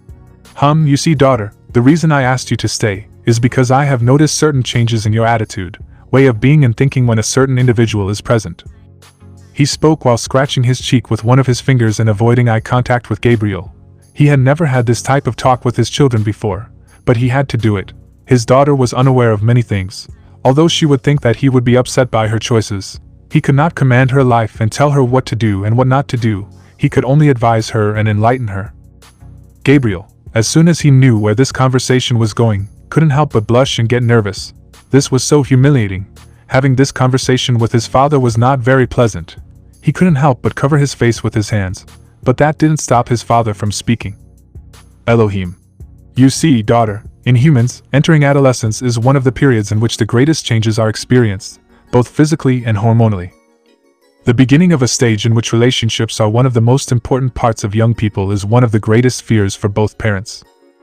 The vast majority of parents usually discuss the subject when the child has already entered adolescence. The difficulty in discussing such delicate subjects with children causes many parents to even omit such a talk. But you and I will not be like that. What I'm getting at is, he could not continue because his daughter interrupted him, taking him by the shoulders while staring at him. She had never seen such a red face in her life. Gabriel. Yes, Dad, I know where you want to go. I already know what men and women do when they reach a point of union. Also about relationships, love, feelings. I looked for that information myself. I know how babies are made. For years I thought a stork brought them, but Penimune told me everything, although I still have trauma. She spoke totally blushing and embarrassed, but she whispered the last thing while remembering the words of her fallen sister. Once she asked her where babies came from. It would have been better not to have asked, but it was something she had to know if in the future she ended up with Issei. She still remembers those words and also the trauma they caused her. Memory. Words of Penimune. Where do babies come from? Easy little sister, babies are the result of when a man and a woman perform an intimate physical act in which they seek to give and receive pleasure. This is known as making love, an action that implies having sexual relations with feeling with your established partner. To make a baby you need an adult man and woman, and it is essential that they make love. At the moment when the pleasure is most intense, the sperm leave the man's penis in a white liquid called semen. They enter the woman's vagina, then the uterus and go up the fallopian tube, where they find an egg that comes down from the ovary. From this encounter a baby will be born. But of the millions of sperm that come out of the penis, only one will manage to enter the egg. When the sperm and the egg unite, they form a cell. The moment when they unite is called fertilization. That and more her sister had told her. She was grateful that at least she had been delicate enough to tell her. But when she found out about it, and the procedures she had to follow, plus that it was going to hurt a little when she lost her virginity. She remembers that all that information made her faint, totally blushing and embarrassed by her new discovery, all while Penimune laughed uncontrollably at her reaction. She didn't want to bring up that subject again, much less with her father. It would be very embarrassing and humiliating. That was why she had stopped him and revealed her secret. Also as not to die of shame. Elohim. Oh, I didn't know. Well, this got a little awkward. I won't bother you anymore with the subject. I see that you know very well what you're doing and I don't want to embarrass you more than you already are. I just want to know one thing. Are you in love with Issei? He asked in a calm voice, while looking at his daughter, who had her face down. Gabriel. Would you mind if I said yes? He asked as he looked at his father and trembled a little at the answer he would receive. Elohim. No, I wouldn't be. Confused yes, but upset no. I fully trust you, daughter, and if you chose him it was for a reason, one that I don't see. But you don't have to worry. I won't get involved in your life or your decisions. I'm your father, but I can't decide for you, he mentioned in a kind tone while he lovingly caressed his daughter's head. Gabriel. Thanks. And answering your question, yes, I like him. I'm in love with Issei Gremory. Weird, right? An angel in love with a demon. How complicated can I be? She spoke while hiding her face between her knees. Elohim. In love, you don't command, daughter. The heart doesn't understand words. It only flies where the soul tells you. And it's not that easy to cut its wings. If you love him, then go. Follow your heart without worries and look for what you want. I will support you in every decision you make. I will be there if you need help. If you want to talk you can come to me and I will listen to you and I will never judge. Gabriel. Dad, sniff, thanks. I was afraid that you would reject me, sniff, that you wouldn't accept my decision, sniff. I was so afraid, she spoke as she began to cry. She had had this worry inside her for a long time and she could finally let it out. Because her father would continue to love her no matter what, but above all, he supported her. Elohim. Now, don't cry, daughter. I could never hate you or stop loving you for such little things. As I said, it's your life and I can't decide everything for you. I've always known that there would come a time when Gabriel would have to let you go. And it's now. Go and pursue your dreams. If your happiness is at Issei's side, I won't oppose. The only thing I can do is wish you luck. He spoke calmly as he proceeded to get up and also helped his daughter to stand up. Gabriel. Thanks, Dad. I will do that. Even if it takes time, I will strive to be with Issei. Thanks again, Dad. Thanks, she said happily while smiling. She was finally free from worries. Now she could act more aggressively with Issei without fearing her father's rejection. Elohim. No problem, daughter. I'll only ask you one thing. Please don't make me a grandfather so soon. Enjoy your youth and life. Maybe in a few years it would be fine. But right now I'm not ready for that scenario. Although I would like to see what my future grandson or granddaughter would be like. He was going to continue talking but his daughter interrupted him. Gabriel. Dad, it's too early to talk about that. I'm not even dating him. We're just friends. I don't deny that I haven't thought about that scenario. But it's not the time yet. There are steps to follow and more when it comes to Issei. Maybe in the future, if I manage to end up with Issei, I can start a family. But for now let's not think about that and let's live one step at a time. She said shyly and with her face blushing as she looked at her father. Elohim. I understand. Sorry I was just bothering you. Well, now that the subject is clear, how about going back home? Issei will be busy for a while taking over the leadership of the underworld. You'll have to wait a bit until you can see him again. For now it will be better to go back and see what happens from now on. Let's go, daughter. She spoke as she extended her hand to Gabriel, who took it with a smile on his face. And so they both began to withdraw from what was the battlefield of the three biblical factions. Father and daughter left for their home. As they left, Gabriel was very happy. His father had accepted his decision and had given him his support. Since he discovered what he felt for Issei, he had always feared what his father would think, but today finally all worry had abandoned him. Now it was only a matter of waiting and seeing what the future held for her, for now she would live her life peacefully thanks to Issei, who took the step to end the war. Since she could live peacefully, she would dedicate herself to improving her relationship with the man who owns her heart. Even if she has to go step by step, it is better than nothing. With those thoughts, she left for her home, accompanied by her father. Meanwhile, somewhere else, a meeting was about to take place that would mark the destiny of a race, as well as the lives of many people, and would also give rise to a new problem. Underworld, Demon Council Headquarters. Currently in the Underworld, an unexpected meeting was taking place involving all the demon clans. The families representing the 72 pillars were gathered in one place, specifically at the headquarters of the Underworld Council. The reason? Simple. The appointment of the new leader who would lead them all was about to take place, as well as the destiny of their race that they would have from now on would be announced. Some families were unhappy about what would happen next, but the most furious were the children of the deceased Maos, who silently watched the event and were planning to overthrow the cursed one who imposed his leadership on them. Inside the council building, all the nobles, whether high or low class, as well as all the inhabitants of the underworld. They were all gathered in a room, although it looked more like a court. In the center of the room there was a single seat, which was exclusively for the ruler of the underworld. Since there everyone present gathered in the room could see and hear him better. Around there were millions of seats that were currently being occupied by the families of the underworld, who were talking to each other either about the current situation or commenting on Issei Gremory. But within all of them we focused on a specific family and couple. Zioctus. What a situation, Issei has done his thing again. I wonder what will happen from now on. He spoke while looking around and noticing how he and his wife were receiving unpleasant looks, probably because they were Issei's parents. Vanillana. The truth is I'm not interested in any of that, I just want my baby. I don't know why he did it. To finish off the mouse, I just want an explanation from him. He's getting further and further away from us. What is he looking for with all this? What do you want, Issei? She asked into the air while her gaze was downcast. Then she felt her husband's hand on her back, so she raised her head and looked him in the eyes. Zioctus. Whatever it is, we'll know very soon. Don't worry, dear. For now we can only wait. He shouldn't take long to come. We'll clear up our doubts. Our son may be a bit complicated, but you know as well as I do that he never acts without thinking or without any specific reason. Don't worry, everything will be fine, he said while hugging his wife and looking ahead. Vanillana. You're right.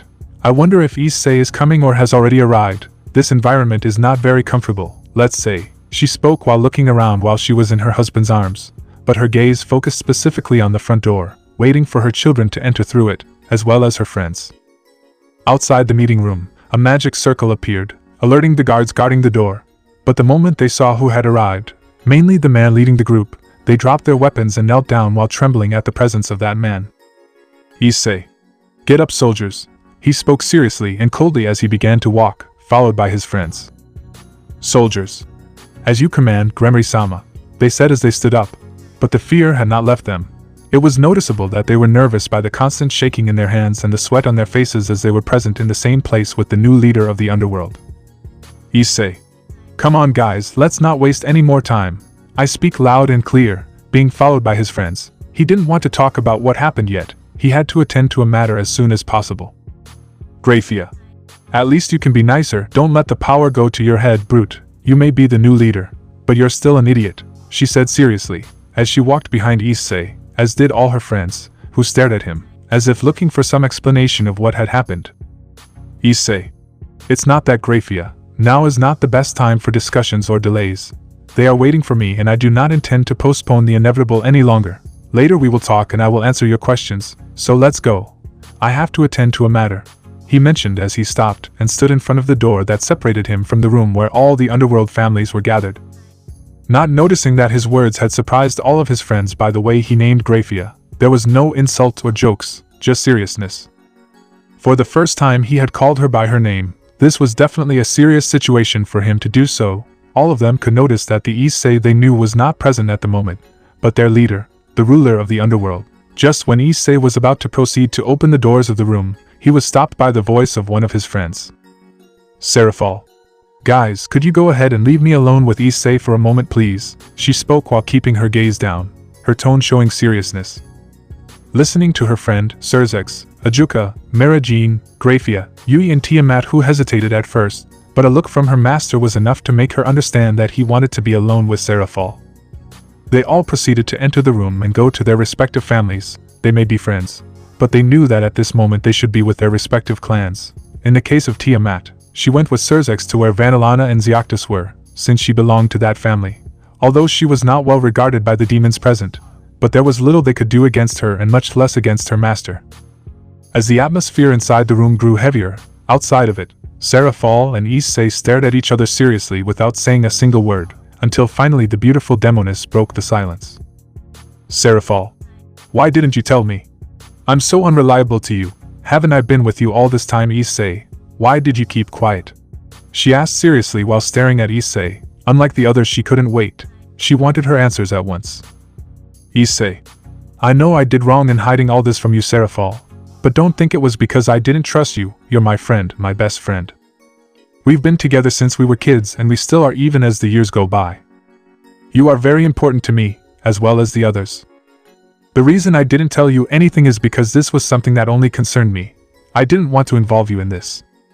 Tiamat was an exception. During the years I spent training with her, I told her about my plans and she agreed to help me.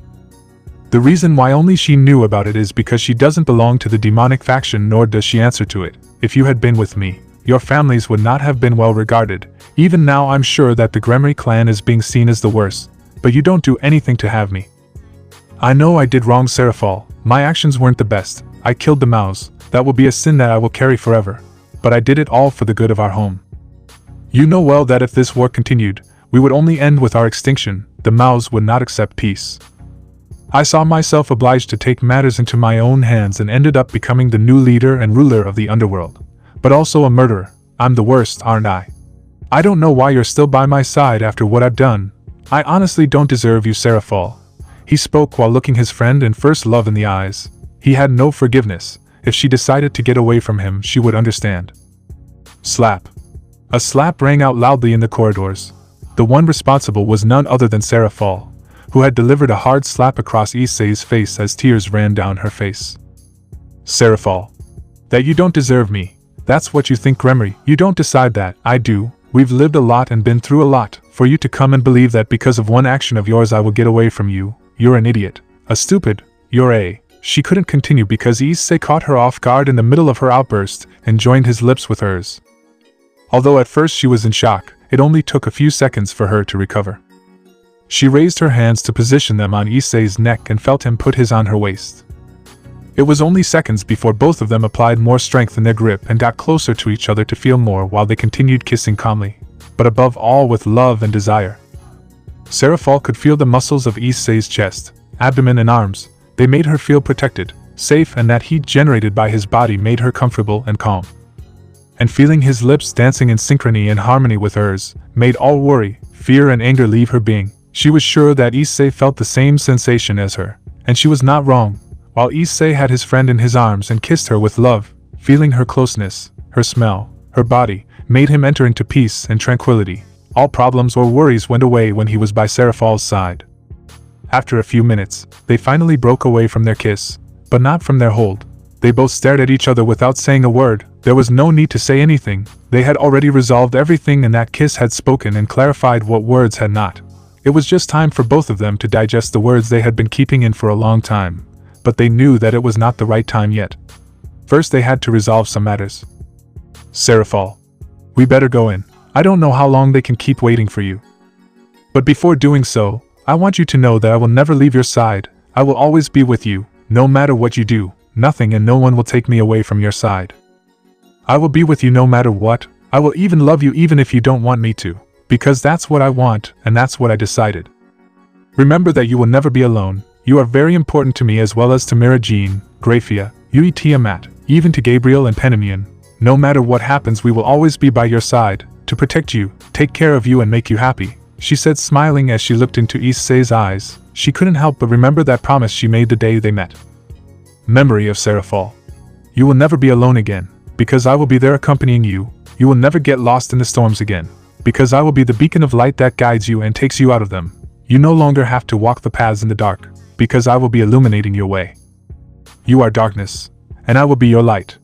It was the promise he had made to himself, and until today he had been faithful to it, and would continue to be so until the end of his life, because she is his light. Issei didn't answer, he only showed a small smile as he lovingly caressed Serafall's head, and then he took her hand, intertwining his fingers with hers, and then began to head towards the room where the most important meeting in the underworld would take place. Once in front of the doors, both of them proceeded to open them and enter the room. His arrival caused a stir in everyone present. There were different looks directed at him, whether admiration, contempt, or fear. It wasn't something that mattered to him anyway. As he headed to the seat that belonged to the ruler of the underworld, he could see his friends with their respective families among the crowd. But as soon as he saw the Lucifuge family and what was left of the Lucifer, he felt a bad feeling when his eyes passed over Resivim Lucifer and Euclid Lucifuge, but he didn't give it any importance. He saw how his friends greeted him, to which he responded with a movement of his head. Continuing his route, he managed to visualize his family. His mother looked at him with caution and doubt. He knew that when this meeting ended, he had to talk to her, who was the most affected by his actions. He cursed himself internally for always hurting her. He only hoped he could find some way to compensate for her caused problems. His father, Tiamat and Serzex, only looked at him expectantly, at what he would do next. He also managed to see Serafall's parents, who were standing next to his family and staring at him. He had always had a good relationship with them. They had even given him their blessing to marry their daughter, which was unknown to Serafall. At first he thought she would go with her family, but seeing that she showed no signs of letting go of his hand, he assumed that she would be with him during the meeting. Once they reached the center of the room and therefore the seat of the leader of the underworld, Issei asked Serafall to sit down, while he remained standing and began the meeting once and for all. Words have never been his strongest suit. He has always been more of an action person. Once Serafall took a seat, she looked at Issei with great attention. It was no secret to her, knowing that he has never been one to give speeches, but she hoped that at least he wouldn't start in such a rude and brutal way. Silence reigned in the room once the Gremory heir had made an appearance. Many of those present were afraid just by seeing him, and a small group was afraid and angry towards that man. Once all the families fell silent as they stared at Issei and awaited his words. The all for honor mentioned finally spoke. Issei. It's good that everyone is present. Some know me and some don't. I am Issei Gremory, the firstborn of Zeoctis Gremory and Vanillana Baal, heir to the Gremory clan, but mainly, I am your leader. I am the man who ended the lives of the Maus and the one who will take the leadership of the demons from now on. Whoever has something to say or is dissatisfied, I invite you to come here in front of me and tell me to my face instead of staring into the distance like a bunch of cowards. He shouted loud and clear while looking at everyone around him. His words caused those who were looking at him in a bad way to lower their heads. Panic was present in the room at such provocation on Issei's part. No demon present moved from their spot. They were aware that if they revealed themselves or faced the one who bears the surname Gremory in his name, they would only find one destiny, death. The only ones who weren't afraid were his family and friends, who watched everything with drops of sweat running down their heads. What a way for Issei to speak. Serafall, who was the closest to Issei, had hit her forehead with her palm once she heard how her idiot began to speak, because she couldn't be more subtle with her words. But nothing could be done now. Issei was Issei and that could never change. She just hoped that the situation wouldn't get any worse. She was sure that the people gathered wouldn't resist so much and would faint from fear, all because of Issei. Issei. Nobody, that's what I believed. Listen carefully. I will not allow disorder and chaos in my underworld, but neither do I come to deprive you of your freedom. During all these years we have lived in a corrupt society full of hypocrisy, pride, lust, greed, anger, and we have forgotten values such as compassion, respect, solidarity, and love, but no more. From now on things will change. First of all, we will no longer get involved in the war with the angels and fallen factions. Just when he revealed that information, many demons rose from their seats and began to shout in total disagreement with such an idea. Screams and insults were directed at him. But he was not going to tolerate any lack of respect. He was going to show them who was in charge here. Issei. Silence. It is already decided, and whoever goes against my command I will kill as I did with the Maus. They want that for my own good, that way they are less obstacles in my way. Here I command. My word is the law, you better get used to this because I do not intend to tolerate any outrage to my underworld and my person. Obey or die, it's that simple. He shouted with fury in his voice, as he released his power suddenly, forcing everyone to fall to the ground. In addition to the ground beneath him being destroyed by the pressure exerted. The windows present in the room suddenly broke and the columns began to crack, under the horrified gaze of everyone present. The only ones who were not affected by the pressure exerted by Issei were his friends, his family, and Serafall's. The All for Honor mentioned, upon seeing what Issei was causing, got up from her seat and went to him and took his hand to calm him down. Thanks to her intervention, Issei stopped releasing part of his power, generating relief for those present, who returned to their seats, but this time there was no one who would go against him and his words. That display of power had terrified them like never before, and they knew that their best option was to obey the words of their new leader. Once silence reigned in the room again, Issei resumed his words, but this time with the integration of Serafall at his side, who held his hand, probably so that no outburst on his part like the one a few moments ago would happen again. Issei. Good, I like it that way. Now as it was, not only will we no longer get involved in the war against the fallen and angel factions. Also the demonic society will change. There are some clans that are above others, in terms of power or wealth. And thanks to that they tend to look down on the weak. For not being at their level, that is about to change. I care little what they say. From today on every clan will be at the same social level. None will be better or superior than another. Everyone will be on terms of equality. The only clan that will be above all the others will be the Gremory clan, which is mine. Also arranged marriages are completely prohibited. No young man will be forced to marry without his consent just for the selfish desires of his family. From now on that law is established, and if they disobey it they will see it with me. Only if those involved in said union agree will the commitment take place. During this time women have been victims of abuse and machismo in this society. That is about to change. From now on women will have the same rights and equality as men. Their voice and opinion will be heard. We will leave that system where man is better behind and we will live in an environment of equality. She spoke firmly and calmly while looking at everyone around her, without noticing the smiles Serafall had on her face once she heard the changes that were coming. Issei gave them some time to assimilate his words. He could hear some murmurs from several women and men happy with these changes, as well as the discontent of others. But one could not please everyone. As long as they followed these laws, everything would be fine. After a few seconds he spoke again. Issei, you will live in an environment of peace, fairness, and equality. What you do with your lives is not my problem. As long as you do not do anything stupid and harm my kingdom, your lives will not be in danger. As you see, I am not taking anything away from you. I am just setting limits on you. You can continue with your lives and do what you want. I am not here to rule and make the same mistakes as the Maos. I am here to fix your mistakes. As long as you do your part, I will do mine. You can be sure and calm when I tell you that the safety of the underworld and your lives are in my hands. If someone attacks our home, I will be the first to go and defend it. If you have problems, you can come and I will listen to you. I am not an oppressor, dictator, or villain. I am what our race needed to not become extinct. I am your savior, your leader.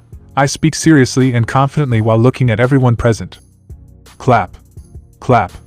Clap.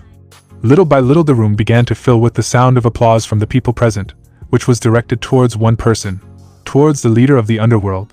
The majority supported this new government, since it was not bad, rather it was a solution and improvement in their lives.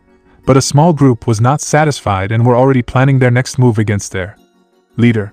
They only had to wait for orders from the son of their former lord and ruler. Issei. That will be all for today. As time passes you will see the new changes.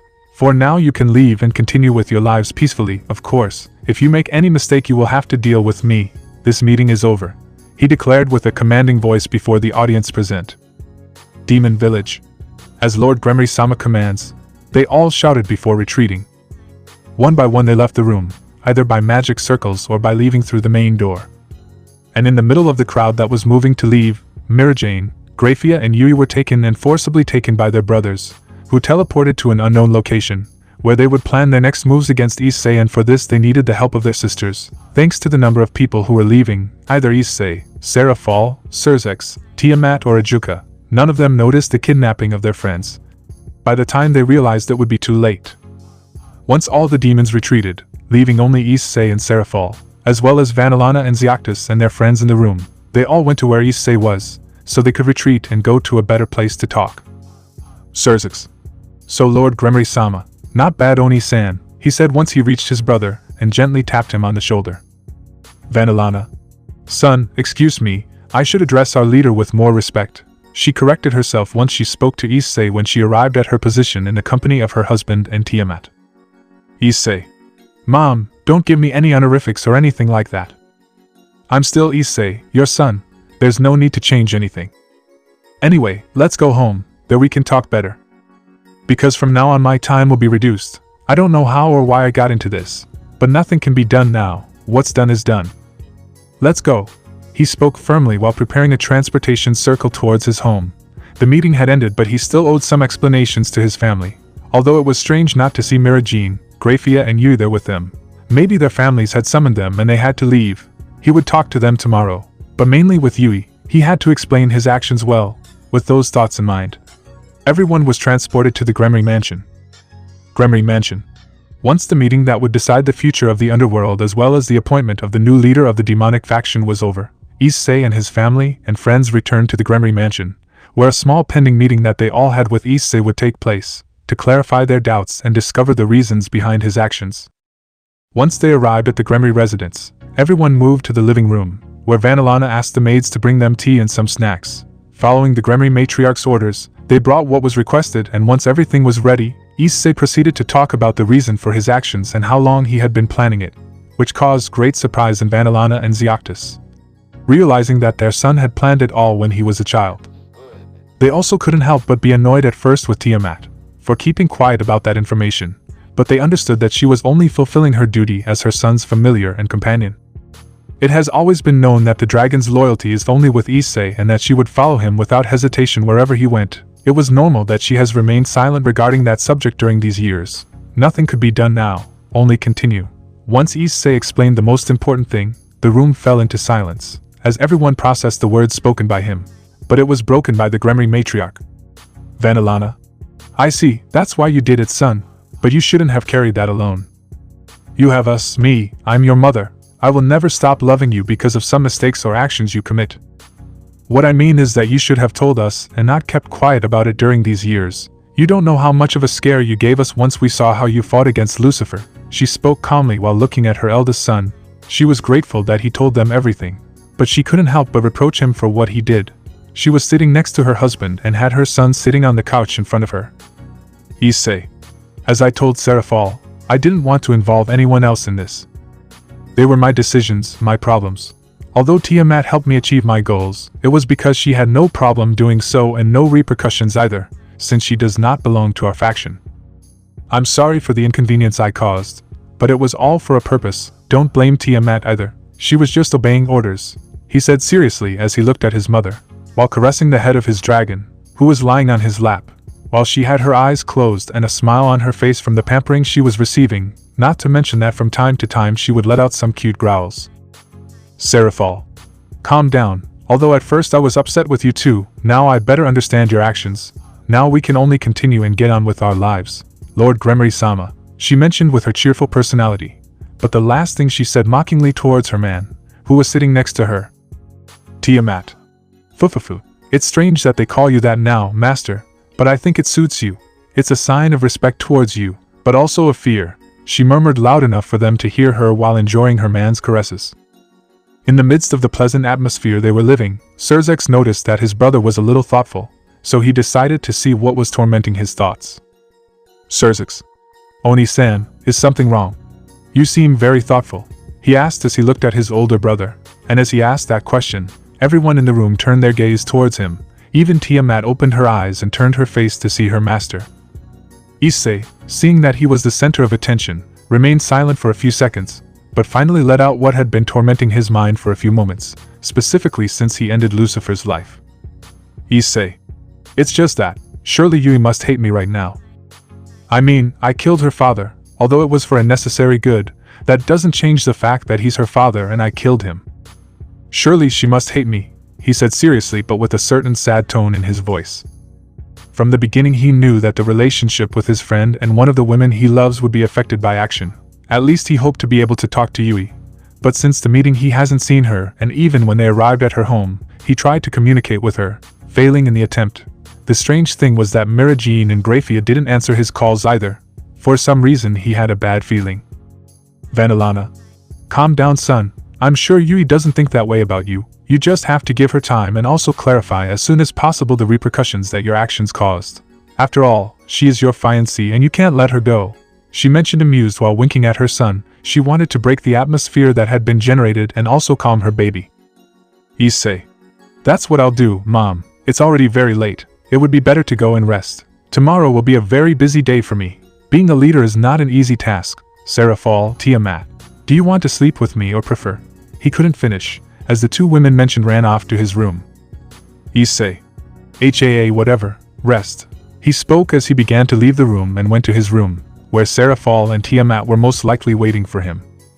Once Issei left the room, leaving his parents and brother behind, silence reigned for a few seconds, but was broken by the Gremory patriarch.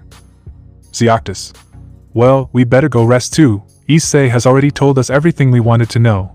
It's surprising that he's become the ruler of the underworld, but we must continue with our lives and get used to the change. Although I'm certain that Issei was hiding something from us, he said thoughtfully while standing next to his wife. Serafall.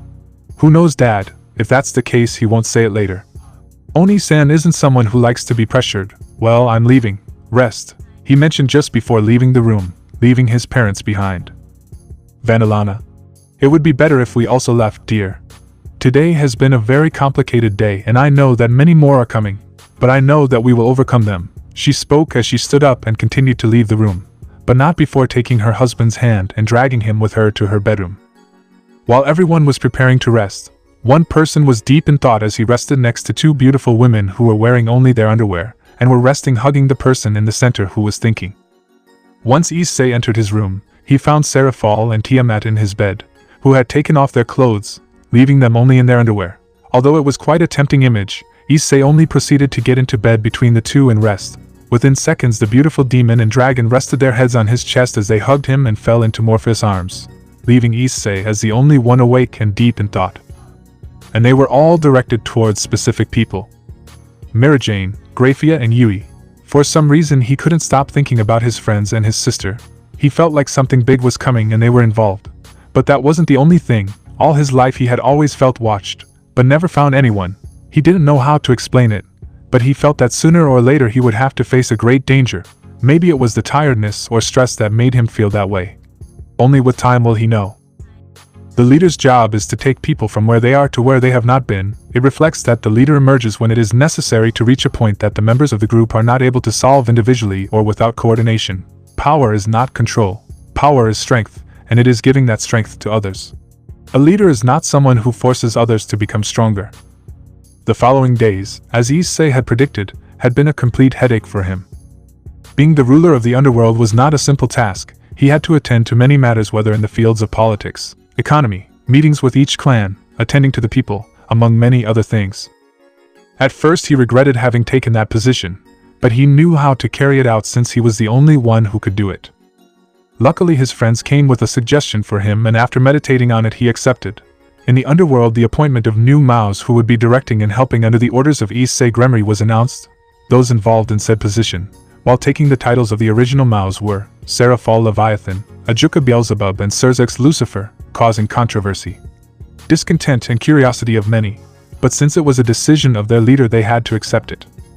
Furthermore, the appointed new Mao were three devils who were born with immense power, equivalent or superior to the original four great Mao, and were chosen for the Mao positions despite not carrying the blood of the original Mao. The new government was slowly being established, and with the help of his friends and brother, Issei was able to lighten the load he carried, by giving different tasks and responsibilities to Serafall, Serafall and Ajuka. Although by taking those positions, the all for honor mentioned lost their right as the heirs of their respective clans in the process, but it was a risk they accepted in order to help Issei. Many would think that Issei would take the title of Lucifer, but the all for honor mentioned when it was offered to him he rejected it, because he hated that title and gave it to his brother, who although he was not as strong as him, could be considered to be the second strongest demon in the underworld, and that position suited Serafall well. The leadership was established in the underworld, with Issei at the top, then the new Maos and finally the demonic council, who did not like that position but could do little against Issei, Most of the clans were accepting those changes, but others not so much, and were planning something against the government of their leader. Although not everything was happiness for Issei and his friends and his brother. Since Mirajin, Grafia and Yui did not show themselves again. At first they thought it was because they were upset with Issei and his actions and did not want to show their faces, but after several days, everyone got worried and went to look for them at their homes. But the only thing they found was nothing. There was no trace, message or sign of them, nothing. But with their disappearance, also came that of many clans of the underworld, generating much controversy in the clans that did remain and accepted the government of Issei Gremory. But it also caused the fury of the All for Honor mentioned. Issei and Tiamat had foreseen a betrayal towards their government, which would cause a civil war to break out at the hands of the descendants of the Mao, who would try to continue the legacy of their parents by gathering their most loyal supporters and finish what they started. The Great War, to realize the ambition of world domination that the original Mao desired. For that reason Issei never considered them for the positions of the Mao, since it could be said that his government was the anti-Mao faction, which wanted to ensure the survival of the demons as a species, thus disapproving of the continuation of the Great War. This conflict would eventually cause a civil war to break out between the devils. Issei had already considered that scenario, but what bothered him was that Mirajin, Grafia and Yui joined that side, making him believe that all these years together were just a game for them and that he fell for it. He didn't want to believe in that, but it was a possibility he couldn't rule out. The following days, Issei took the position of leader seriously. The proof of this were his eyes that stopped being violet and turned red, remaining that color as the dominant one at all times. His attitude changed, becoming more serious and cold. Fury dominated him at all times and he only wanted answers. The supposed betrayal of his friends had hurt him and changed him. To keep Issei at bay and not kill anyone in his outbursts of anger, Serafall and Tiamat always remained by his side, helping to lighten the tension and fury in him.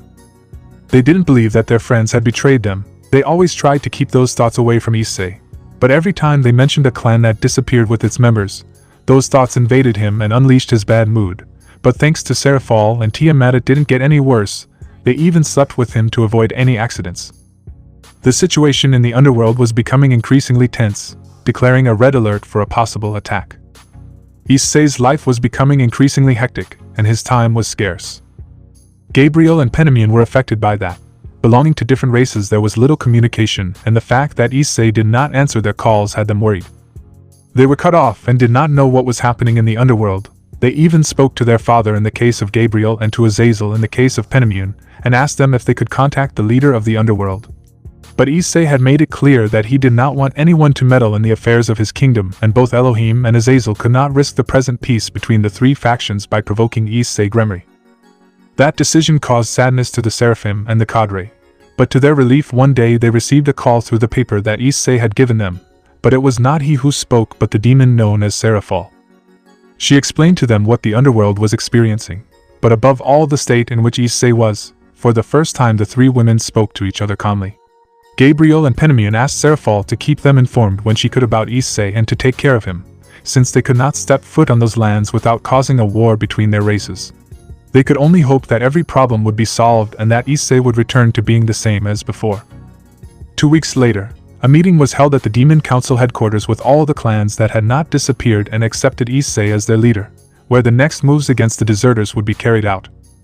Once all the inhabitants of the underworld were gathered, the meeting began, and knowing their leader and what he was like, they went first with the topic that was causing a great impact in the underworld. Council Elder Gremory-sama, as you requested, here is the list of all the representative families of the underworld and also the families that have disappeared. Everything points to the fact that they have defected and plan to attack your government according to external informants, he said respectfully as he spoke to his leader and handed him the list that had all the information. Once Issei received the document, under the watchful eyes of everyone present, he began to walk around the room as he read the names of the clans, but mainly those who had defected, hoping that his assumptions were not correct. In the middle of his reading, once he reached the part where the clans that had disappeared and were reportedly planning an attack against him were, he found two names that he hoped not to see. Lucifuge and Lucifer. Issei's thought. Mirajin, Grafia Yui. Why you? There must be a mistake here, something I'm not seeing. I know you very well and I know that you wouldn't be capable of betraying me. Did your families force you? That would explain your absence, but what if all this time they have lied to us and deceived us? No. If that were the case, I would have realized, Wait a second, perhaps. I see, they couldn't be against me. But their brothers could. Surely those bastards did something to you to have you on their side. If so, I will save you. But I also can't rule out a possible betrayal. Issei. Very well, listen carefully. I will be clear and I will not lie to you. A war is coming and our opponents are none other than our own race. The clans that have disappeared are our opponents, and I will tell you something you did not know. I have foreseen this scenario for a long time. The children of the Maos are responsible for this possible war. They never accepted my government, and only seek to fulfill their goals of world domination, but they will take care of us first. I tell you once and for all that everyone who deserted is our enemy and will only have one destiny, death. Prepare your weapons, reinforce the defenses, because very soon we will have to fight for our ideals and for our future. I shout loud and clear to your people. Demons gathered. As Lord Gremory-sama commands, they responded with respect and admiration towards their leader. Issei could only look at his village with satisfaction while his friends went with him. A new war was approaching, in which the fate of the underworld would be decided. The anti-Mao faction against the Mao's faction led by their descendants, a conflict that would cause a civil war between demons. Only one could win. Unknown location. In the midst of the darkness, the moon rose above the firmament, its light illuminating a gloomy-looking structure. It was a castle in the middle of a completely dry forest filled with fog, giving it a gloomy and dark appearance. Inside the castle, a meeting of vital importance for the future of the present race was taking place. Kateria. Your Majesty, preparations for the battle are complete, she mentioned while kneeling and showing respect to the person in front of her. Shalba. Give the order and we can start the attack at any time. He spoke firmly and like his colleague, he was kneeling and showing respect to the person in front of him. Cruisery. We are waiting for you, sir. He spoke with respect and, like his colleagues, he was kneeling in front of the person in front of him. But they were not the only ones. Behind them there was a large number of people, who were ready to kill and start the battle for their kingdom and their lord. All those present were kneeling and showing respect to the person who was sitting in front of them on a throne worthy of a king, who was being accompanied by 4 subjects behind him. The person who was sitting on the throne and looking at everything with satisfaction, stood up from his seat and addressed words to his followers and began what many have been waiting for, the war. Resivim. The western lands are filled with the power of the cursed ones who drove us out of the underworld. As we speak, they enjoy peace and happiness while following one man. I am here to make my authority known throughout the world, just like all of you. The moment we finish off those who set limits on us, and proclaim themselves the leaders, the demon empire will belong to the people of darkness. I only wish for one thing. The wretch we all know as Gremory, who appeared and imposed his laws and order, is none other than him alone.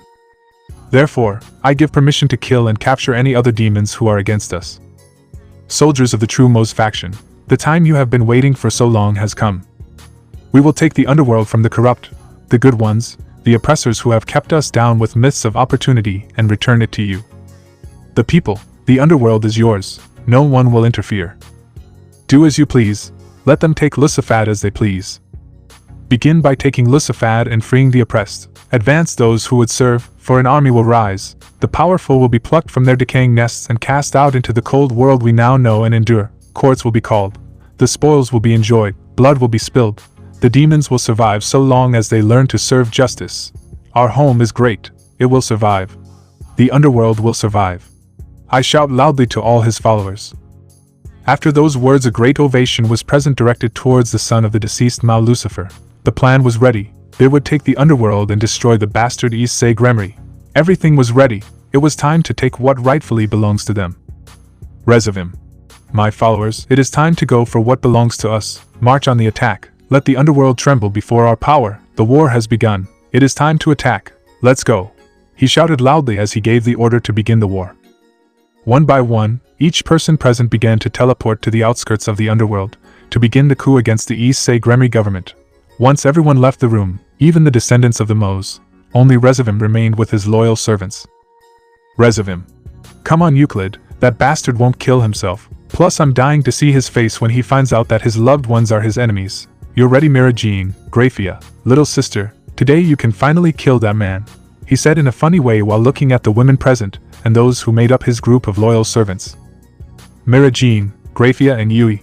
We are ready, Resivim-sama. We will kill Issei Gremory and bring glory to you, our only leader, they spoke in unison as they knelt before their Lord. But it could be noticed that their eyes were totally dull without any shine. Res of him. I like that, then let's not waste any time and go. We have to kill that bastard, he said, smiling arrogantly as he prepared a transportation circle to go meet his men and start the war once and for all. The fight for the underworld had begun. Underworld, Gremory Mansion. In that home, Issei was gathered with his friends and family, who talked about the current situation of the underworld and also the imminent war that was approaching. But all talk was interrupted by an urgent call that was made to Issei, where they explained to him that the underworld was being attacked by the traitor demons and they needed his presence as well as that of the Maos, since the descendants of the ancient Maos were present and were causing havoc in the capital. Once his arrival was confirmed, he went to his friends and explained the situation to them. Issei. Listen, the war has begun. Right now Lusafad is being attacked, but I don't think the soldiers can resist against the descendants of the original Mao. It's time to go and defend our home. The clans that defected are also present. All of them are our enemies, and it's very likely that Mirajin, Grafia and Yu are with them. They are our enemies, so don't get too confident if you see them. He spoke seriously while looking at his friends. Serzax. How can you say that about them? We know them very well. They would never betray us. Grafia would never. He couldn't continue with his outbursts, because his brother hit him on the cheek and sent him crashing against the table in the living room. That action caused the surprise of those present. Vanillana, who was present, went to help her youngest son, while Issei was held back by Serafall, Tiamat and Ajuka, possibly so that he would not hit his brother again. Zeoctus, who was also present, placed himself between both brothers to stop a possible confrontation. Once Serzax recovered from that blow and was helped by his mother to get up, he focused his sight on his brother, who was being held back by his friends, and looked at him seriously and coldly. Issei. Listen to me well, Serzax. You need thousands of years to raise your voice at me. Don't make me beat you up right now and put you in your place. Don't think I don't know how you feel. I'm the same as you. I'm worried about our friends. But it won't do us any good to act rashly. But we can't fully trust them either, not until we hear their reasons. They may or may not be innocent. I'm just saying this so that you're prepared for the worst scenario. He spoke seriously while looking at his brother. Serzax. I understand. I'm sorry, it's just that I'm worried about them and I ended up taking it out on you, Oni-san. But you're right, we must prepare for the worst, he mentioned once he cleared his thoughts and cooled his head. Issei. Very well, let's go guys, we must defend our home, and also, find out why our friends left our side.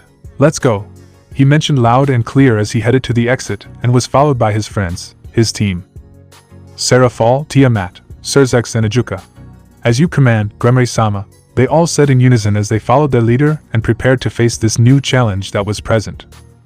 Only one side could win. Fight or die. A fight for different ideals and dreams, where there would only be one winner. Since the only defeated in the world are those who stop fighting for their dreams, you against the world and the world against you, Issei could only affirm one thing. In this war there is only one thing that is certain. There is going to be a death here.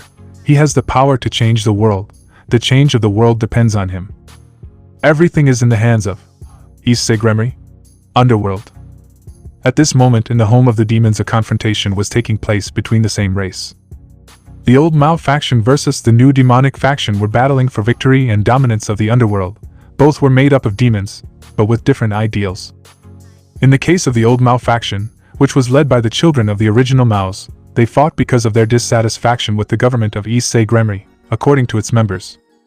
The demons could not abandon their natural roots. They had to be ruthless, superior, the incarnation of evil. But the Gremory heir denied them that right and offered them peace and prosperity, and they were not going to accept that. On the other hand, the new demonic faction, commanded by Issei Gremory, the murderer of the original Maos and who took the leadership in the underworld with his friends. They fought to maintain order and peace in the underworld and its people. That was what was happening right now throughout the demon territory. Lusafad, the capital of the underworld, was the most crowded place and where most of the soldiers were fighting each other.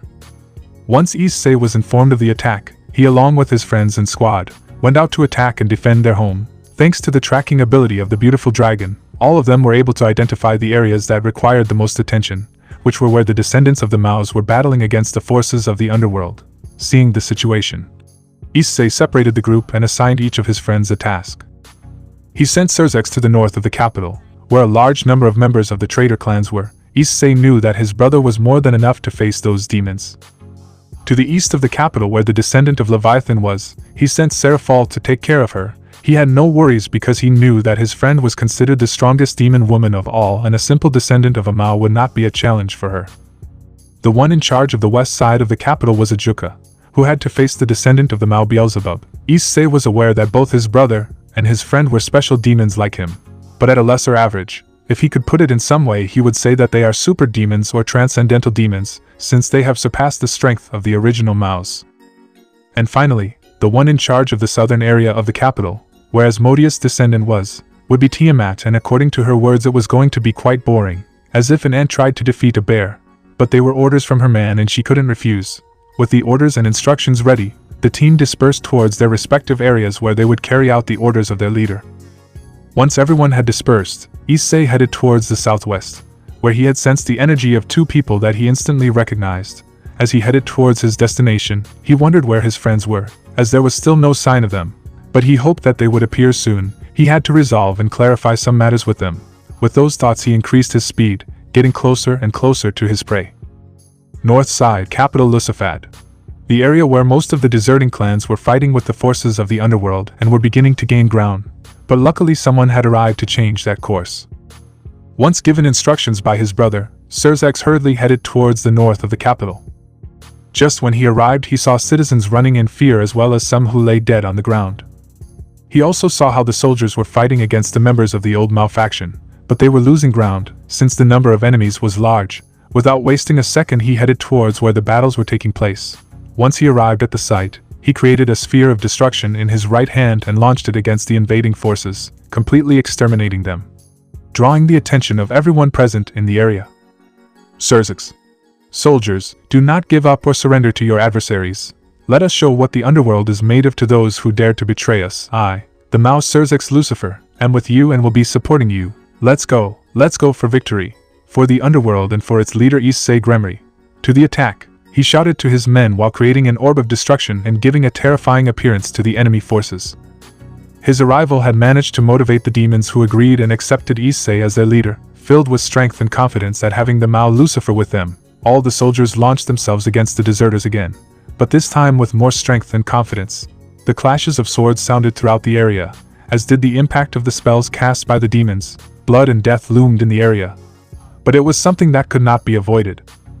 Commanding the soldiers in the front row was Serafall, who had changed the course of the battle with his arrival. With his strength and power he swept away all the demons that crossed his path. Not for nothing was he considered a super demon like his friend and rival Ajuka.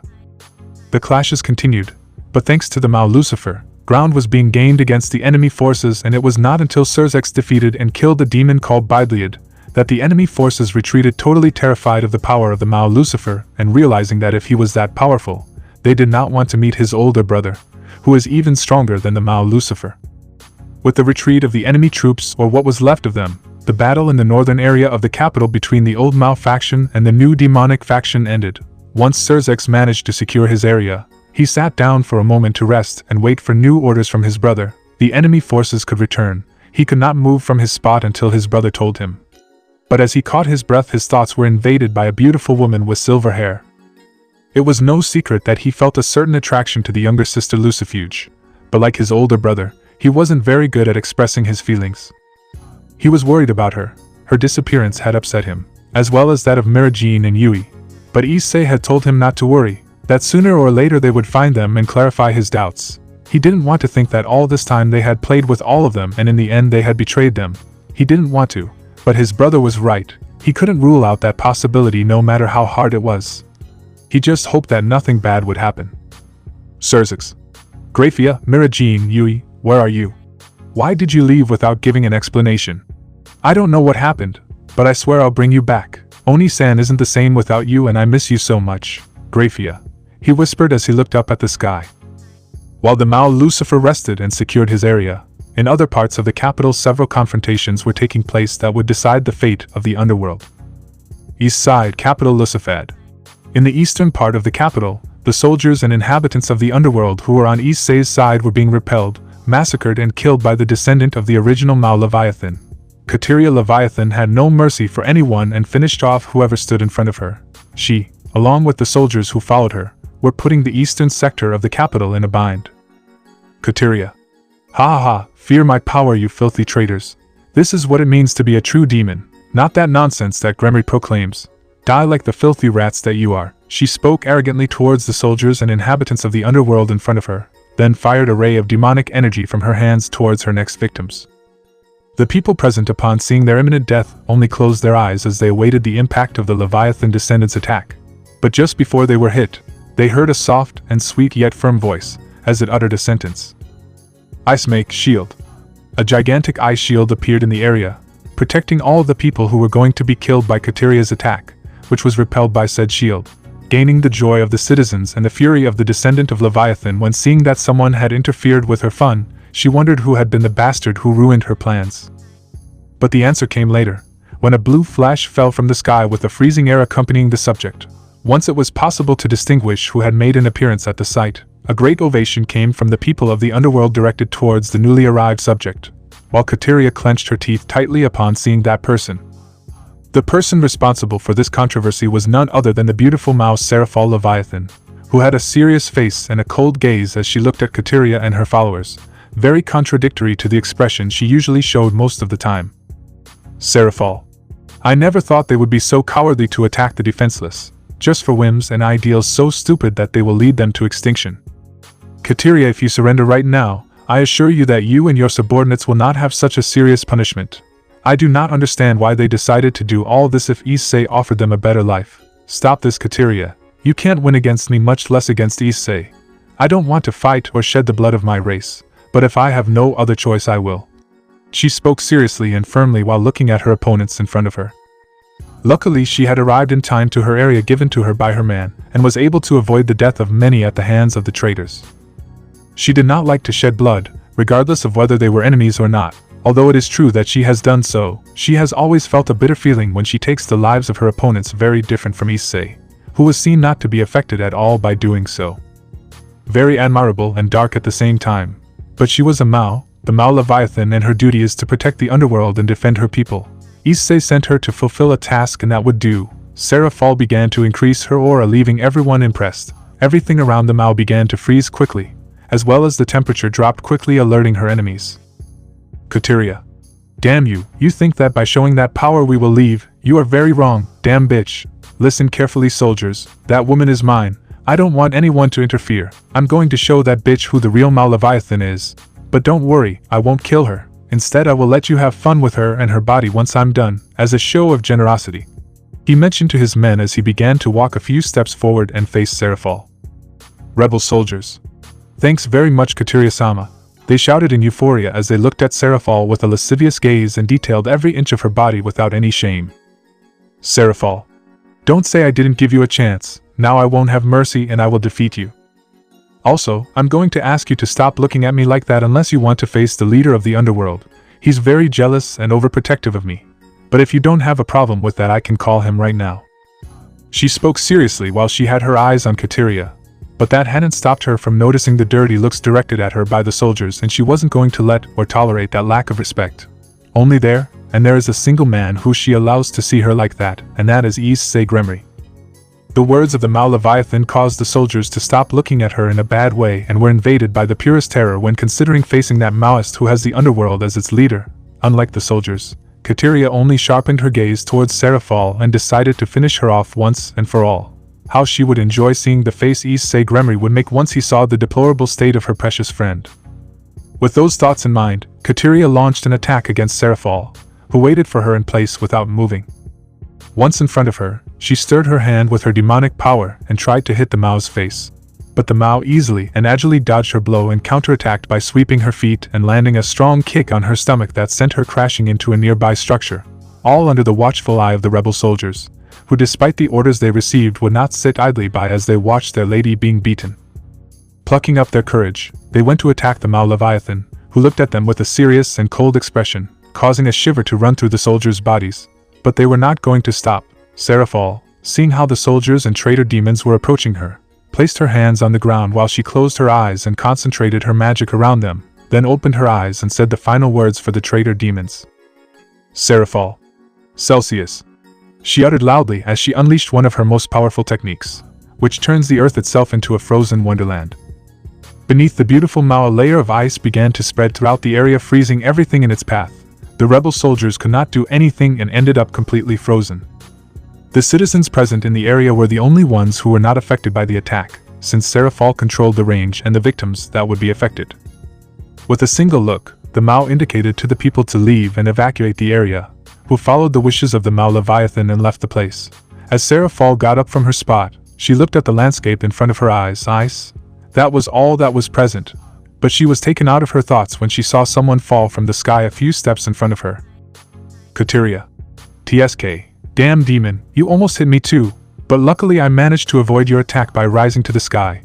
With this it is clear, you, the Maos and that damn Gremory, all of you are a threat to my world. That is why I will take care of exterminating you, damn usurper, she mentioned furiously, just before starting the fight. Creating her clan's magic circle, Kateria threw a ray of demonic energy at Serafall, who only stepped aside to dodge the attack, but the descendant of Leviathan did not stop and continued throwing several more attacks at the Mao. Serafall, with great agility, dodged the attacks or cancelled them with her ice magic.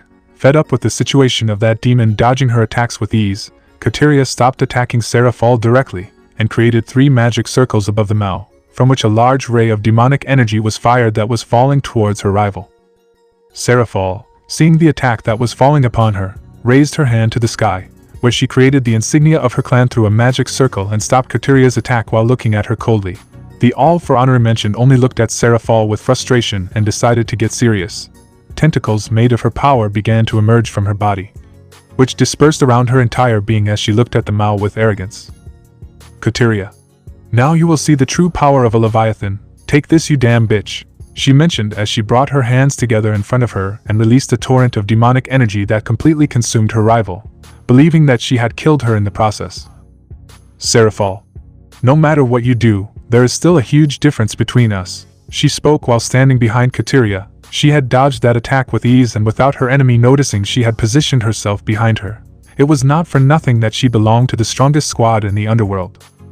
Kateria, seeing that her rival was behind her, quickly turned around while trying to hit Serafall with her fist, but he was caught by the All for Honor mention while looking at her seriously. While both grappled against each other, Kateria managed to free herself from the grip and kicked the Mao in the abdomen, sending her a few steps back. Without wasting time, she placed her hands on the ground and from it several affiliated tentacles came out that went towards Serafall, who, seeing how the attack came towards her, took out her wings and rose to the sky and thus avoided being harmed. Once raised in the sky at a great height, Serafall created 3 large ice spears and fired them at where Kateria was, but she didn't stop there. With a movement of her hand she created another spike that came out of the ground trying to pierce the descendant. But she managed to narrowly dodge the pillar on the ground and destroy with her power those that were falling towards her position. But she wasn't prepared when the Mao appeared in front of her and gave her a strong blow to the face, sending her flying. Serafall did not remain still and chased Kateria. Wherever she went she froze everything in her path. Once she was on top of her she created an ice dagger and cut a tentacle that the descendant threw at her, to later bury her dagger in Kateria's shoulder, eliciting screams of pain from her. Kateria. But despite her condition, Serafall didn't hold back and threw a punch at the descendant of Leviathan, forcing her to hit the ground with the Mao on top of her. The situation couldn't go from bad to worse for Kateria. Now she understood why Serafall Citri had become the current Leviathan. She was a very powerful demon. Not for nothing was she considered the strongest female demon in the underworld, something that became very notable since there are other powerful female demons like Mara Jean Lucifuge, Graphia Lucifuge, and Yui Lucifer. If this confrontation continued, it would only end with her death. She didn't have her followers to back her up, she only had one option. Throwing her tentacles to get rid of Serafall, she managed to stand up while looking at the Mao Leviathan with displeasure and resentment.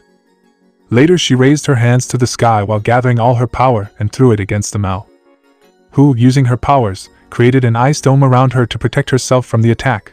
That was Kateria's chance to retreat. Creating a transportation circle under her feet she disappeared from the area. She had lost her men and to continue fighting her life. The south side of the capital was now in the power of the new demonic faction. She only hoped that her colleagues had fared better than her. Retreating from the place she went to meet her leader. Once the attack ceased, Serafall undid her defense and noticed Kateria's absence in the area. She had fled, was the only thing she could think of, but it was one less problem. With the departure of Leviathan's descendant, the southern area of the capital was safe. Making sure she was alone, with a snap of her fingers all the ice in the area was destroyed as it turned into frost that was carried by the wind. Taking a breath, she sat on a rubble while looking at the landscape. she couldn't move from her position until she received new instructions from her man. Serafall. I just hope the others are doing well. Knowing them, I'm sure they are, and I shouldn't worry about Issei, rather I feel sorry for whoever crosses his path.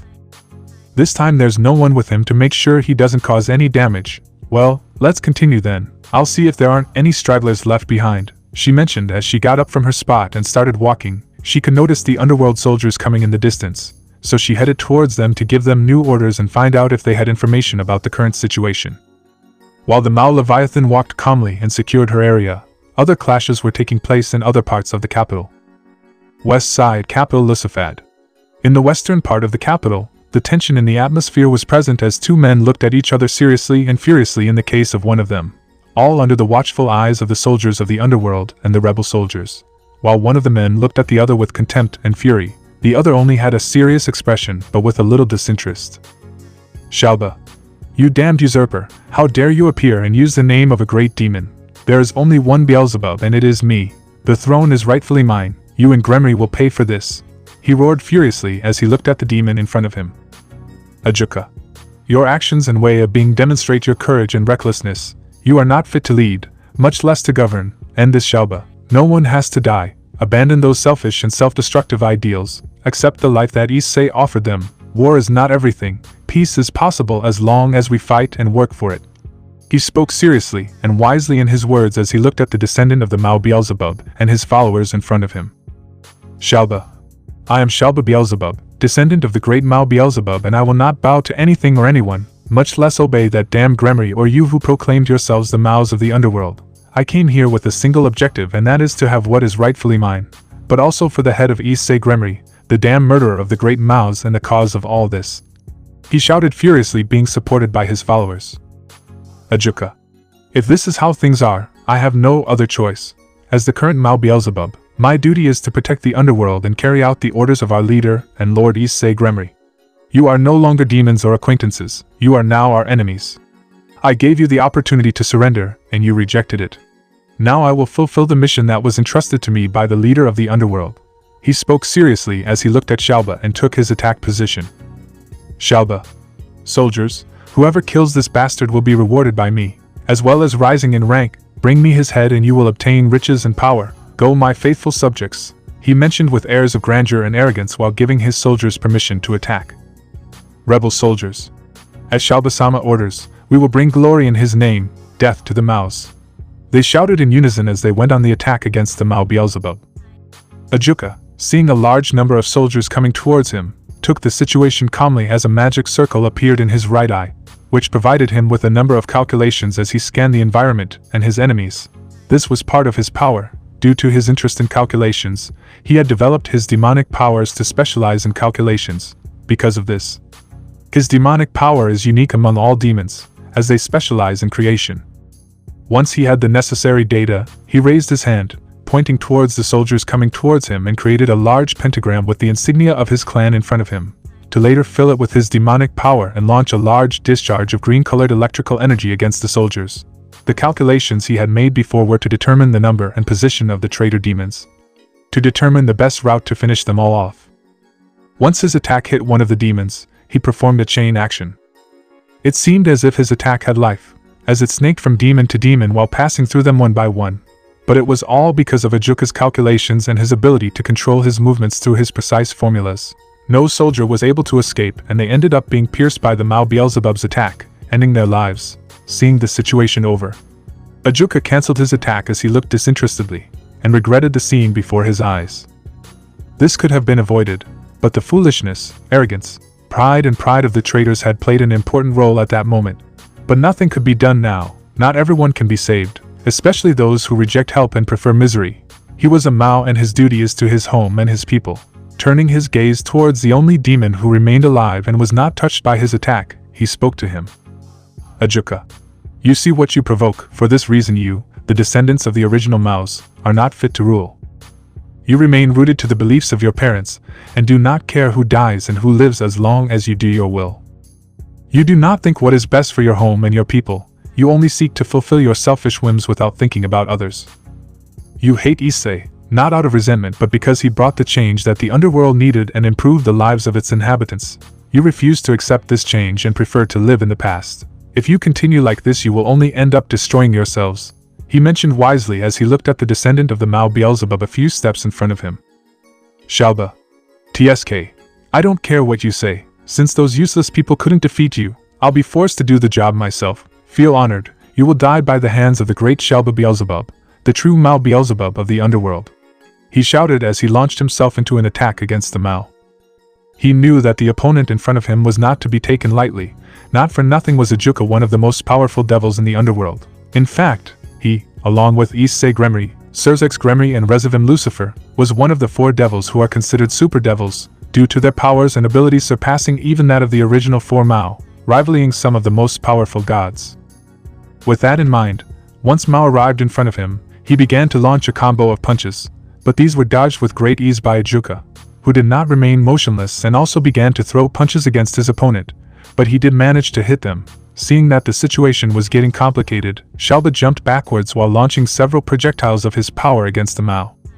Seeing the imminent attacks on his person, the Mao Beelzebub raised his hand in front of him and stopped Shalba's advance of attack with ease. Before Shalba's incredulous gaze, it was the Kankara formula, a movement that has the ability to control all phenomena using equations and formulas, thus being able to modify said phenomenon and turn it into a special movement of his own. Once he stopped Shalba's attack, he redirected it and launched against him, but with more force.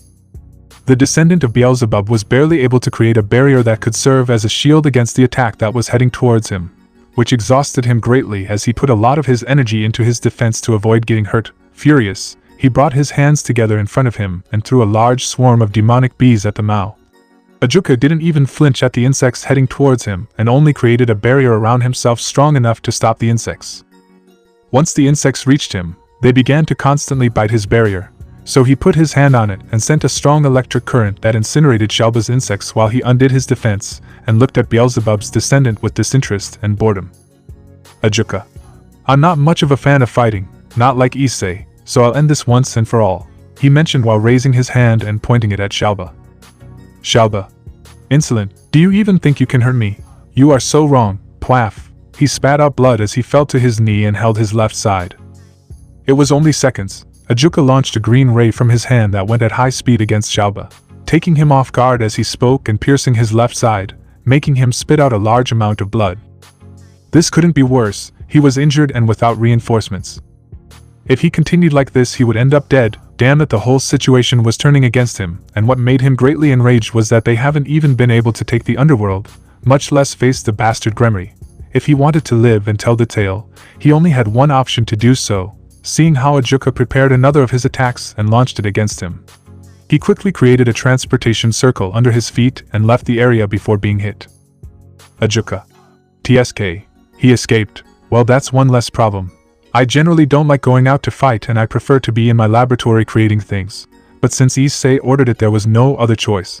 At least I took care of this situation quickly. Now I just have to wait for new orders while I secure my area, he mentioned as he turned around and started walking, moving away from that place full of death from the fallen traitor soldiers.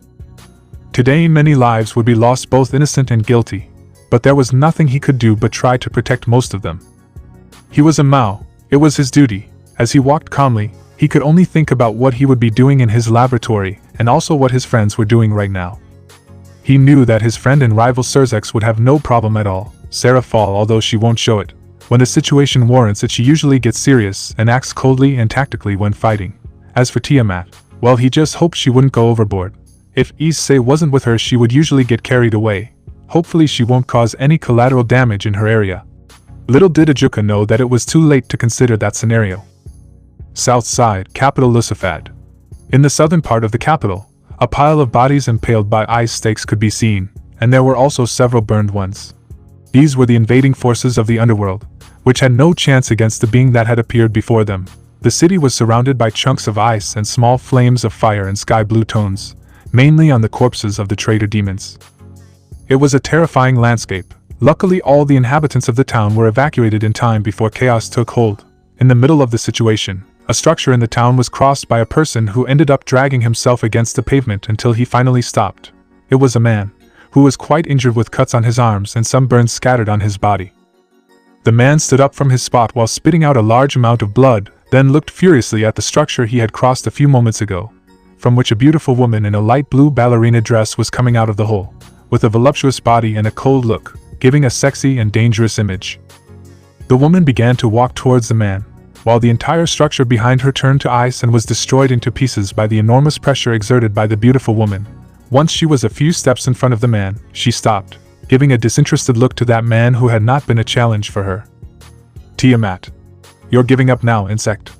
How much do I have to hit you so that you understand once and for all the great difference that there is between us? Better give up and accept your destiny, scum, she mentioned seriously and coldly towards the subject in front of her. Once he had reached the position designated by his master, he showed no mercy and wiped out all the traitorous soldiers and families of the underworld, either through his ice powers, piercing every enemy with ice spikes or incinerating his enemies with his fire.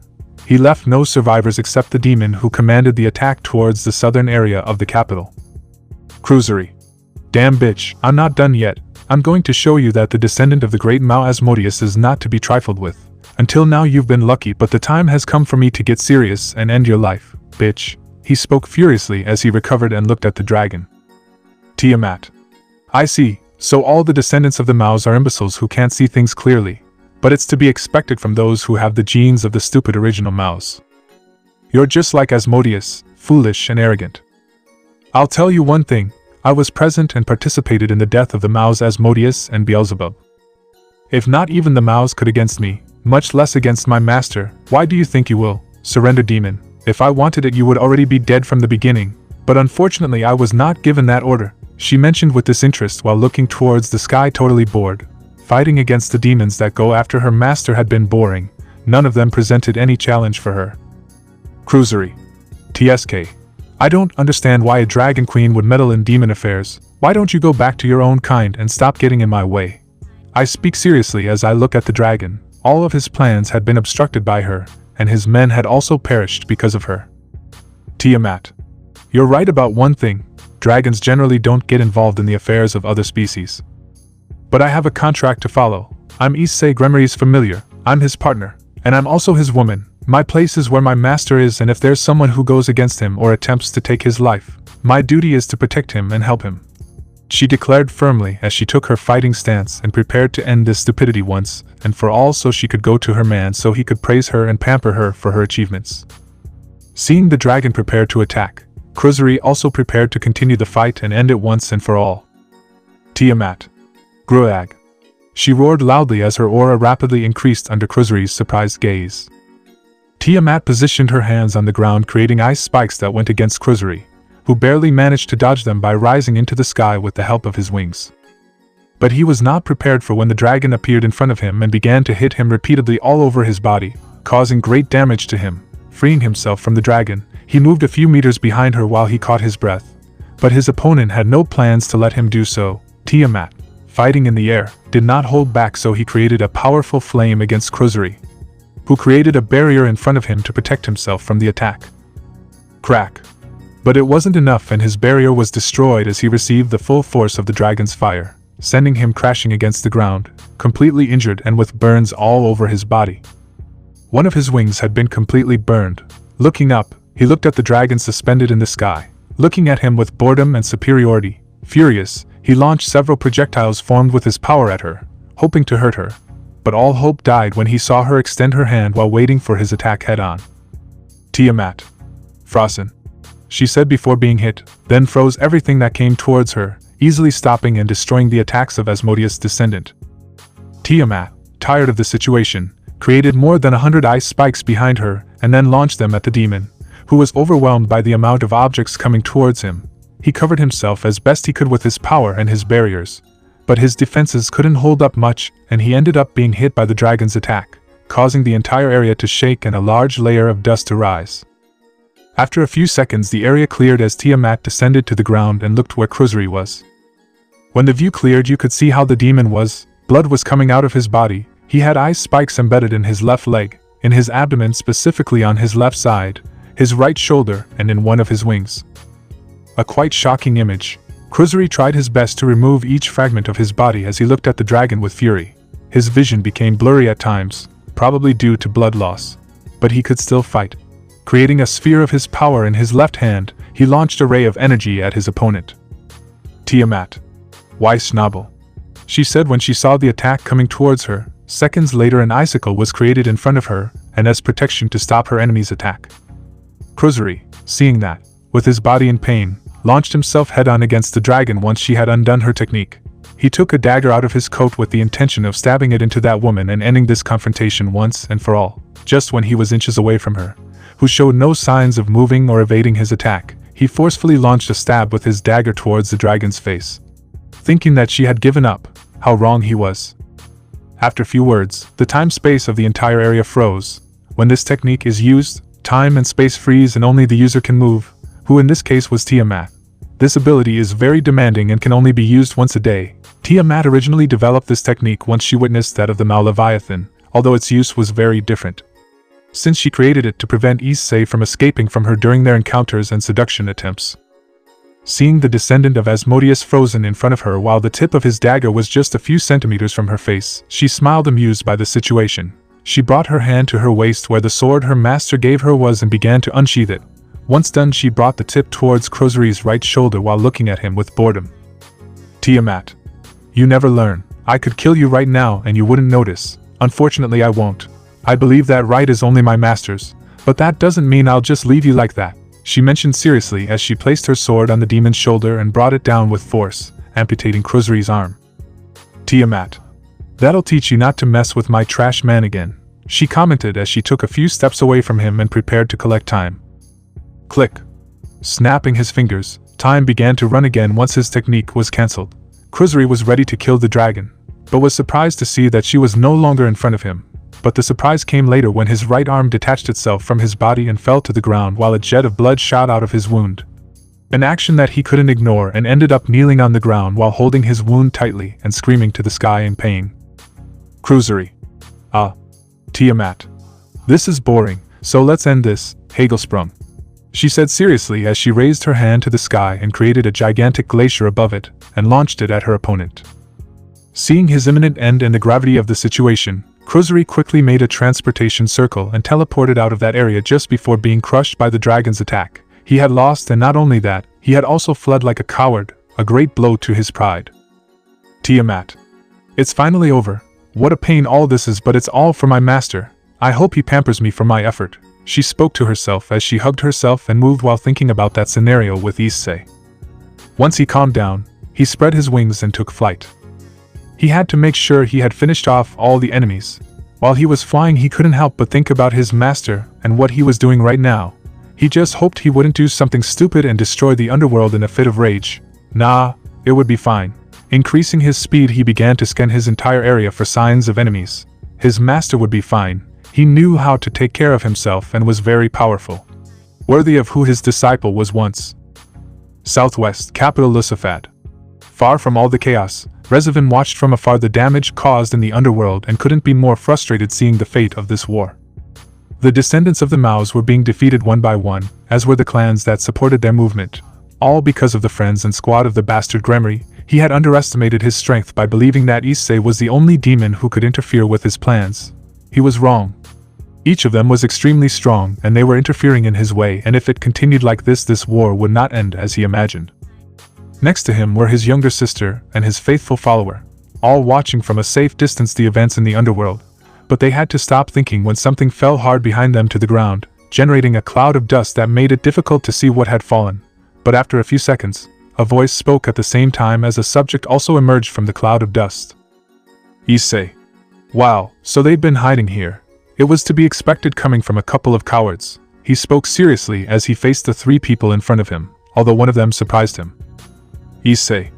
Yui, he whispered as he looked at his friend and one of the women he has feelings for. Seeing her face, specifically her eyes, he became enraged. Those were not Yui's eyes that conveyed joy, tranquility, innocence, love. In their place there were only totally dull eyes, dead without any shine. Those beautiful, almost golden yellow eyes that he liked to see so much, were not there. Issei. Rezavim, what did you do? What did you do to Yui? Answer unhappily. He spoke seriously and coldly, while looking at the son of the deceased leader of the underworld. Rezavim. Oh Issei-kun, I didn't expect to see you so soon, but I don't mind meeting you either. You like the gift I gave you, nothing better than celebrating your leadership with a war, And about your question, I didn't do anything to my cute little sister other than improve her and make her in my image of a real sister, one who obeys me without hesitation what I tell her. Don't you like your new fiancée? He mentioned with a smile of satisfaction and arrogance on his face. Issei, from the look in your eyes and your words, I can only think of some kind of mind control. Damn you, you hurt your own sister because of your whims. Then Mirajin and Grafia are also being controlled, you bastard, I speak furiously, thinking of the damage her friends had to suffer. Euclid. Indeed, now our sisters do our bidding, as it should have been from the beginning. But thanks to you and your brother, my lovely Mirajin and Grafia fell into their clutches. That is inconceivable. He shouted furiously as he butted into the conversation. Rezavim. Ha ha ha, you should have seen their faces and reactions when we did that. I still remember their constant screams and begs for us to stop, also how they screamed your name, hoping you would come to save them. He mentioned amused as he remembered that day and recounted it to Issei. Flashback. In an unknown location, chained hand and foot against the wall were Mirajin, Grafia, and Yui. The place they were locked and confined in looked like a cell, as there were only walls, chains, and a light bulb on the ceiling. The three beautiful women had been locked and chained for several days, unable to escape because of the shackles that were on their wrists and ankles, which drained all their power and strength, leaving them vulnerable and weak against their captors. They had tried to talk, reason, even beg the men who held them prisoner, but they would not listen to them or have compassion for them, not even because they were family and shared the same blood. The only door to the cell opened, drawing the attention of the women, who were able to see the arrival of the men who held them captive, and also who their family was. Rezavim. It's good that you're awake, because today is a very special day. We will soon begin the attack on the underworld, but mainly against that bastard Gremory. He spoke calmly as he looked at the chained women. Yui. Brother, please, stop. Don't continue, free us, she whispered as best she could, since her body was weak from the constant energy drained by the chains that kept her prisoner. Her lips were dry, probably due to lack of water these days. Her eyes were red from crying so much, in addition to being accompanied by dark circles from not being able to sleep. But she was not the only one in that state. Her friends were also in the same situation as her. Rezavim. No, no, no. I'm afraid that won't be possible, little sister, not until I've finished off that damn fiance of yours. I honestly don't understand how you don't hate him. He was the one who killed our father and you still want to be by his side, and I'm the crazy one here, huh? You make me ashamed, Yui. You used to be a respectable sister, but everything changed when that wretch appeared. That's why I plan to end his life and return life to how it was before his appearance, he mentioned in an amused tone of voice while looking at his sister. Mirajin. Ha, poor, illusory, you, seriously, think, cough, that you can, against Issei, you lack centuries, to even be at his level, she spoke as best she could while looking at her friend's brother. Rezavim. Oh Mirajin, Mirajin, I am many things, beautiful, but not a fool. I know that fighting one-on-one against that monster is useless. My father was proof of that. I will not make the same mistakes, because unlike my father I have a weapon that will guarantee the death of Issei Gremory. He spoke calmly while looking at the eldest of the Lucifuge. Grafia. A weapon, you idiot who doesn't understand. No weapon works against Issei. You are no match for him. Either you nor anyone else will be able to beat him. Accept it, idiot. You lose. Plaff. Just before Grafia finished speaking, her brother hit her in the stomach, making her spit out some saliva. Being weakened, that blow affected her, but she would not give her brother the pleasure of seeing her suffer. Recovering her posture, she looked seriously and coldly at the one she previously considered her brother. Because now she no longer did. She only had one brother, one who constantly bothers her, but also one who gives her attention, support, affection, and mainly one who helps her grow and improve, and it was none other than Issei Gremory, her older brother whom she loves and treasures with all her being. Grafia. How low you've fallen, Euclid. Hitting a defenseless woman shows what scum you are. It disgusts me to think that we share the same blood, she mentioned with displeasure towards the one who was her younger brother. Euclid.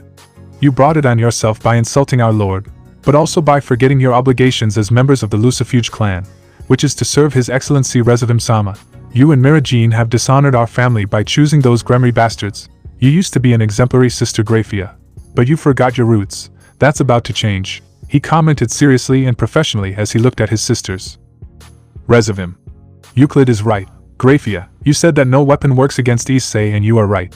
But I was not referring to an object but to a person, 3 to be exact. Tell me, What is the only thing that Gremory cannot face, or rather who cannot harm? He mentioned while smiling wickedly and looking at the three women. Miragen, Grafia and Yui were initially confused by those words, but after analyzing them they came to a conclusion that made them open their eyes in surprise and were also horrified by what their brothers were planning to do. Now they understood why they had been captured. There was no weapon.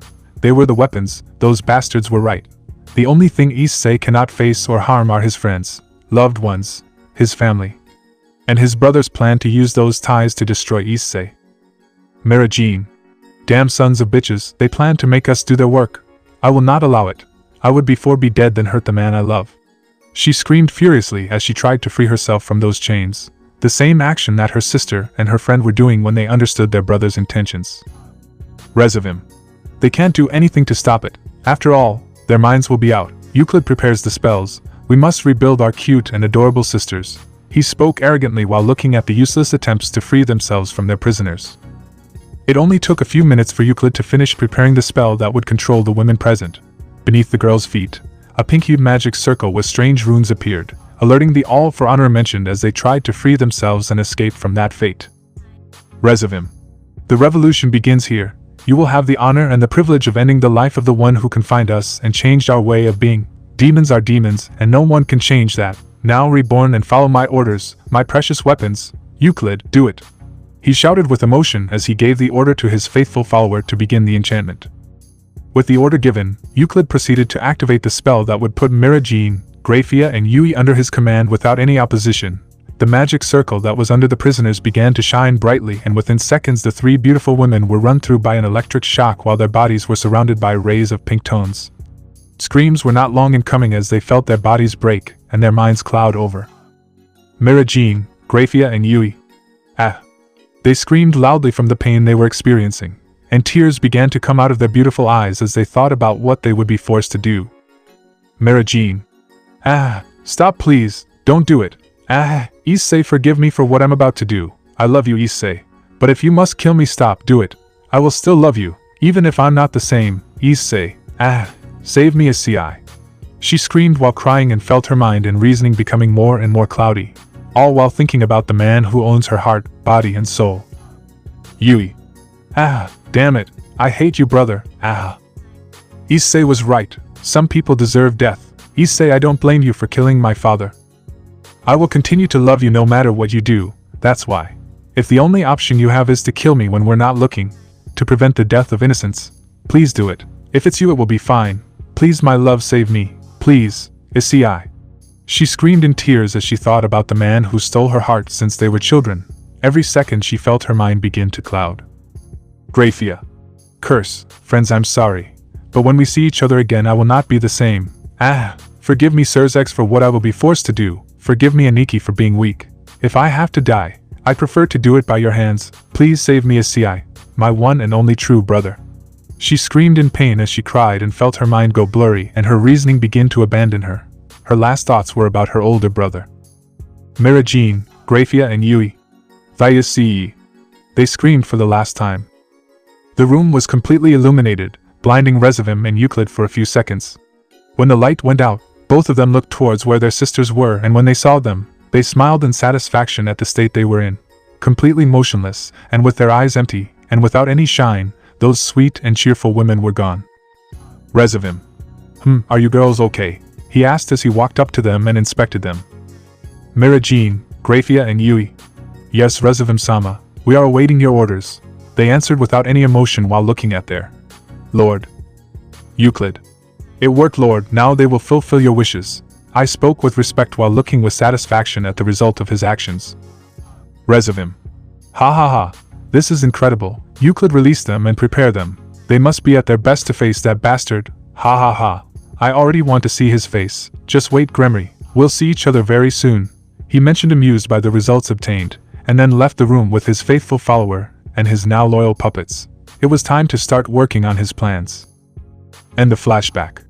After hearing that story, Issei was overcome with fury. His friends, his loved ones and his little sister had been hurt by those bastards they have as brothers. This would not go unpunished. He would bring them back. But before that he had something to do. Dominated by his anger, he shot towards Resivim and Euclid, taking them completely off guard and hit them both with a punch in their faces with each arm. sending them flying in the process. Reacting in time, he managed to dodge a punch from Yui that was headed for his face by turning his head to the side. He knew she wasn't doing it on purpose, she was under the effects of that spell that affected her mind. But to bring her back, he had to defeat her first. With all the pain in his soul, he struck Yui's abdomen with his knee, knocking the wind out of her in the process, and giving him enough time to take care of those bastards while she recovered. Taking flight, he headed towards where Resivim and Euclid had fallen while leaving a grieving Yui behind.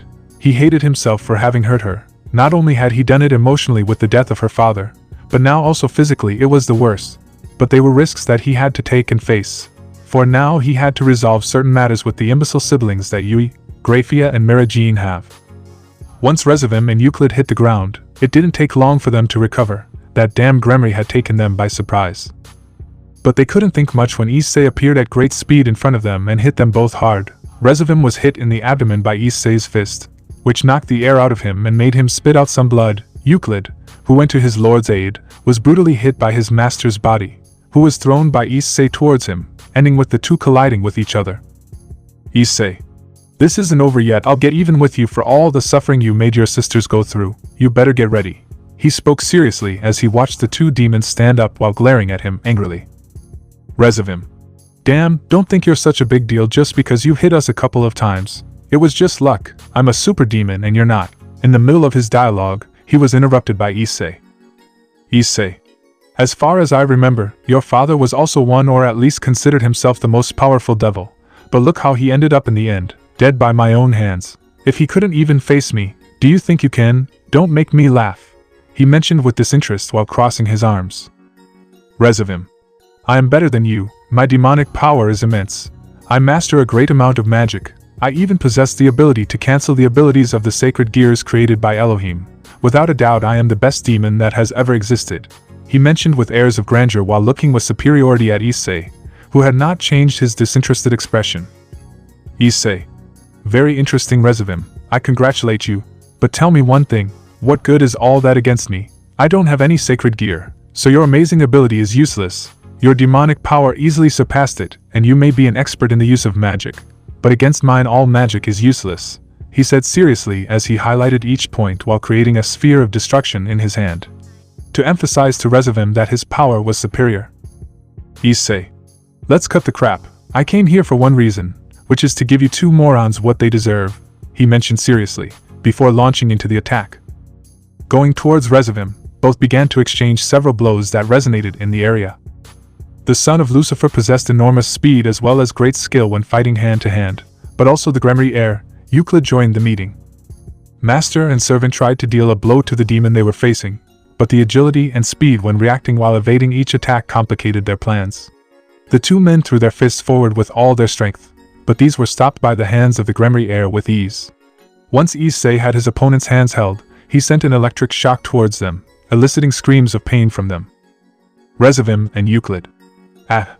Releasing his grip, Issei punched Resivim in the face with his fist and Euclid in the chest with his foot, sending them both flying a few steps back in different directions. Recovering from the impact, Lucifer's son extended his hand and launched a ray of light at the demon he hated with all his being. Having his father's blood and desire, he had inherited the ability to manipulate light. He hoped to harm Issei with that attack, since he was a demon and the number one weakness of every being of darkness is light. However, he had forgotten an important detail. Just as his attack hit the Gremory heir, a small explosion appeared in the area as a smoke screen rose. Resivim couldn't help but smile at the thought that he had killed his sister's damn fiance. But all happiness died when he saw how the smoke screen dispersed, revealing Issei completely intact while he had a serious and cold expression, as well as being surrounded by a reddish and black aura. Issei, you are just as stupid as your father. The light doesn't affect me, Resivim. Maybe it's the general weakness of demons, but I'm not the same as them. If you want to harm me, you'll have to do something better than that, he mentioned seriously while looking at his opponent. In the midst of the situation, several ice crystals appeared beneath Issei, later growing into an ice pillar, trapping the all for honor mentioned one within it under the watchful eye of Resivim, who only watched as his loyal servant was a few steps behind his enemy and had his hands on the ground. So that was where that attack had come from. Pleased, he approached the ice pillar, as did Euclid, and both looked at how Issei was completely frozen. Resivim. Well done, Euclid. Ha ha ha, how does that damn thing taste to you? We are superior and neither you nor anyone else will be able to stop us from achieving our ambitions. This is as far as you go, Gremory. But don't worry. I promise that I will take good care of my sister and your friends. Who knows, maybe I will use them to keep the Lucifer lineage alive," he mentioned arrogantly as he looked at the ice pillar in front of him. Euclid. "And I will make sure to take good care of Miragene and Graphia. Finally I will be able to be with them. They will be only mine as it should have been from the beginning. Our love will grow, and we will form a family. See you soon, Gremory." He spoke seriously and professionally while looking at his creation. Resivim and Euclid. "Die, Gremory!" They shouted in unison as they threw their fists boiling with their power towards the pillar in front of them. But before touching it, the earth began to tremble, alerting the two of them, and from one moment to the next the ice pillar began to melt rapidly. But what happened next caused fear in Lucifer's son and Miragene and Graphia's younger brother, as a column of crimson fire emerged from the ice pillar, causing the temperature of the area to begin to rise greatly. Shortly after, Issei began to emerge from the fire with an expression of seriousness and fury upon hearing the words of his friend's brothers. Deciding to end this, he took a step towards them, moving at a great speed imperceptible to his opponents, arriving first where Resivim was and hit him on the shoulder with his fist surrounded by his power, destroying the right arm of Lucifer's son. Resivim. "Ah!" He screamed in pain at having lost his limb. But he didn't have time to complain as Issei hit him again, but this time in his face, burning his cheek as he was sent flying and crashing into the ground. Euclid, seeing this, went against the bastard who had injured his master, totally furious. But once he got to him, Issei hit him in the abdomen, knocking the air out of him in the process. He couldn't help but hunch over from the pain he felt. Without giving him time for anything, Issei forcefully impacted his knee into Euclid's face, breaking his nose in the process and sending him to the ground. But it wasn't over yet. Grabbing him by the hair, he lifted him to his height while looking at him angrily. "Issei, not only do you threaten me, but you also dare to do it to my women. Listen to me, you wretch. As long as I live and exist, you two are my toys, my fun. I won't kill you, not yet. You can still continue to entertain me. No matter what you do, I will always be there to ruin your plans and see your faces full of frustration and defeat. Because to me, you are nothing more than trash that I love to step on. I am the Alpha and the Omega, while you are just bitches." He mentioned with superiority the younger brother of Miragene and Graphia. After those words, he brought his free hand to Euclid's abdomen and released a torrent of flames from it, piercing the stomach of Resivim's servant, who spat out a large amount of blood as he felt his insides burning with fury, and was then thrown towards where his master was lying on the ground, hitting the ground.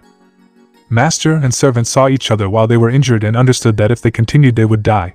Raising their faces, they saw how the leader of the underworld walked towards them with a slow pace, as if death itself came to claim their lives. They saw how he raised his hand towards them while creating an orb in his hand. It was their end, but luckily someone had made a presence in the area to save them.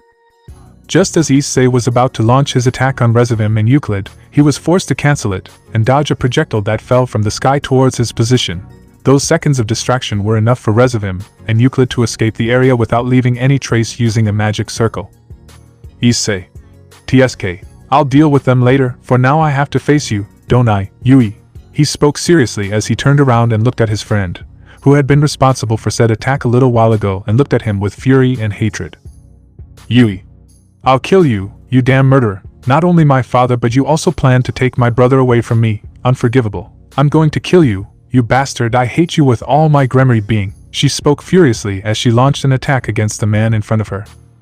Issei knew that Yui was being controlled, but those words were like a dagger in his heart. He didn't want to hurt her more than he already had. But he had no choice. If he wanted to bring back the tender, happy, shy and affectionate Yui, he had to face the current one and find a way to make her remember who she really is and also who he was to her. Once Yui went against Issei and stood in front of him, she leapt into the sky. In the air she turned to see her enemy, and behind her appeared several magic circles with the insignia of her clan. As a cardinal class mage, she is one of the strongest mages in the underworld. However, due to her immense magical powers, if left unrestricted, she is capable of creating a decomposition phenomenon that can put the entire world to sleep and eventually destroy everything. She has never reached that stage, but seeing the subject she had to kill, she was considering it. With an order, she launched hundreds of elemental projectiles at the leader of the underworld. Issei had to recognize his friend's potential. Not just anyone could do that amount of attacks. Creating a dome around him made up of his power, he received Yui's attacks. While his friend's powers impacted his defense, he could feel the force of them. She was serious. Those attacks came with the intention of killing him, How powerful and effective was that spell to have her in that state? He couldn't think about that, he had to concentrate. Once the projectiles stopped falling, Issei undid his defense, only to come face to face with Yui, who kicked him in the face, sending him to the ground. But he had to recover when he saw his friend hit the ground with her fist, which then produced spikes heading towards him. He began to spin on the ground while avoiding the spikes coming out of the ground. At one point he managed to get to his feet and launched a current of wind at Yui, making it difficult for her to see, an action he took advantage of and went against her. Upon arriving, she placed herself on her back and surrounded her with her arms, preventing her movements. Yui, seeing this, began to move, trying to free herself, but her strength was not enough, but she was not going to give up. Throwing her head forward first and then back, she managed to hit her enemy's jaw and free herself from her grip. Without wasting time, she turned around while jumping and filled her right leg with electricity, then crashing it into Issei's left side, who managed to resist the blow and took her friend's leg, beginning to spin with it, and then throwing it against some rocks in the area, destroying them in the process while her Yui was left under the rubble. Emerging angrily from the rubble, Yui turned her gaze towards her enemy, who looked at her seriously but also with guilt. That confused her, but there was no time to think about those things. Yui. Arc Symphony. She uttered loudly, as the entire area began to change. This was a technique of hers that grants her the ability to create her own world and control any aspect within it. Within her dream world, she is able to use all of her power, such as altering dimensions, creating different types of monsters, allowing access to her world, and even changing her own appearance into an idealized version of herself. Her ability is powerful enough to drag people into her dreams without them realizing it, but of course they had to be inferior to her. With his world made, he looked superiorly at his opponent, who was surprised by the change of scenery. Since they were in the middle of a meadow with a pink sky, where there were giant stars scattered in it. In addition to finding several giant dolls and sweets in the area. Issei didn't know how to take this. Without a doubt Yui liked it cute, almost like a child. He knew where he was because his friend in the past had shown him this place. He knew Yui's technique and could tell that she was in trouble. This world or dimension responds only to Yui. Here she has the power and vote, although she is stronger than her. The only way to get out of here was by Yui's decision or by defeating her. But that meant damaging her. He was fried. He couldn't keep thinking when he saw how Yui summoned an indefinite amount of monsters to which he gave the order to go attack him. Great. Preparing for combat, he surrounded himself with his power of destruction and went against those creatures, where he began to hit them, disintegrating them in the process. Or he threw orbs of his power at them. There might have been many of them, but compared to his power they weren't much. Yui, seeing how her creatures were not enough to defeat that idiot, became upset and decided to change her strategy, canceling her creatures and rising to the sky while concentrating her power around her under the watchful eye of her opponent, who looked at her once her creatures had disappeared. Yui. Khachaturian Orchestra. She uttered forcefully as she created numerous musical notes around Issei, which had the ability to pierce her opponent's body. With that in mind she gave the order to attack and her notes began to head towards Issei, who, seeing what was coming at him, began to agilely evade the objects, but they increased more and more, managing to make several cuts on his arms, but nothing serious. Tired of dodging, she took flight and went towards where her friend was with the notes behind her. When she reached her she stepped aside, and just as she assumed, the notes avoided her as they stopped, an action that she took advantage of and launched a flame at them, turning them into ashes under Yui's gaze. Issei. Phew, not bad Yui, I see that you are very strong. That weak and cowardly girl is a thing of the past, right? But you still hold back. What's going on? Are you afraid of killing me, or are you just still a coward who can't do anything and keeps hiding in the shadows? He said seriously while looking at his friend. Furious, she launched herself at Issei and began to hit him several times as they descended to the ground. Once on the ground, she jumped away from him while raising her hands to the sky and accumulating her energy in them. His words had made her furious for some reason. She would end all this once and for all. Yui. Meteor Symphony.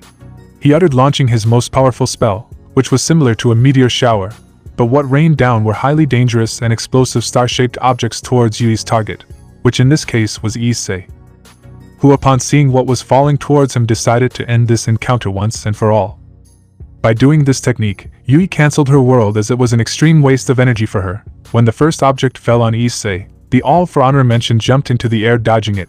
Moving to the right he evaded the second object. The third and fourth came together but with a small space in between, so he passed through that opening. Finally the fifth, still in the air, used the object to propel himself backwards while evading it. Issei. Listen carefully, Yui. People hate dying. They also hate killing. They don't like to cry or make others cry. I've always thought that people with those thoughts are idiots. Do they hate dying? People die. Do they hate killing? If someone lives, it means someone dies. As a lazy person who thinks everything is a nuisance, and as the coward that you are, I doubt you can ever kill me. That's what I think. I spoke while in the air after dodging Yui's attacks. Doing a flip in the air, Issei fell to the ground a few steps in front of Yui. Getting up from his spot, he looked seriously at his friend, who was looking at him with anger and contempt. Issei. Hey Yui, you want to move forward, right? You don't like being called a coward, right? You thought you were fed up with killing people, right? I've already dodged your attacks 5 times, but I won't dodge the next one. It's up to you, he mentioned while smiling defiantly at Yui. Without changing her expression, Yui made a meteorite fall a few meters near Issei, generating a cloud of dust in the area, but neither she nor her opponent were affected. Their eyes were fixed on each other, and neither showed any signs of giving up. Issei. I don't consider you a coward, do you understand?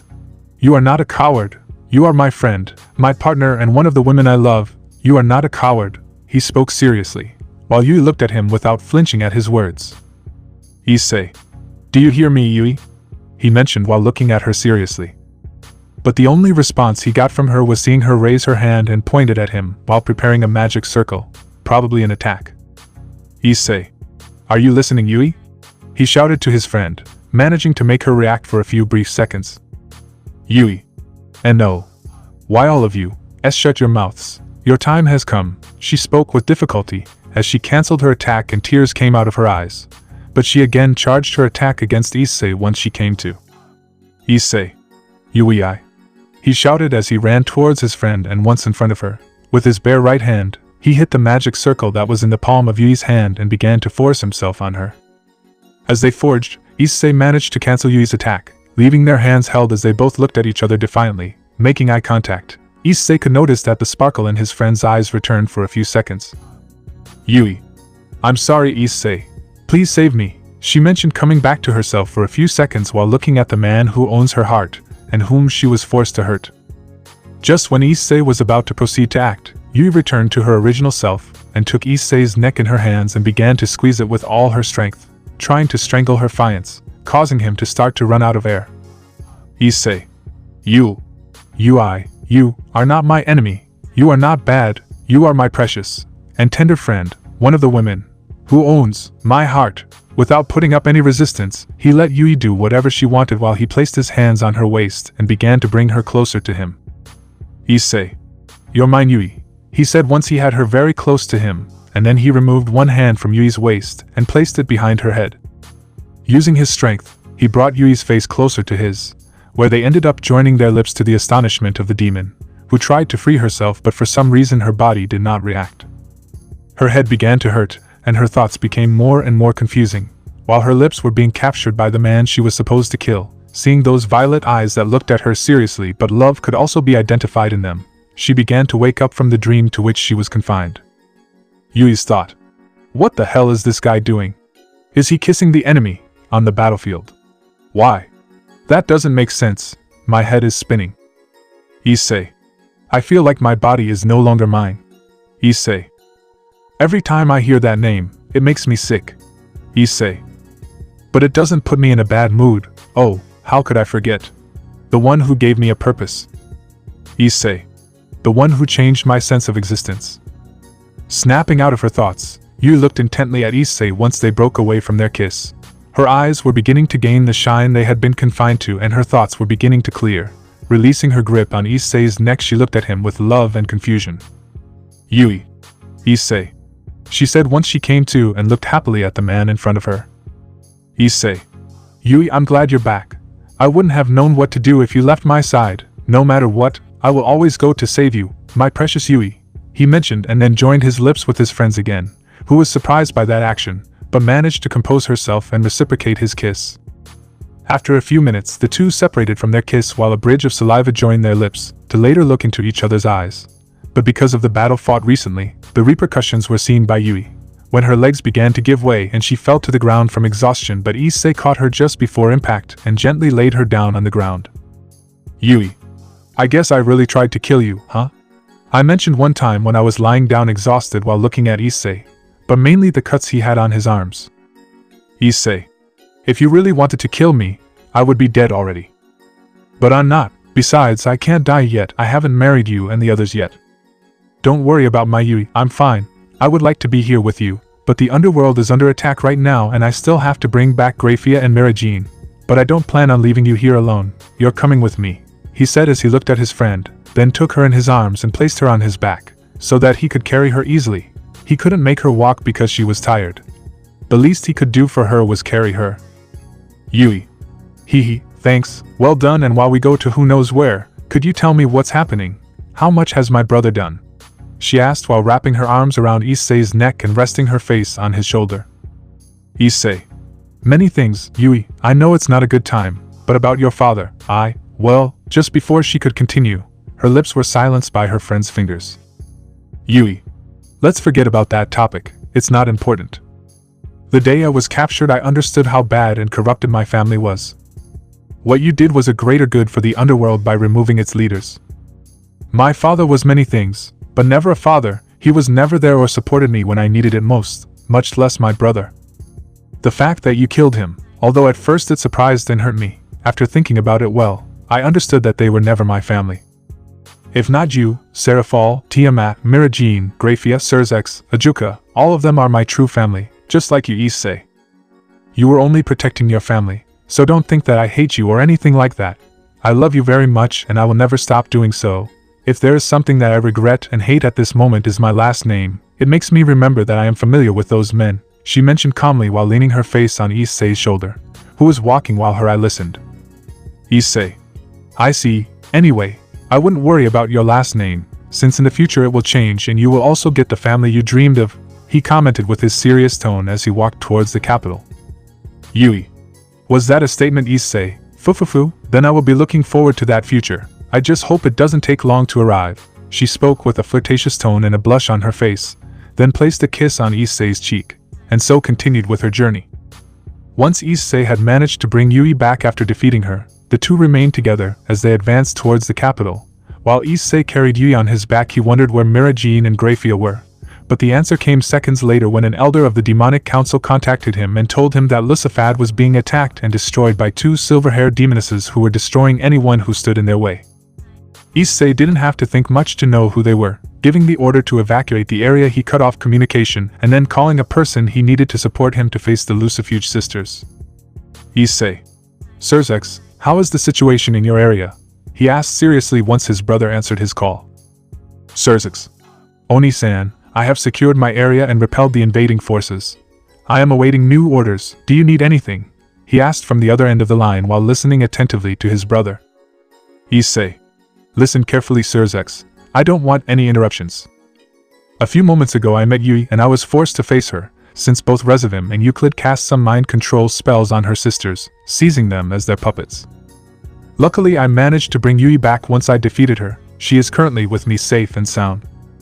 I tell you this because I was recently informed that Mirajin and Grafia are causing havoc in Lucifad.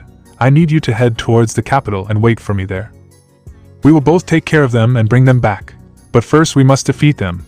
Do not act until I am present and you better get ready, since you will face Grafia. Mirajin is the strongest, so I will take care of her while you take care of her sister. See you there, Serzex, he said as he ended the call and resumed his way towards the capital, same action that Serzex performed from his position current. Yui. Do you think Serzex can do it? Facing the person you're in love with isn't an easy task, she mentioned while resting her face on her man's shoulder. Issei. You make it sound like I can do it easily, Yui. I know Serzex can do it. If he wants to bring back that old woman, he will do whatever he has to do, even if it means hurting her a little. I know he can. I would do it. But I think that instead of bringing her back, we would end up fighting, he mentioned seriously as he continued moving forward with Yui on his back. Yui. I didn't mean to offend you. I know it wasn't easy for you to face me, but I'm grateful that you were able to get me back. And you're right, Serzex will do it. Changing the subject. It's necessary that your hands are attached to my butt to carry me, she questioned, totally blushing while she felt her man's hands on her lower rear area. Issei. Yui, a few moments ago you hit me hard. The least you can do to make up for the damage caused to me is to let me enjoy this moment. Anyway, you belong to me and don't deny that you don't like the attention I'm giving you, little imp. he commented in a funny tone while squeezing Yui's butt. Yui. Issei, it's still too early for those things. Don't bother me. This time I'll let you do whatever you want, but don't think it's because I like it or something, she mentioned, blushing while looking away. Issei. I didn't know you were at Sundari, Yui. But that only makes me want you more and more. We'll continue with this later. We must go for our friends. Hold on well, he mentioned just before rising into the air and leaving for the capital. The place where one of his loved ones and his little sister were. It would be a difficult fight, but he would make sure to bring his family back. With those thoughts, he accelerated his speed and went to meet his brother so he could take care of the Lucifuge sisters. Lucifad, capital of the underworld. The capital was in total chaos. Citizens ran and tried to escape from the demons that were attacking their home. Blood, destruction and death was what was seen everywhere. The forces of the underworld fought ferociously against the invading forces. But when the silver-haired demons appeared, the fight turned against them. Their enemies were too powerful, and wherever they went they destroyed everything in their path. Together they were a danger. Luckily, between efforts they managed to divide them. The capital had been evacuated while the soldiers tried to keep those demons busy and awaited the arrival of their lord, since they had been notified he was heading towards where they were to provide support in the situation. While the soldiers contained Miragene and Graphia, a few meters away from that area, on a structure in the capital, there were 3 people observing the chaos that was being generated in their home, all because of the selfish and destructive ideals and way of thinking of those who seek only their own good without taking others into account. Serafall. What chaos! Miragene and Graphia have always had great power, but seeing that they are now our enemies is hard to believe, all because of their brothers. What are we going to do, Oni-san? He asked as he looked at the chaos in the capital in front of him. Issei. Protect our home and bring back that pair. Miragene is the strongest. I'll take care of her, and you'll take care of Graphia. Remember that they're not aware of what they're doing. No matter what you tell them, they won't listen to you. We must first corner them, and then bring them back, he mentioned seriously as he saw the situation before his eyes. Serafall. And how will we bring them back? What did you do to bring Yui back to her senses? He asked doubtfully as he turned to look at his brother and friend. Yui. He kissed me, she said, blushing while covering her face, remembering that moment, but she also showed a smile, although it was not noticed because she had her hands on her face. Serafall seemed calm with that information, but the blush on his face implied something else, as the image of him and Graphia joining their lips passed through his mind. But he couldn't think about that. Shaking his head, he concentrated on the current situation. He would see what to do once he was in front of her. Issei. Just hit her a little, and when she's defenseless, act. Alright, it's time to move. But before we start, I need to know something. He spoke seriously while making a communication circle with his team. Issei. This is Issei. How is the situation in your sectors? I want a status report. He asked his colleagues and didn't have to wait long for them to respond. Serafall. The east side of the capital is secured, Issei. The invading forces have succumbed and the descendant of Leviathan has left the area wounded. Ajuka. The west side of the capital is secured, Issei. All enemy troops have fallen and the descendant of Beelzebub has fled the area with serious damage. Tiamat. Master, the south side of the capital is secured. I have taken care of the traitor demons, and the descendant of Asmodeus has withdrawn wounded from the area. Once his friends gave him the report of the situation in their areas, Issei decided that it was time to end this confrontation once and for all. The attack on the underworld was becoming more and more resolved and victory was close. All that remained was to solve the problem of Miragene and Graphia and take care of the enemy troops that were in the capital. Making a decision, he decided to give new instructions to his friends. Issei. Listen carefully. I want you 3 to head to the capital and finish off the traitor demons that are there. Once you finish that task, head to the amphitheater and await my arrival. Miragene and Graphia have appeared, but they are being controlled and manipulated by their brothers, Serafall, and I will take care of them. We'll meet there once we solve the problem. I recently met Yui and managed to bring her back. She will go to the amphitheater to wait for you. See you there. Understood. I speak seriously, taking on his role as leader of the underworld. Serafall, Tiamat and Ajuka. Roger that, Gremory-sama. They responded in unison as they cut off communication and began their journey towards the capital. Issei. Well, you heard Yui. Head towards the amphitheater and wait for their arrival. You have already regained your strength and you can get there without any problem. Serafall and I will go once we deal with Miragene and Graphia, he mentioned while looking at his friend. Yui.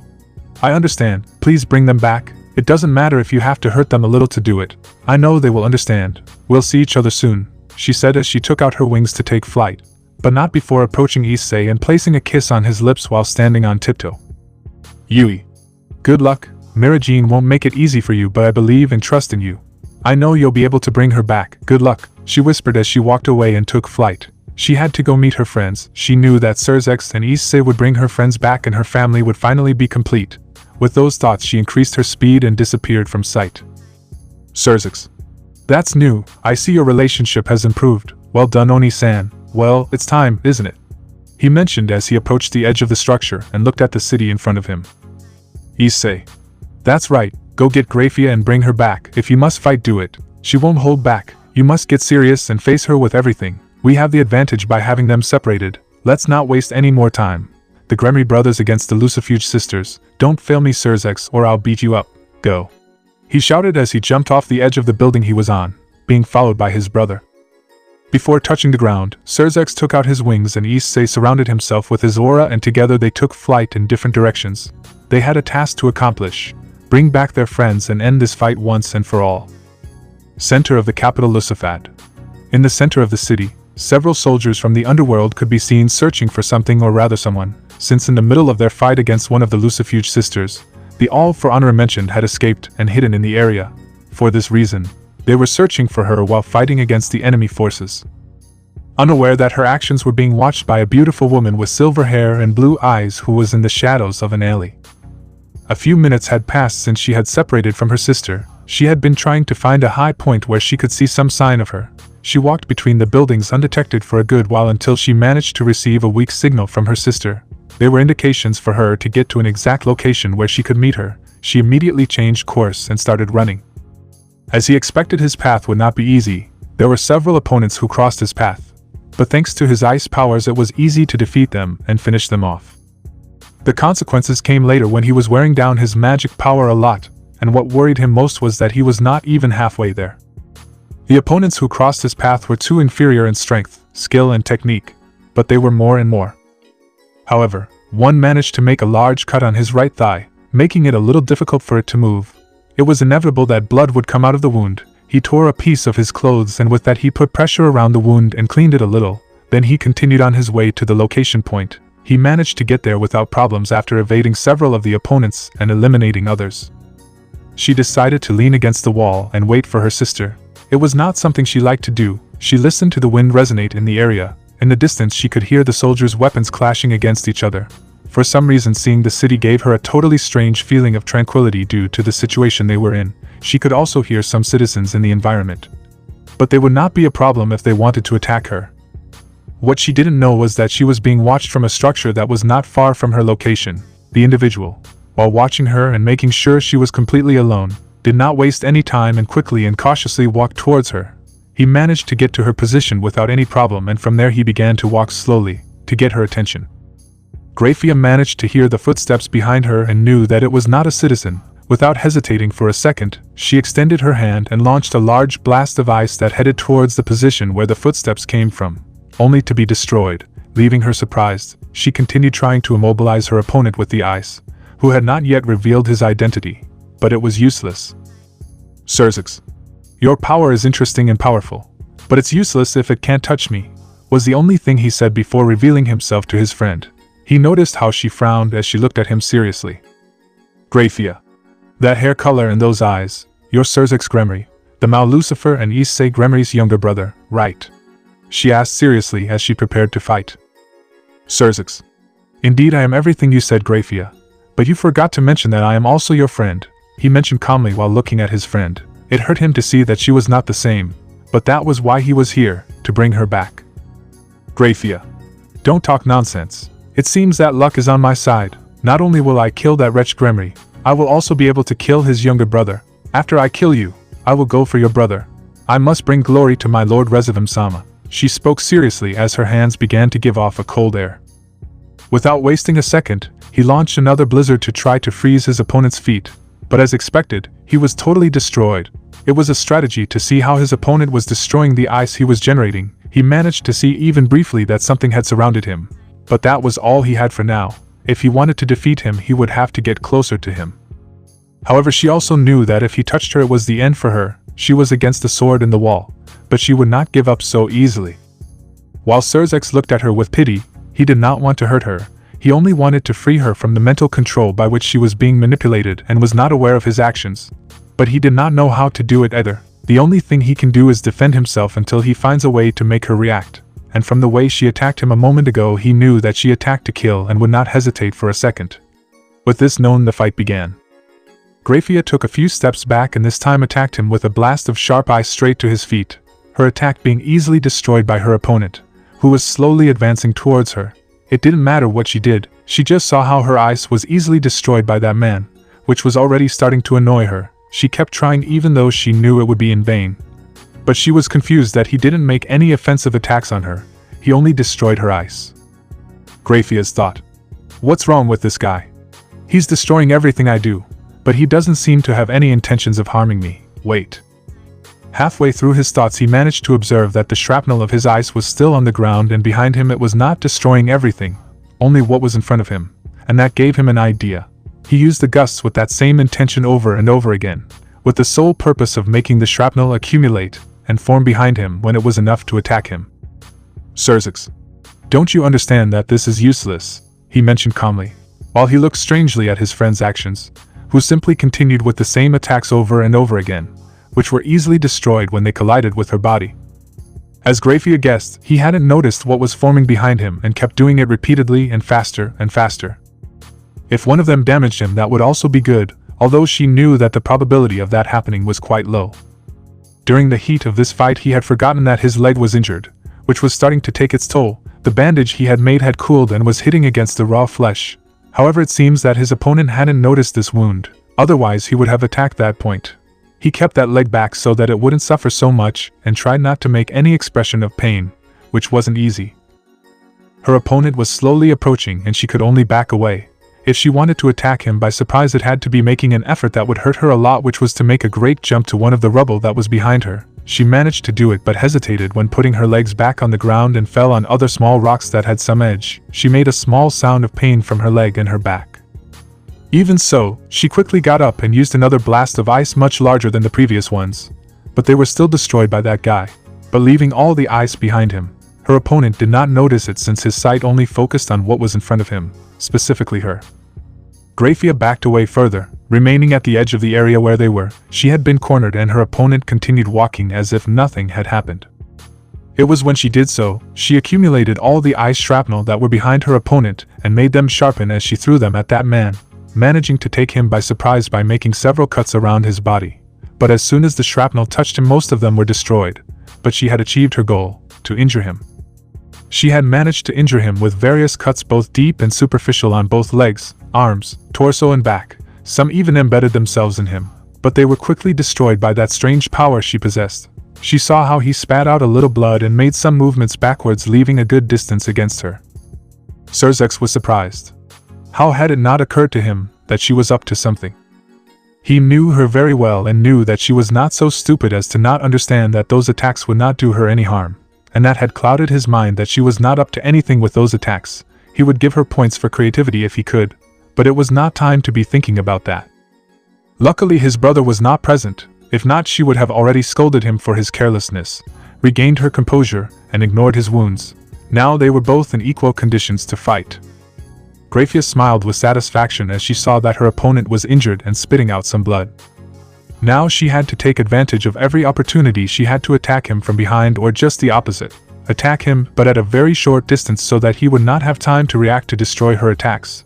With that in mind and taking into account that he did not seem to have any intention of harming her, she caught her breath a little and quickly went to attack him again.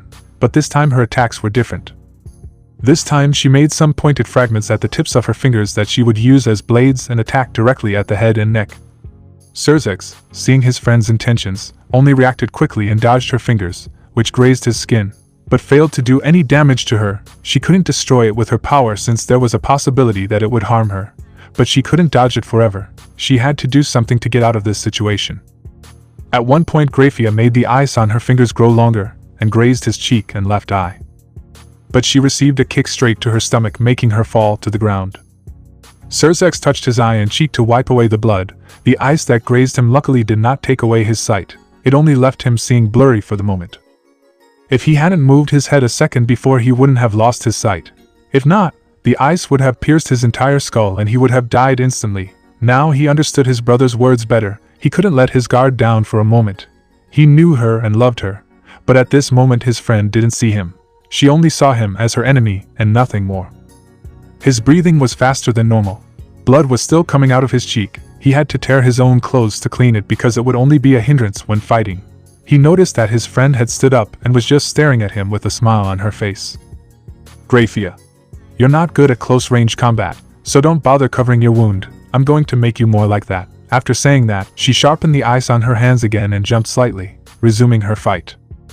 She attacked her face and neck again, while her opponent only dodged without letting her guard down, and as he assumed, she again extended the ice from her fingers. But this time it was dodged in time. Once Serafall dodged his friend's attack, he grabbed her hands, specifically the ice that was coming out of them so that she couldn't move them. He pushed himself so he could kick her with his foot and throw her back, and in that way the ice would separate from her, which worked, and she fell sitting on the ground again. Serafall, it seems I've already figured out how to counter your little strategy, he mentioned in a calm tone of voice, as he destroyed the ice around him once again with his power. But this wasn't over yet. Grafia, before getting up, had to think of a strategy, or she would just be attacking senselessly, and at the same time she ignored her leg that was already bleeding from so many falls. But her opponent seemed not to notice it, and remembered something he did before. Even if it was briefly, she remembered a kind of reddish aura that surrounded her body, so she decided to do the same as him. She began to surround her body with thin, hard layers of ice, not her entire body for obvious reasons of mobility. Both arms were covered entirely, both legs only covered up to where she was injured so as not to arouse suspicion, her torso too, and even her head with a kind of sharp ice helmet. It was like a kind of ice armor. Now she would go with everything she has. Grafia stretched out her hand and created blizzards with small ice fragments included and threw them directly at her opponent. She did this with her right hand, while with her left she made a kind of ice sword to pierce him. This could not be increased in size due to the weight it would carry, so she would wait for the right moment to use it. Serafall saw his friend's intentions with the blizzard, and from the way she only used her right hand for that, he deduced that she had planned for him to go to the left, which he ignored and went right under the blizzard and tried to hit him in the abdomen. It was at that moment that Serafall noticed how his leg was bleeding and the frozen bandage surrounded it. Right there he knew that he had to change his plans and take advantage of the fact that he had already discovered a weak point.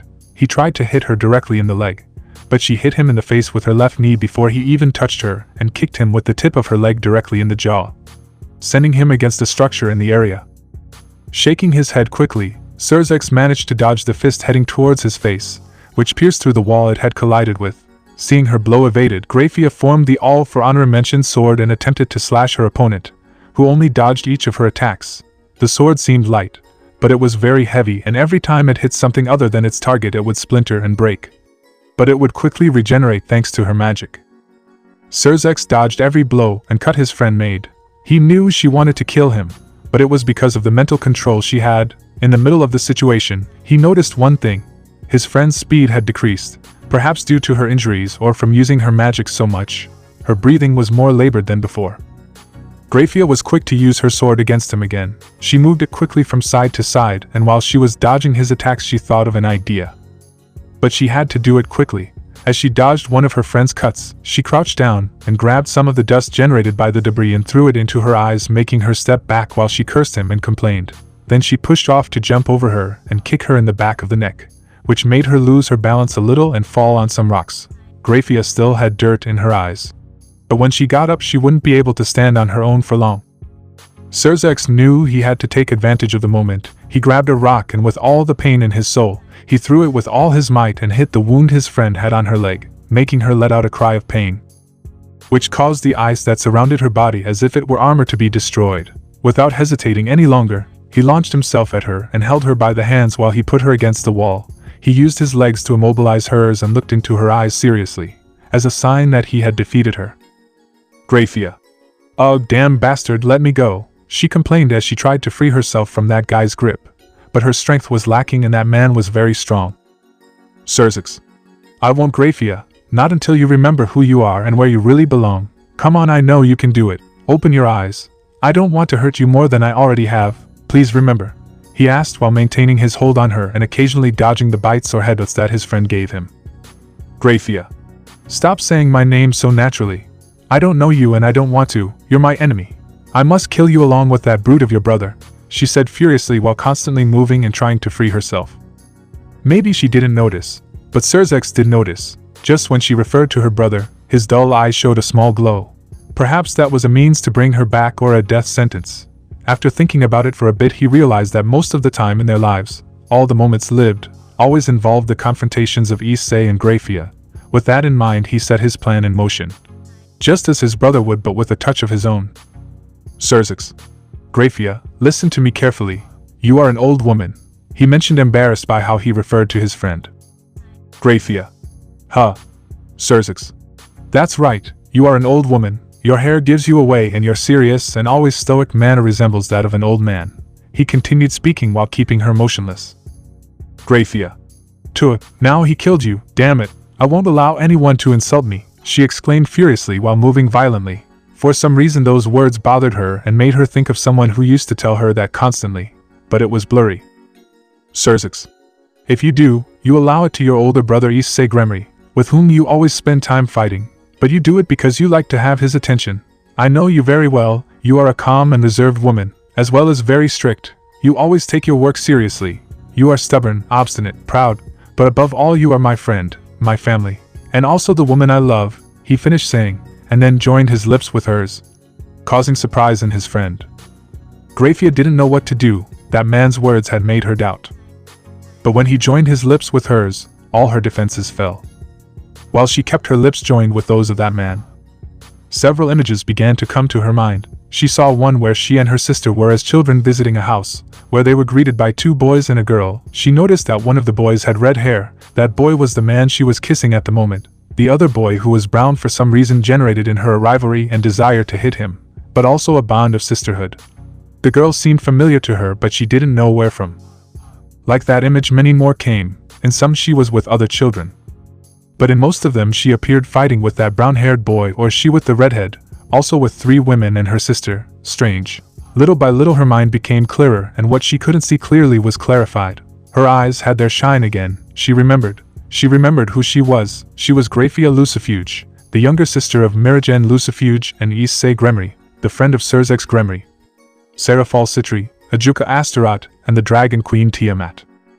She finally remembered everything.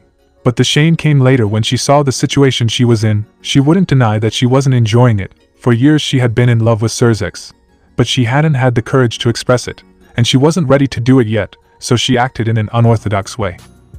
Drawing strength from who knows where, she hit Serafall hard on his cheek, sending him flying and crashing into the nearest wall. While she trembled and died of shame for what they were doing just now, her face was totally flushed as she watched her friend stand up and look her in the eyes. Gremory. What do you think you're doing, you big idiot? You're just as perverted as that idiot of your brother, she said nervously and blushing as she looked at her friend. Serafall. Ouch, sorry. But I'm glad to see you came back to your senses. Do you happen to remember everything I said earlier? He asked as he approached his friend and looked into her eyes. It should be noted that he was a little blushing, due to the situation they experienced recently. Gremory didn't understand what Serafall meant, but those words came to her mind. But above all you are my friend, my family. And also the woman I love. Puff. Her face exploded in a big blush while smoke came out of her head. She wanted the earth to swallow her. At least now she knew that they both shared the same feelings. But that didn't stop this moment from being embarrassing. She couldn't answer. Since the words wouldn't come out of her mouth, she could only nod while lowering her blushing face. Serafall. Oh well, this is awkward and humiliating. He didn't know what else to say in this situation. He has never been good at openly expressing his feelings, just like his brother but to a lesser extent than him. Gremory. If it makes you feel better, I think the same about you too, she mentioned as she raised her blushing face and looked to the side. Serafall. That's good to know. Then I suggest we stay together and see where this takes us. What do you say, Gremory? He asked while smiling and looking at his friend. Gremory. I say it's a good idea, Serafall, she replied smiling as she turned to look at him. Serafall. Now that you're back, we should go meet up with the others. I'll explain the situation better on the way, but we must go and meet my brother. Can you walk or do you need help? That wound looks painful, he mentioned as he approached his friend. Gremory. A little help wouldn't hurt. Well, let's go where that imbecile is. I feel like hitting him. Surely my sister is there too, She spoke in a funny way while putting one of her arms around Serzex's neck and leaning on him, and together they began to walk. Serzex. I have no doubt about that. Issei went to face Mirajin while I did it with you. Yui has already been rescued and is in the amphitheater, where she is waiting for us with our friends. That is where we will meet my brother. This war is coming to an end, he commented while walking and helping his friend. After that, neither of them said anything again. It was not necessary. While they were walking and supporting each other, a rather dangerous confrontation was taking place on the outskirts of the capital. Outside the capital Lusafat, once separated from his brother, Issei located his friend, who was fighting and slaughtering the soldiers of the underworld. Taking action on the matter, he caught her attention as he grabbed her tightly and took her to an area further away from the capital, specifically to the outskirts of it, where they could fight without causing any harm. But just as they reached the area, his friend broke free from his grip and gave him a strong blow that sent him a few steps back. Recovering his posture, he watched as Mirajin seemed to be furious and looked at him with many mixed emotions. But in the midst of his thoughts, a large and threatening aura was felt throughout the area that was slowly growing larger and larger. Issei. What is this magic power? Mirajin. He muttered to himself as he watched his friend raise her magic power at an astonishing speed. Mirajin just stared at Issei furiously. Beneath her appeared the insignia of her clan shining brightly. Her hair began to float and her power to rise. The stones around her began to float and disintegrate, all while she looked at the man in front of her. Mirajin. Ah! She screamed loudly to the sky while she was surrounded by a pillar of dark light, under the watchful eye of Issei, who had remained in place and watched what would happen, since she was not screaming out of pain, but out of fury. From one moment to the next, as Mirajin screamed, her appearance began to change. Her eyes became darker and her eyelashes grew longer. In addition, scars appeared on her right eye and above her thighs. Her hair became wilder. Her ponytail grew and fell over her forehead. Her ears grew a lot. Her forearms became covered in scales and some kind of fins appeared. Her clothing changed to a one-piece suit. Issei watched his friend's new form in amazement. He knew the type of magic she used, but he had never seen her transformations. The power she gave off was impressive and exciting. But he couldn't continue thinking, as Mirajin launched an attack with her new form. Standing in front of Issei, Mirajin with all her strength launched a punch towards where the brown-haired man was, generating a smoke screen in the area. Coming out of the smoke, Issei rose into the sky, being followed by Mirajin, who had taken out her wings and was closely chasing him. Once she reached him, she began to try to hit him and cut him with her claws, but he dodged every attack thrown. But in a moment of carelessness, he received a cut on his chest. He didn't want to hurt her, but he had no other choice. Taking distance, he began to descend and dodge the energy attacks that Mirajin constantly threw at him so that he would stop and not flee. Rising again, Issei lost sight of Mirajin. While he located her, his instincts forced him to lower his head, since his friend had appeared behind him and launched a kick that he luckily managed to evade. Spinning on his axis, he faced the demon, who looked at him furiously. Mirajin. I'll kill you. She mentioned it as she looked at the man in front of her. Issei. So this is your true strength, Mirajin, Satan's soul. You won't make it easy for me. He spoke seriously but with some emotion while looking at her. Mirajin. Darkness stream. She mentioned as she raised her left arm and pointed at Issei. Seconds later, she created a dark-toned magic circle in front of her, from which several long arms, made of darkness, came out that went to attack the demon in front of her. Issei, seeing how Mirajin's attack was coming towards him, began to maneuver while flying and avoiding being caught by those dark arms. But as he was focused on avoiding those attacks, he couldn't react in time when Mirajin appeared at his side and he received a strong blow from her that sent him crashing into the ground. Issei. TSK. I have no other choice. He spoke seriously as he stood up and looked at Mirajin, who was rapidly descending towards his position. Being centimeters away from each other, Issei's eyes turned red and he punched Mirajin's abdomen with his fist, knocking the air out of her in the process. But he didn't stop there. Spinning on his axis, he hit his friend's side with his foot, sending her flying and crashing into a structure in the area. Seconds later, Mirajin emerged from the rubble totally furious and launched herself into the attack again. Being centimeters away from each other, both threw their fists forward, colliding and generating a great rumble in the area. Surrounding his hands with the power of destruction, Issei proceeded to perform a combo of blows against his friend. An action that Mirajin imitated and surrounded her hands with her dark power and began to deal blows against Issei. The ground beneath them began to crumble. The wind whipped hard as the two clashed their fists together forcefully. Mirajin took advantage of Issei's carelessness and hit her opponent's jaw with her knee. But he didn't stay still and grabbed her tail tightly as he began to spin with it and sent it flying into the sky. Without hesitating for a second, she chased after her friend, who had recovered, and the two began to collide and fight all over the sky. Only two trails of light could be seen, one red and one purple, colliding forcefully in different parts of the sky. From one moment to the next, Mira Jean tackled Issei and took him to the ground, where they both impacted hard, but she, being on top of him, did not receive any damage. Taking advantage of his state, she placed her hands on his chest while gathering her energy in them. Mira Jean. Evil spark. She uttered forcefully as she sent a large electric current into Issei's body, damaging him a little in the process. Seeing the result of her attack, she moved away from him and looked at him with displeasure. Issei. What incredible magical power, but you will need more than that to defeat me, he mentioned as he stood up and shook the dust off his clothes. Issei. I can't lose, I must bring you back no matter what, Mira Jean, and Koki no Ibuki, he mentioned while launching a powerful torrent of dark flames against his friend. Mira Jean couldn't avoid the attack and was completely hit, injuring her in the process. When the attack ceased, her opponent was right in front of her and hit her hard with his fist, sinking her into the ground while creating a large crater in the area. Quickly recovering from the impact, she emerged to the surface and positioned herself a few meters away from Issei, who looked at her seriously, resuming her fight. She put her hands together in front of her and launched her attack. Mira Jean. Evil explosion, she said as she launched a great torrent of darkness at her opponent, hoping to harm him. But all hope died when she saw how that man simply and easily hit the attack launched by her with his arm and deflected it into the sky. Furious, she launched herself at him and hit him on the head with her own, stunning her rival for a few seconds, an action that she did not waste. She brought her hands together on her right side and began to create a dark sphere of great power. Mira Jean. Soul extinction, she uttered forcefully as she extended her hands forward and launched her attack against her enemy. Issei. Ah! He complained while consumed by his friend's attack. The sky darkened and seconds later a gigantic explosion hit the entire area.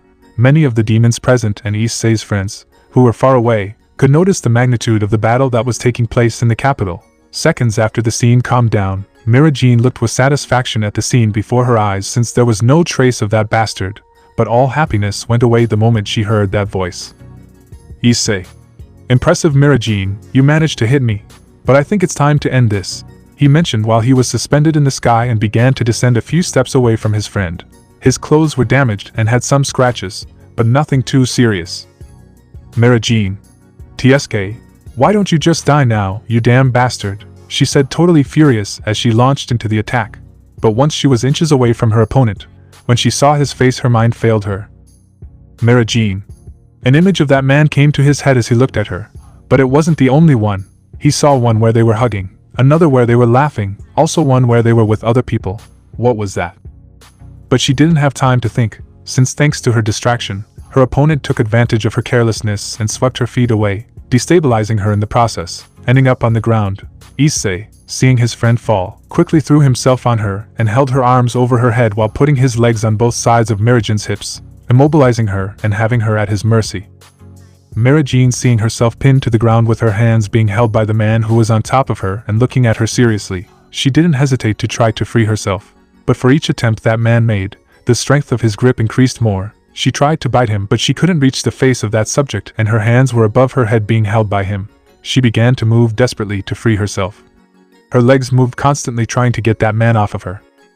But in the midst of her desperation, she managed to notice that her tail was not immobilized. Deciding to end this once and for all and comply with the command of her Lord Reservam-sama, she moved her tail with force towards the back of that guy and pierced him in his left side, earning a groan from him. The blood spilled from the wound fell on her, but she didn't care. The only thing she cared about was killing that bastard. Mira Jean. Now you will die and my Lord Reservam-sama will rule these lands. Your end has come, Gremory, she mentioned with contempt and hatred the man who was on top of her. She thought she had finally gotten rid of him because of that wound, but it was not like that. That man was still on top of her and maintaining his grip while looking at her seriously. Who was this bastard? Why did his eyes look so familiar? Why did her heart hurt? Why did she want to cry at the sight of what he did? Shouldn't she feel good about ending his life? Issei. You're wrong. Look, you've been lied to and deceived. Let me help you see the truth. Let me open your eyes. What you think is true isn't. I know who you really are, he mentioned seriously as he looked into her eyes and tried to ignore the pain in his left side, but the fact that his friend's tail was still stuck in him made it difficult. Mary-Jean. What do you mean, demon? I know who I am perfectly. I am the subject of the great Resivim-sama. His words are the law and I make sure to comply with them. You will not deceive me with your dirty words. You only say stupid things. She spoke seriously as she applied more force to her tail and sank it deeper into the man's body. Issei. I know you very well. You usually have a relaxed and loving attitude around you, almost as if you played a motherly role in our group. You've rarely been seen in a bad mood, and you can tolerate all my craziness. However, there have been a couple of events that have disturbed you, such as the confrontation I had with Drake, also disappointment in me, for not telling you about my plans and actions when I killed Lucifer. He commented while looking into her eyes. Mary-Jean. What? That's not true. Nothing you say makes sense. Shut up, your words only give me a headache. Shut up.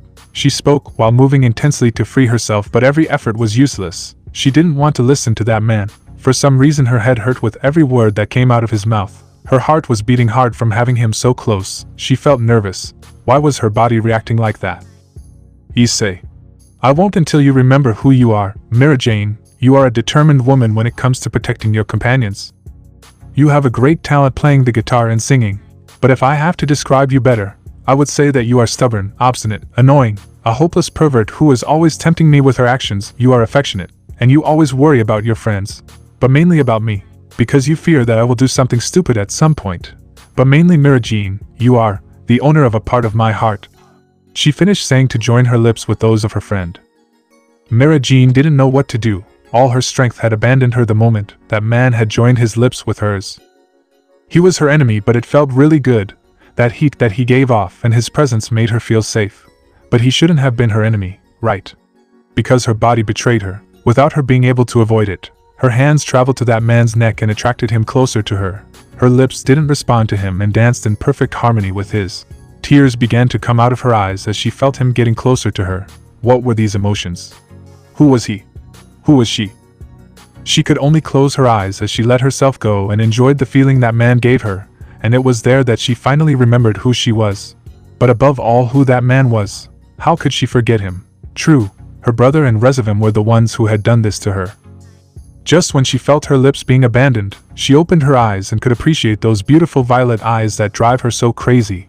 That serious face that captivated her from the beginning. There was only one person who made her feel that way. Mary-Jean. Issei. She spoke doubtfully as she looked at the man standing above her, as he gained the glow that was stolen from his eyes. Issei. Who else, Mary-Jean? I'm glad to see you're back. I don't know what I would have done if you didn't, he mentioned, showing a small smile while looking at his friend. Mary-Jean. What happened? Where are we? What was? In the midst of her questions, she noticed the wound Issei had on his side, but mainly who was responsible for it. Canceling her transformation, her tail that was piercing her shoulder disappeared. Without wasting a second, she changed positions with him. Her hands trembled as she traced the wound Issei had on his body, all because of her.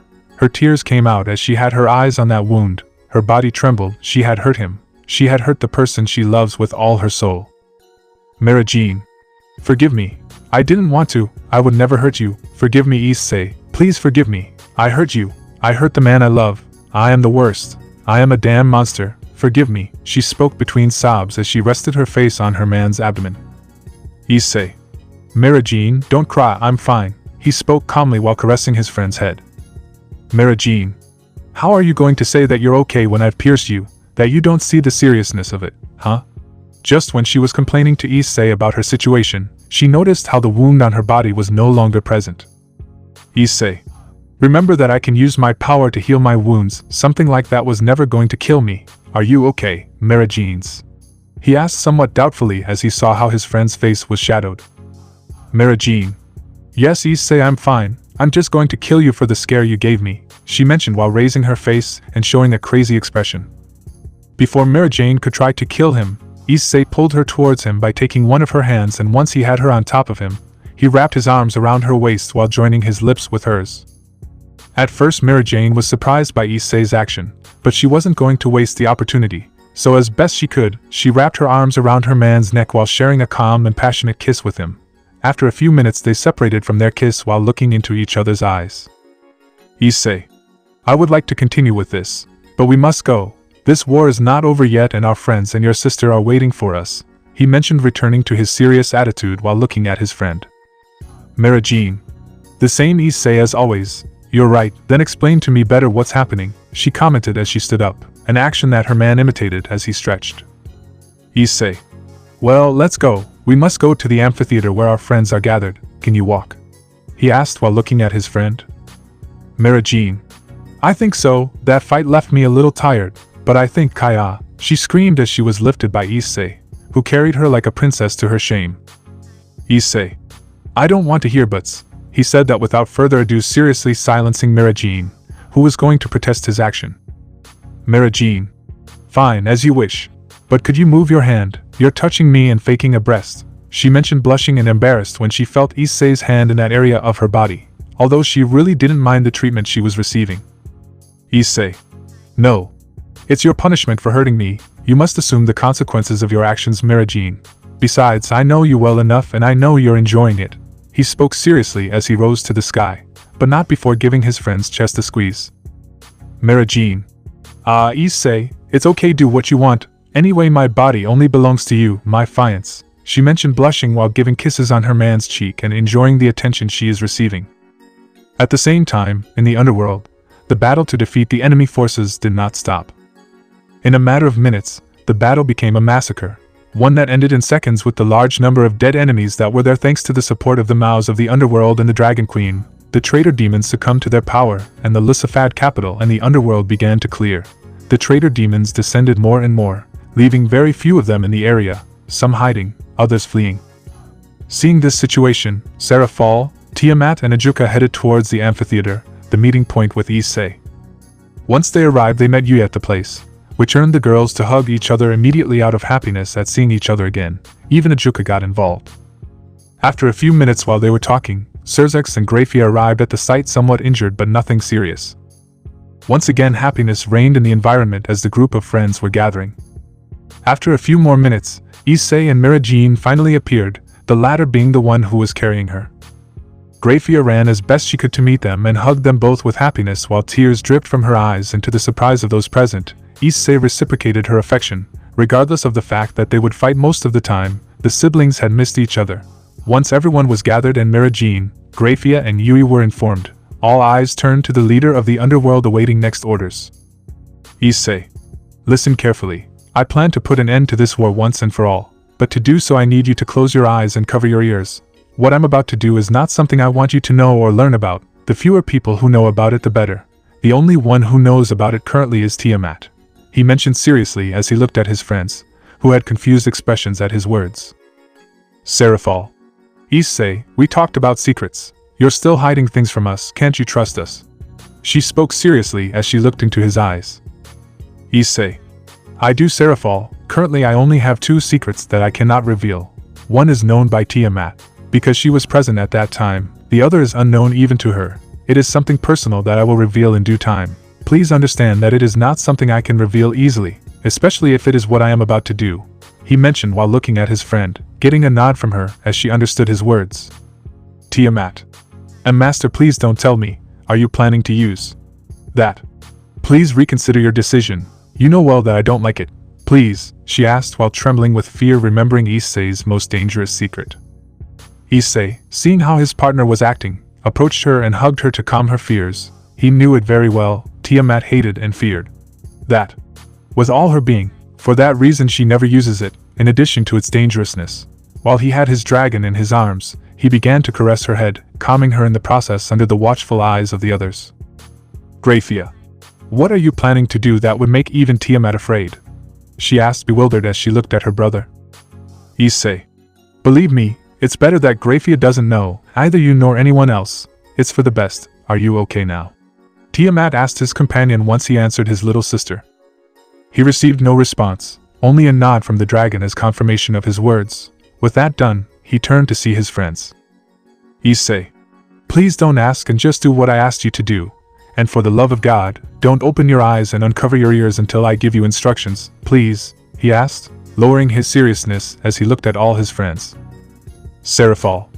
Okay, Issei, we will do as you ask. We understand very well the seriousness of the matter just by seeing your and Tiamat's expressions. You can proceed with whatever you are going to do. Guys, please let's do what our leader asks. She spoke calmly and understandingly, then brought her hands to her ears while closing her eyes, being imitated by her friends, who performed the same action. Seeing how his friends followed his instructions, Issei focused his gaze on the only person who remained still and stared at him. Tiamat.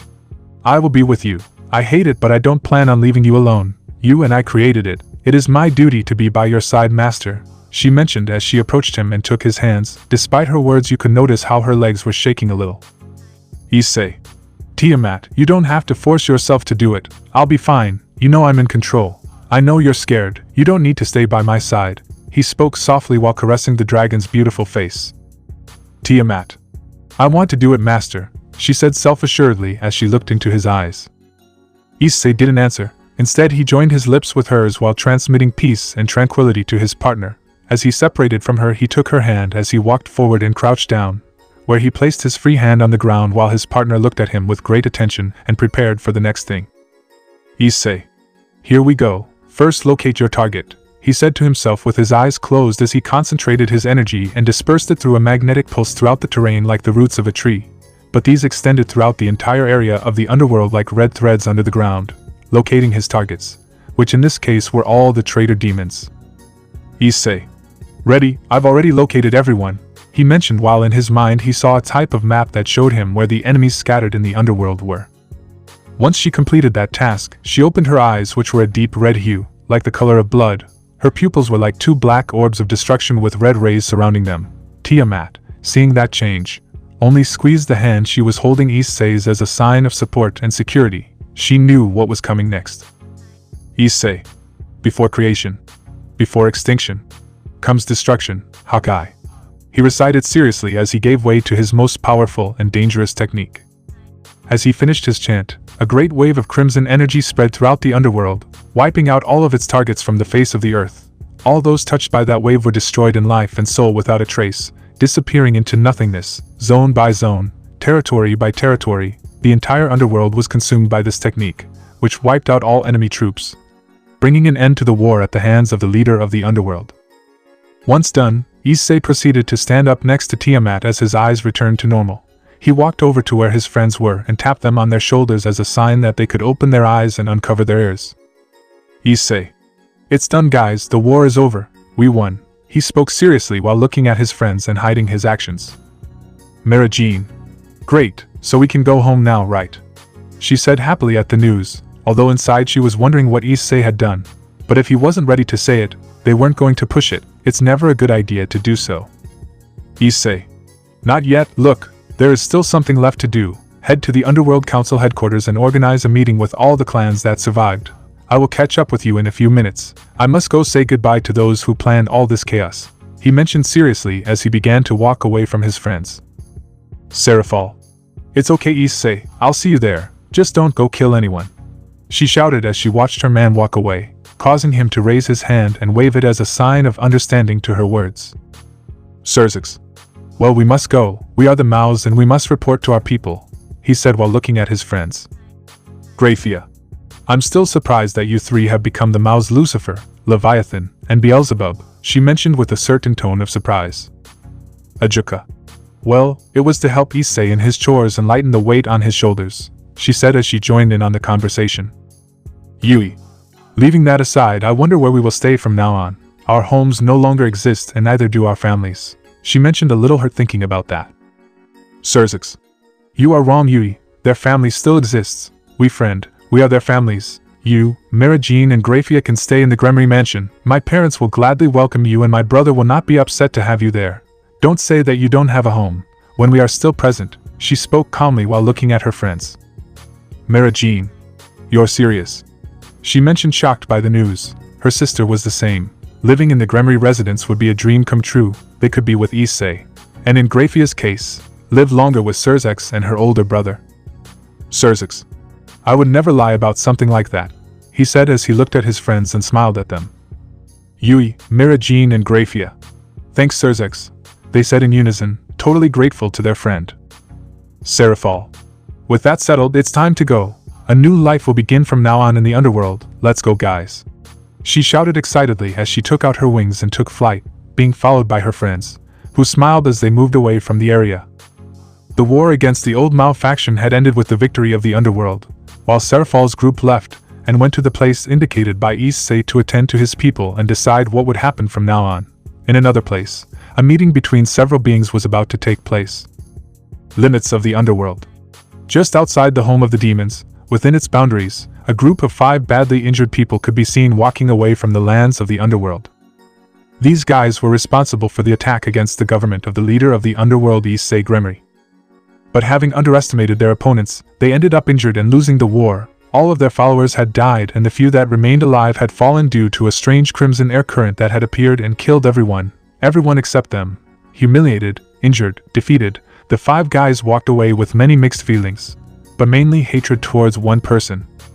Rezavim led the group as he walked and held with his left hand the area where his right arm was supposed to be. He was furious. They had lost the war, but not only that but also their weapons. Being the one who had dominion over Mirajin, Grafia and his sister, he created a bond to control them, but during the battles of the underworld, he felt one by one the bonds were breaking, a sign that he had lost control over them and therefore his best weapon against Issei Gremory. He didn't have to think much to know who had done it. That bastard had managed to break the mental control on them. He had lost everything today, but he wouldn't give up. No matter if it took him several years, he would think and create a plan that would exterminate Issei Gremory once and for all. He knew that the subjects who came with him would agree with his thoughts. As they walked away, he couldn't help but stop in his tracks when he felt that something was not right, which caught the attention of the others who accompanied him. Euclid. "Sir, is something wrong?" he asked as best he could while holding his punctured stomach, where he had applied ice to the wound to stop the blood from leaking, and using an ice stick to support himself. Rezavim. "No, just my things. Let's continue, we must get away." He could not continue speaking because he was hit hard on his jaw, silencing his words. The descendants of the Maos and Euclid opened their eyes in surprise as they witnessed what had just happened. Just as Rezavim was speaking, Issei emerged from his shadow and hit him in the face before kicking him in the left side, sending him against them, who did everything they could to receive the son of Lucifer. Issei. How bad they are. They were planning to leave without saying goodbye, that their parents didn't teach them manners, he mentioned with amusement as he watched the demons in front of him helping to lift Rezavim, while they directed looks of contempt at him. Rezavim. Damn bastard, what are you doing here? He bellowed angrily as he stood up with the help of his colleagues and looked at the demon in front of them. Neither of them was in optimal condition to fight, or even entertain that guy. The situation couldn't be worse for them. They had to do something as soon as possible to save their lives. But they were stubborn and proud to admit defeat without putting up a fight in the process. Kateria. Take this, damn it. She screamed furiously. Without wasting time, she placed her hands on the ground and from it several affiliated tentacles came out that went against Issei. But when they reached him, they were simply destroyed upon contact with his skin. Shalba was not far behind either, and put his hands together in front of him and threw a large swarm of demonic bees at the leader of the underworld, but these were also destroyed upon making contact with him. Kruzuri, seeing this, tried launching a ray of demonic energy at that man, but the same result was repeated again. Even Euclid tried to hurt him by throwing a sharp icy blizzard at that man as best he could, but no matter what they threw or attacked, it was all useless as it was destroyed upon making contact with his body. Damn that nasty power that Issei Gremory possessed. Rezavim watched all his colleagues' attempts with frustration. Nothing was working, and if they continued like this they would only exhaust themselves, being at the mercy of that bastard. He knew what he had to do, but he didn't want to accept it. Shalba. We must retreat. We cannot win. We are all injured and sooner or later our power will run out. I hate to admit it, but we are neither fit nor capable of facing that monster. He mentioned his colleagues as he continued to launch his attacks against his opponent without any result of hurting him, although his words had not only been heard by his colleagues, but also by his enemy. Issei. You're not going anywhere, Rezavim. He roared in fury as he clasped his hands in front of him and created a sphere of fire, alerting his opponents. He had heard the words of Beelzebub's descendant and would not let them go just like that. Seconds later he launched a torrent of crimson flames at all of them. Kateria. Shit, we better go at once, before he kills us, she said nervously as she created a barrier in front of them to protect herself from that attack, being helped by Shalba and Kruzuri. But little by little her barrier began to crack. It wouldn't last long, and that wasn't good for them at all. Issei. This time they won't escape. He mentioned seriously from his position, while increasing the power of his attack. Issei. Burn yourselves with this. Euclid. Damn it. He said as he pulled something out from his clothes. It was like some kind of device, and said object released a strong glow covering him, Resivim, Kateria, Shalba and Cruisery in a barrier that momentarily resisted Issei's attack. Cruisery. TSK, we must retreat now. Or we won't get out of here alive. He commented as he watched the barrier that Euclid had created begin to break. How powerful was that monster? Kateria. Idiot, we have to go. Otherwise, they will kill us here and now. The descendant of Leviathan was trying to get Resivim to give up and leave Issei. It was final, they had lost. Issei. It won't be like that. He charged more power into his attack, increasing his strength and completely consuming the place where his opponents were, leaving them within the sea of flames with his barrier around them protecting them, but not for long. Resivim, seeing the situation, reluctantly understood the disadvantage they had against Issei. He watched his colleagues' attempts to stop those flames that were upon them, but little by little their efforts were falling. He had no other choice. He didn't want to do it, he didn't want to accept it, but to live he had to do something he never thought possible. Resivim. TSK. Let's head back, we'll meet again. We'll meet another time, Gremory, he said as he created his transportation circle, which began to shine brightly. With that said, Resivim, Euclid, Kateria, Shalba and Cruisery disappeared from the place in the light of the magic circle. Issei, noticing how Resivim and the others fled, cancelled his attack while looking at the place where they were a short while ago. Issei.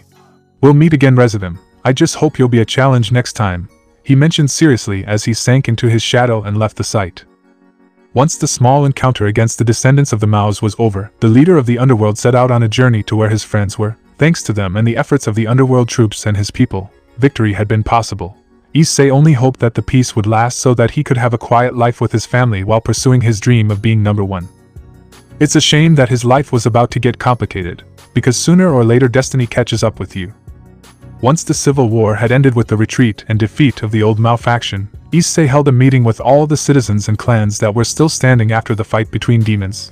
It was then at that meeting that Issei announced shocking news for the underworld. Since of the 72 main families of pure-blooded demons of the underworld, only 34 remained standing and active after the Great War between the biblical factions and the civil war fought in the underworld. Although there were more than 34 houses that were active, but due to having mixed heritage, they lost their position within the 72 pillars. The houses that became extinct due to the wars were Marba, Valefor, Buer, Gusion, Larage, Eligos, Bodis, Bathin, Marax, Ipios, Aim, Bun, Ranov, Foras, Gap, Marcosias, Halfas, Malfas, Rahim, Weepel, Sabnok, Vine, Bifrons, Hagenti, Crossel, Alosar, Kame, Murmur, Oroba, Os, Amy, Zagan, Andres, Floros, Andreophis, Simaris, Ambeshias, Decorabia, Seer, and Andromalius. That was disheartening news for the underworld, but the repercussions of the war were not over. Another problem arose, and that was the decrease in the number of demons due to the wars fought. But fortunately the Mao Ajuka Beelzebub brought a solution to the problem. It was the evil piece system, which was based on the game of chess and was a total of 15 pieces, 1 queen, 2 bishops, 2 knights, 2 rooks and 8 pawns. These would be awarded to high-class devils with a noble title, which is the king. These pieces would be used to reincarnate other beings into demons and make them servants of the high-class devils and thus increase the number of demons in the underworld. The evil pieces were created with Issei's permission by Ajuka Beelzebub in order to replenish the number of devils after the Great War and Civil War waged in the underworld. Each piece had a corresponding value. These values were used to determine which piece could be used to reincarnate someone. Their strengths, talents, or abilities all play a role in determining their value. However, they are not completely omnipotent, as they cannot be used to reincarnate gods, Buddhas, and dragon gods into devils. Aside from evil pieces, there are also special pieces known as mutation pieces. If reviving a person requires 8 pawns, 1 mutation piece would be enough to revive that person. The mutation piece can be a queen, rook, knight, bishop or pawn. According to Ajuka, they are very rare to see. Having this solution to the problem of the underworld population, Ajuka began to create the evil piece to give them to various clans, and that will begin to expand their members. But before offering them to any demon, the first evil piece created by the Mao were for the leader of the underworld, which could be said that they were the most detailed and perfect that could exist, since to create them a small amount of energy from the owner is necessary, and being Issei the most powerful demon, and with a unique power, the result was inevitable. Issei's evil pieces once made, when revealed, showed a black and crimson tone, similar to Issei's power of destruction. They seemed to be made in advance of that power. But the surprise came later when they found out that Issei's queen was the first mutation piece seen, although it was to be expected coming from him.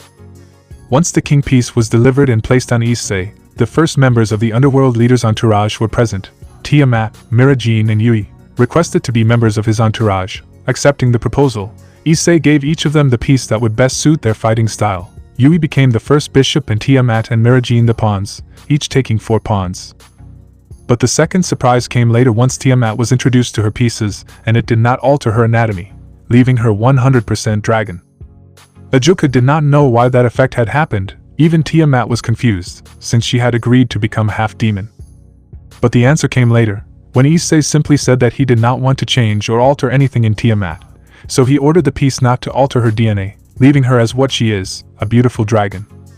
That information earned Ajuka's disbelief. Upon learning that his friend could control his evil pieces to such a level of deciding whether to turn someone into a demon, or leave their race intact. He also earned Tiamat's kisses to an unsuspecting Issei for the cute gesture he had made just for her. Once the whole matter with Issei's pieces was resolved, mass production began, and the next to receive their pieces were the Maus, where Serzex made Grafia his queen, while Ajuka and Serafall kept them until they found candidates for their retinues.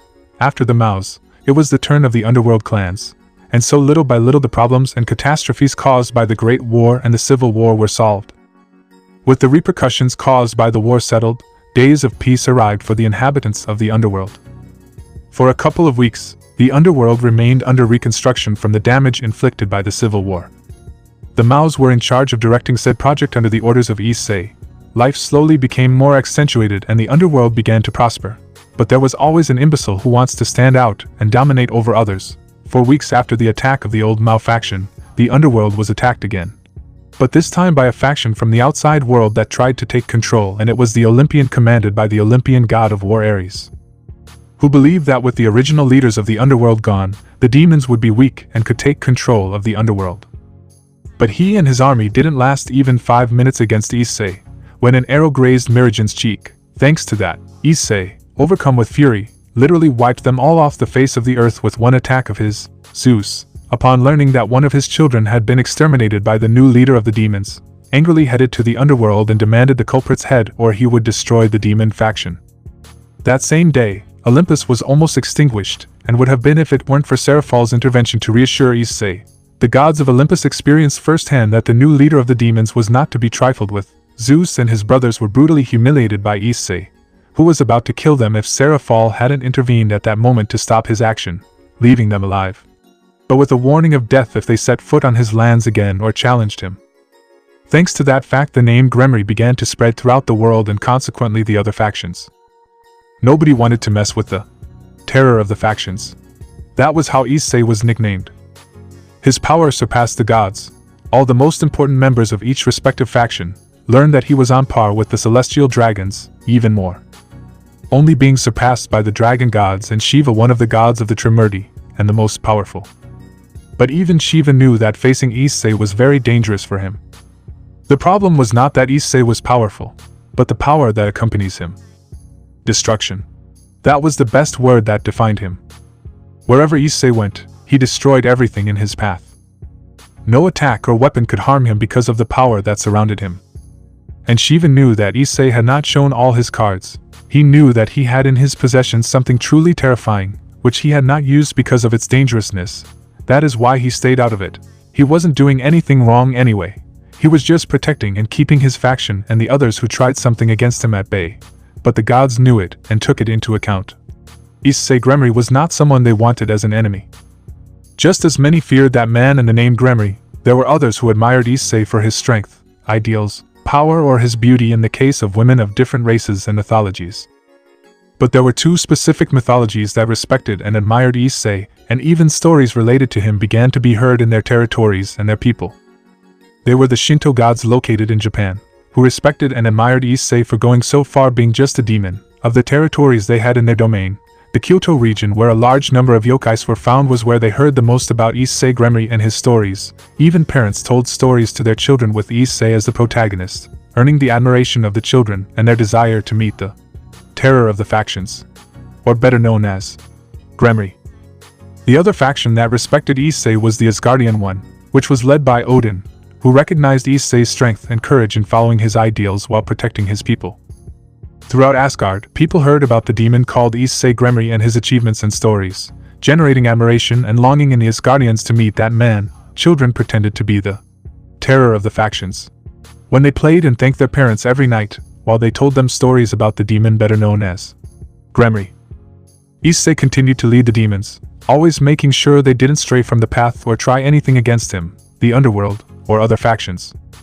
Thanks to his friends, the tasks he had to perform were greatly lightened. Aside from fulfilling his responsibility as the ruler of the underworld, in his free time he spent time with his friends and love interests. He increasingly opened up to them, even occasionally going out to meet with Gabriel and Penamion in the human world, where they could talk calmly and be in a peaceful environment. Little by little that sweet, loving and cheerful Issei began to come to light, although there was still time for that. The changes that Issei was showing made the girls very happy. But mainly Vanillana, who for years had thought that that part of her son had ceased to exist. It was all thanks to the women who came into his life and changed and improved his course. Vanillana was sure that one day, Issei would return to what he was from the beginning, but he also knew that his new way of being would not go away. It was already part of him. There was only one way to solve that problem, and that was for both parts of him to join into one. But only time will tell. But all good things always come to an end, and Issei Gremory's life was about to take a totally unexpected turn that no one was prepared for, one that would affect his family, friends and loved ones, but that was necessary to maintain the life and future of all species in the world. Dimensional gap.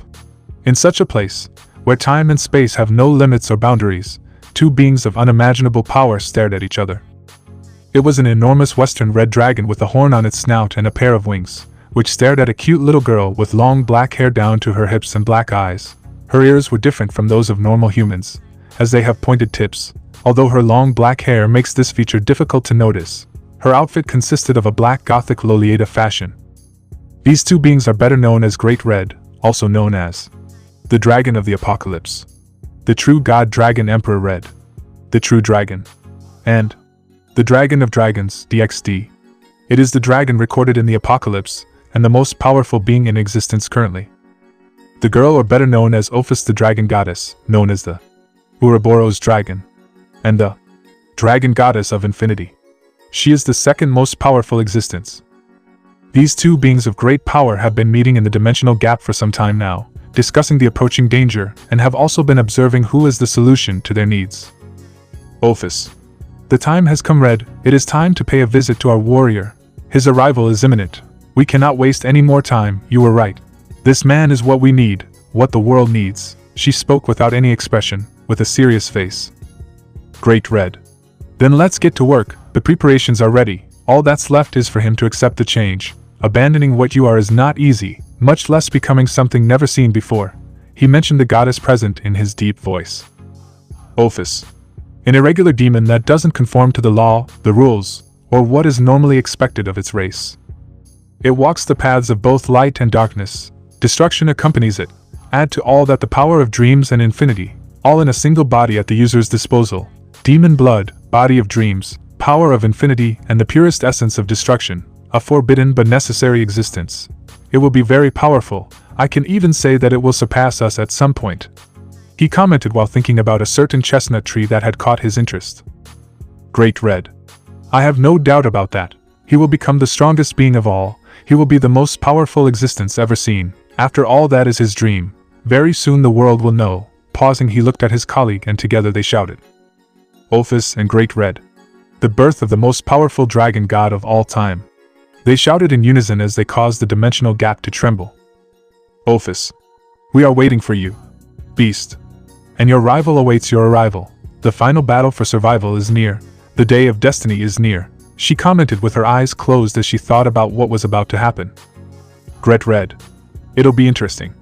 They're similar yet different, both destroying everything in their path, but for different reasons, rivals by nature, in a never-ending fight. Destruction versus extinction. Darkness versus darkened. Red versus purple. Man versus woman. Gremory versus apocalypse. Which one is above the other? The time has come for you to show what you're made of. Gremory. That's it, guys. Thanks for watching and supporting us. See you in the next part.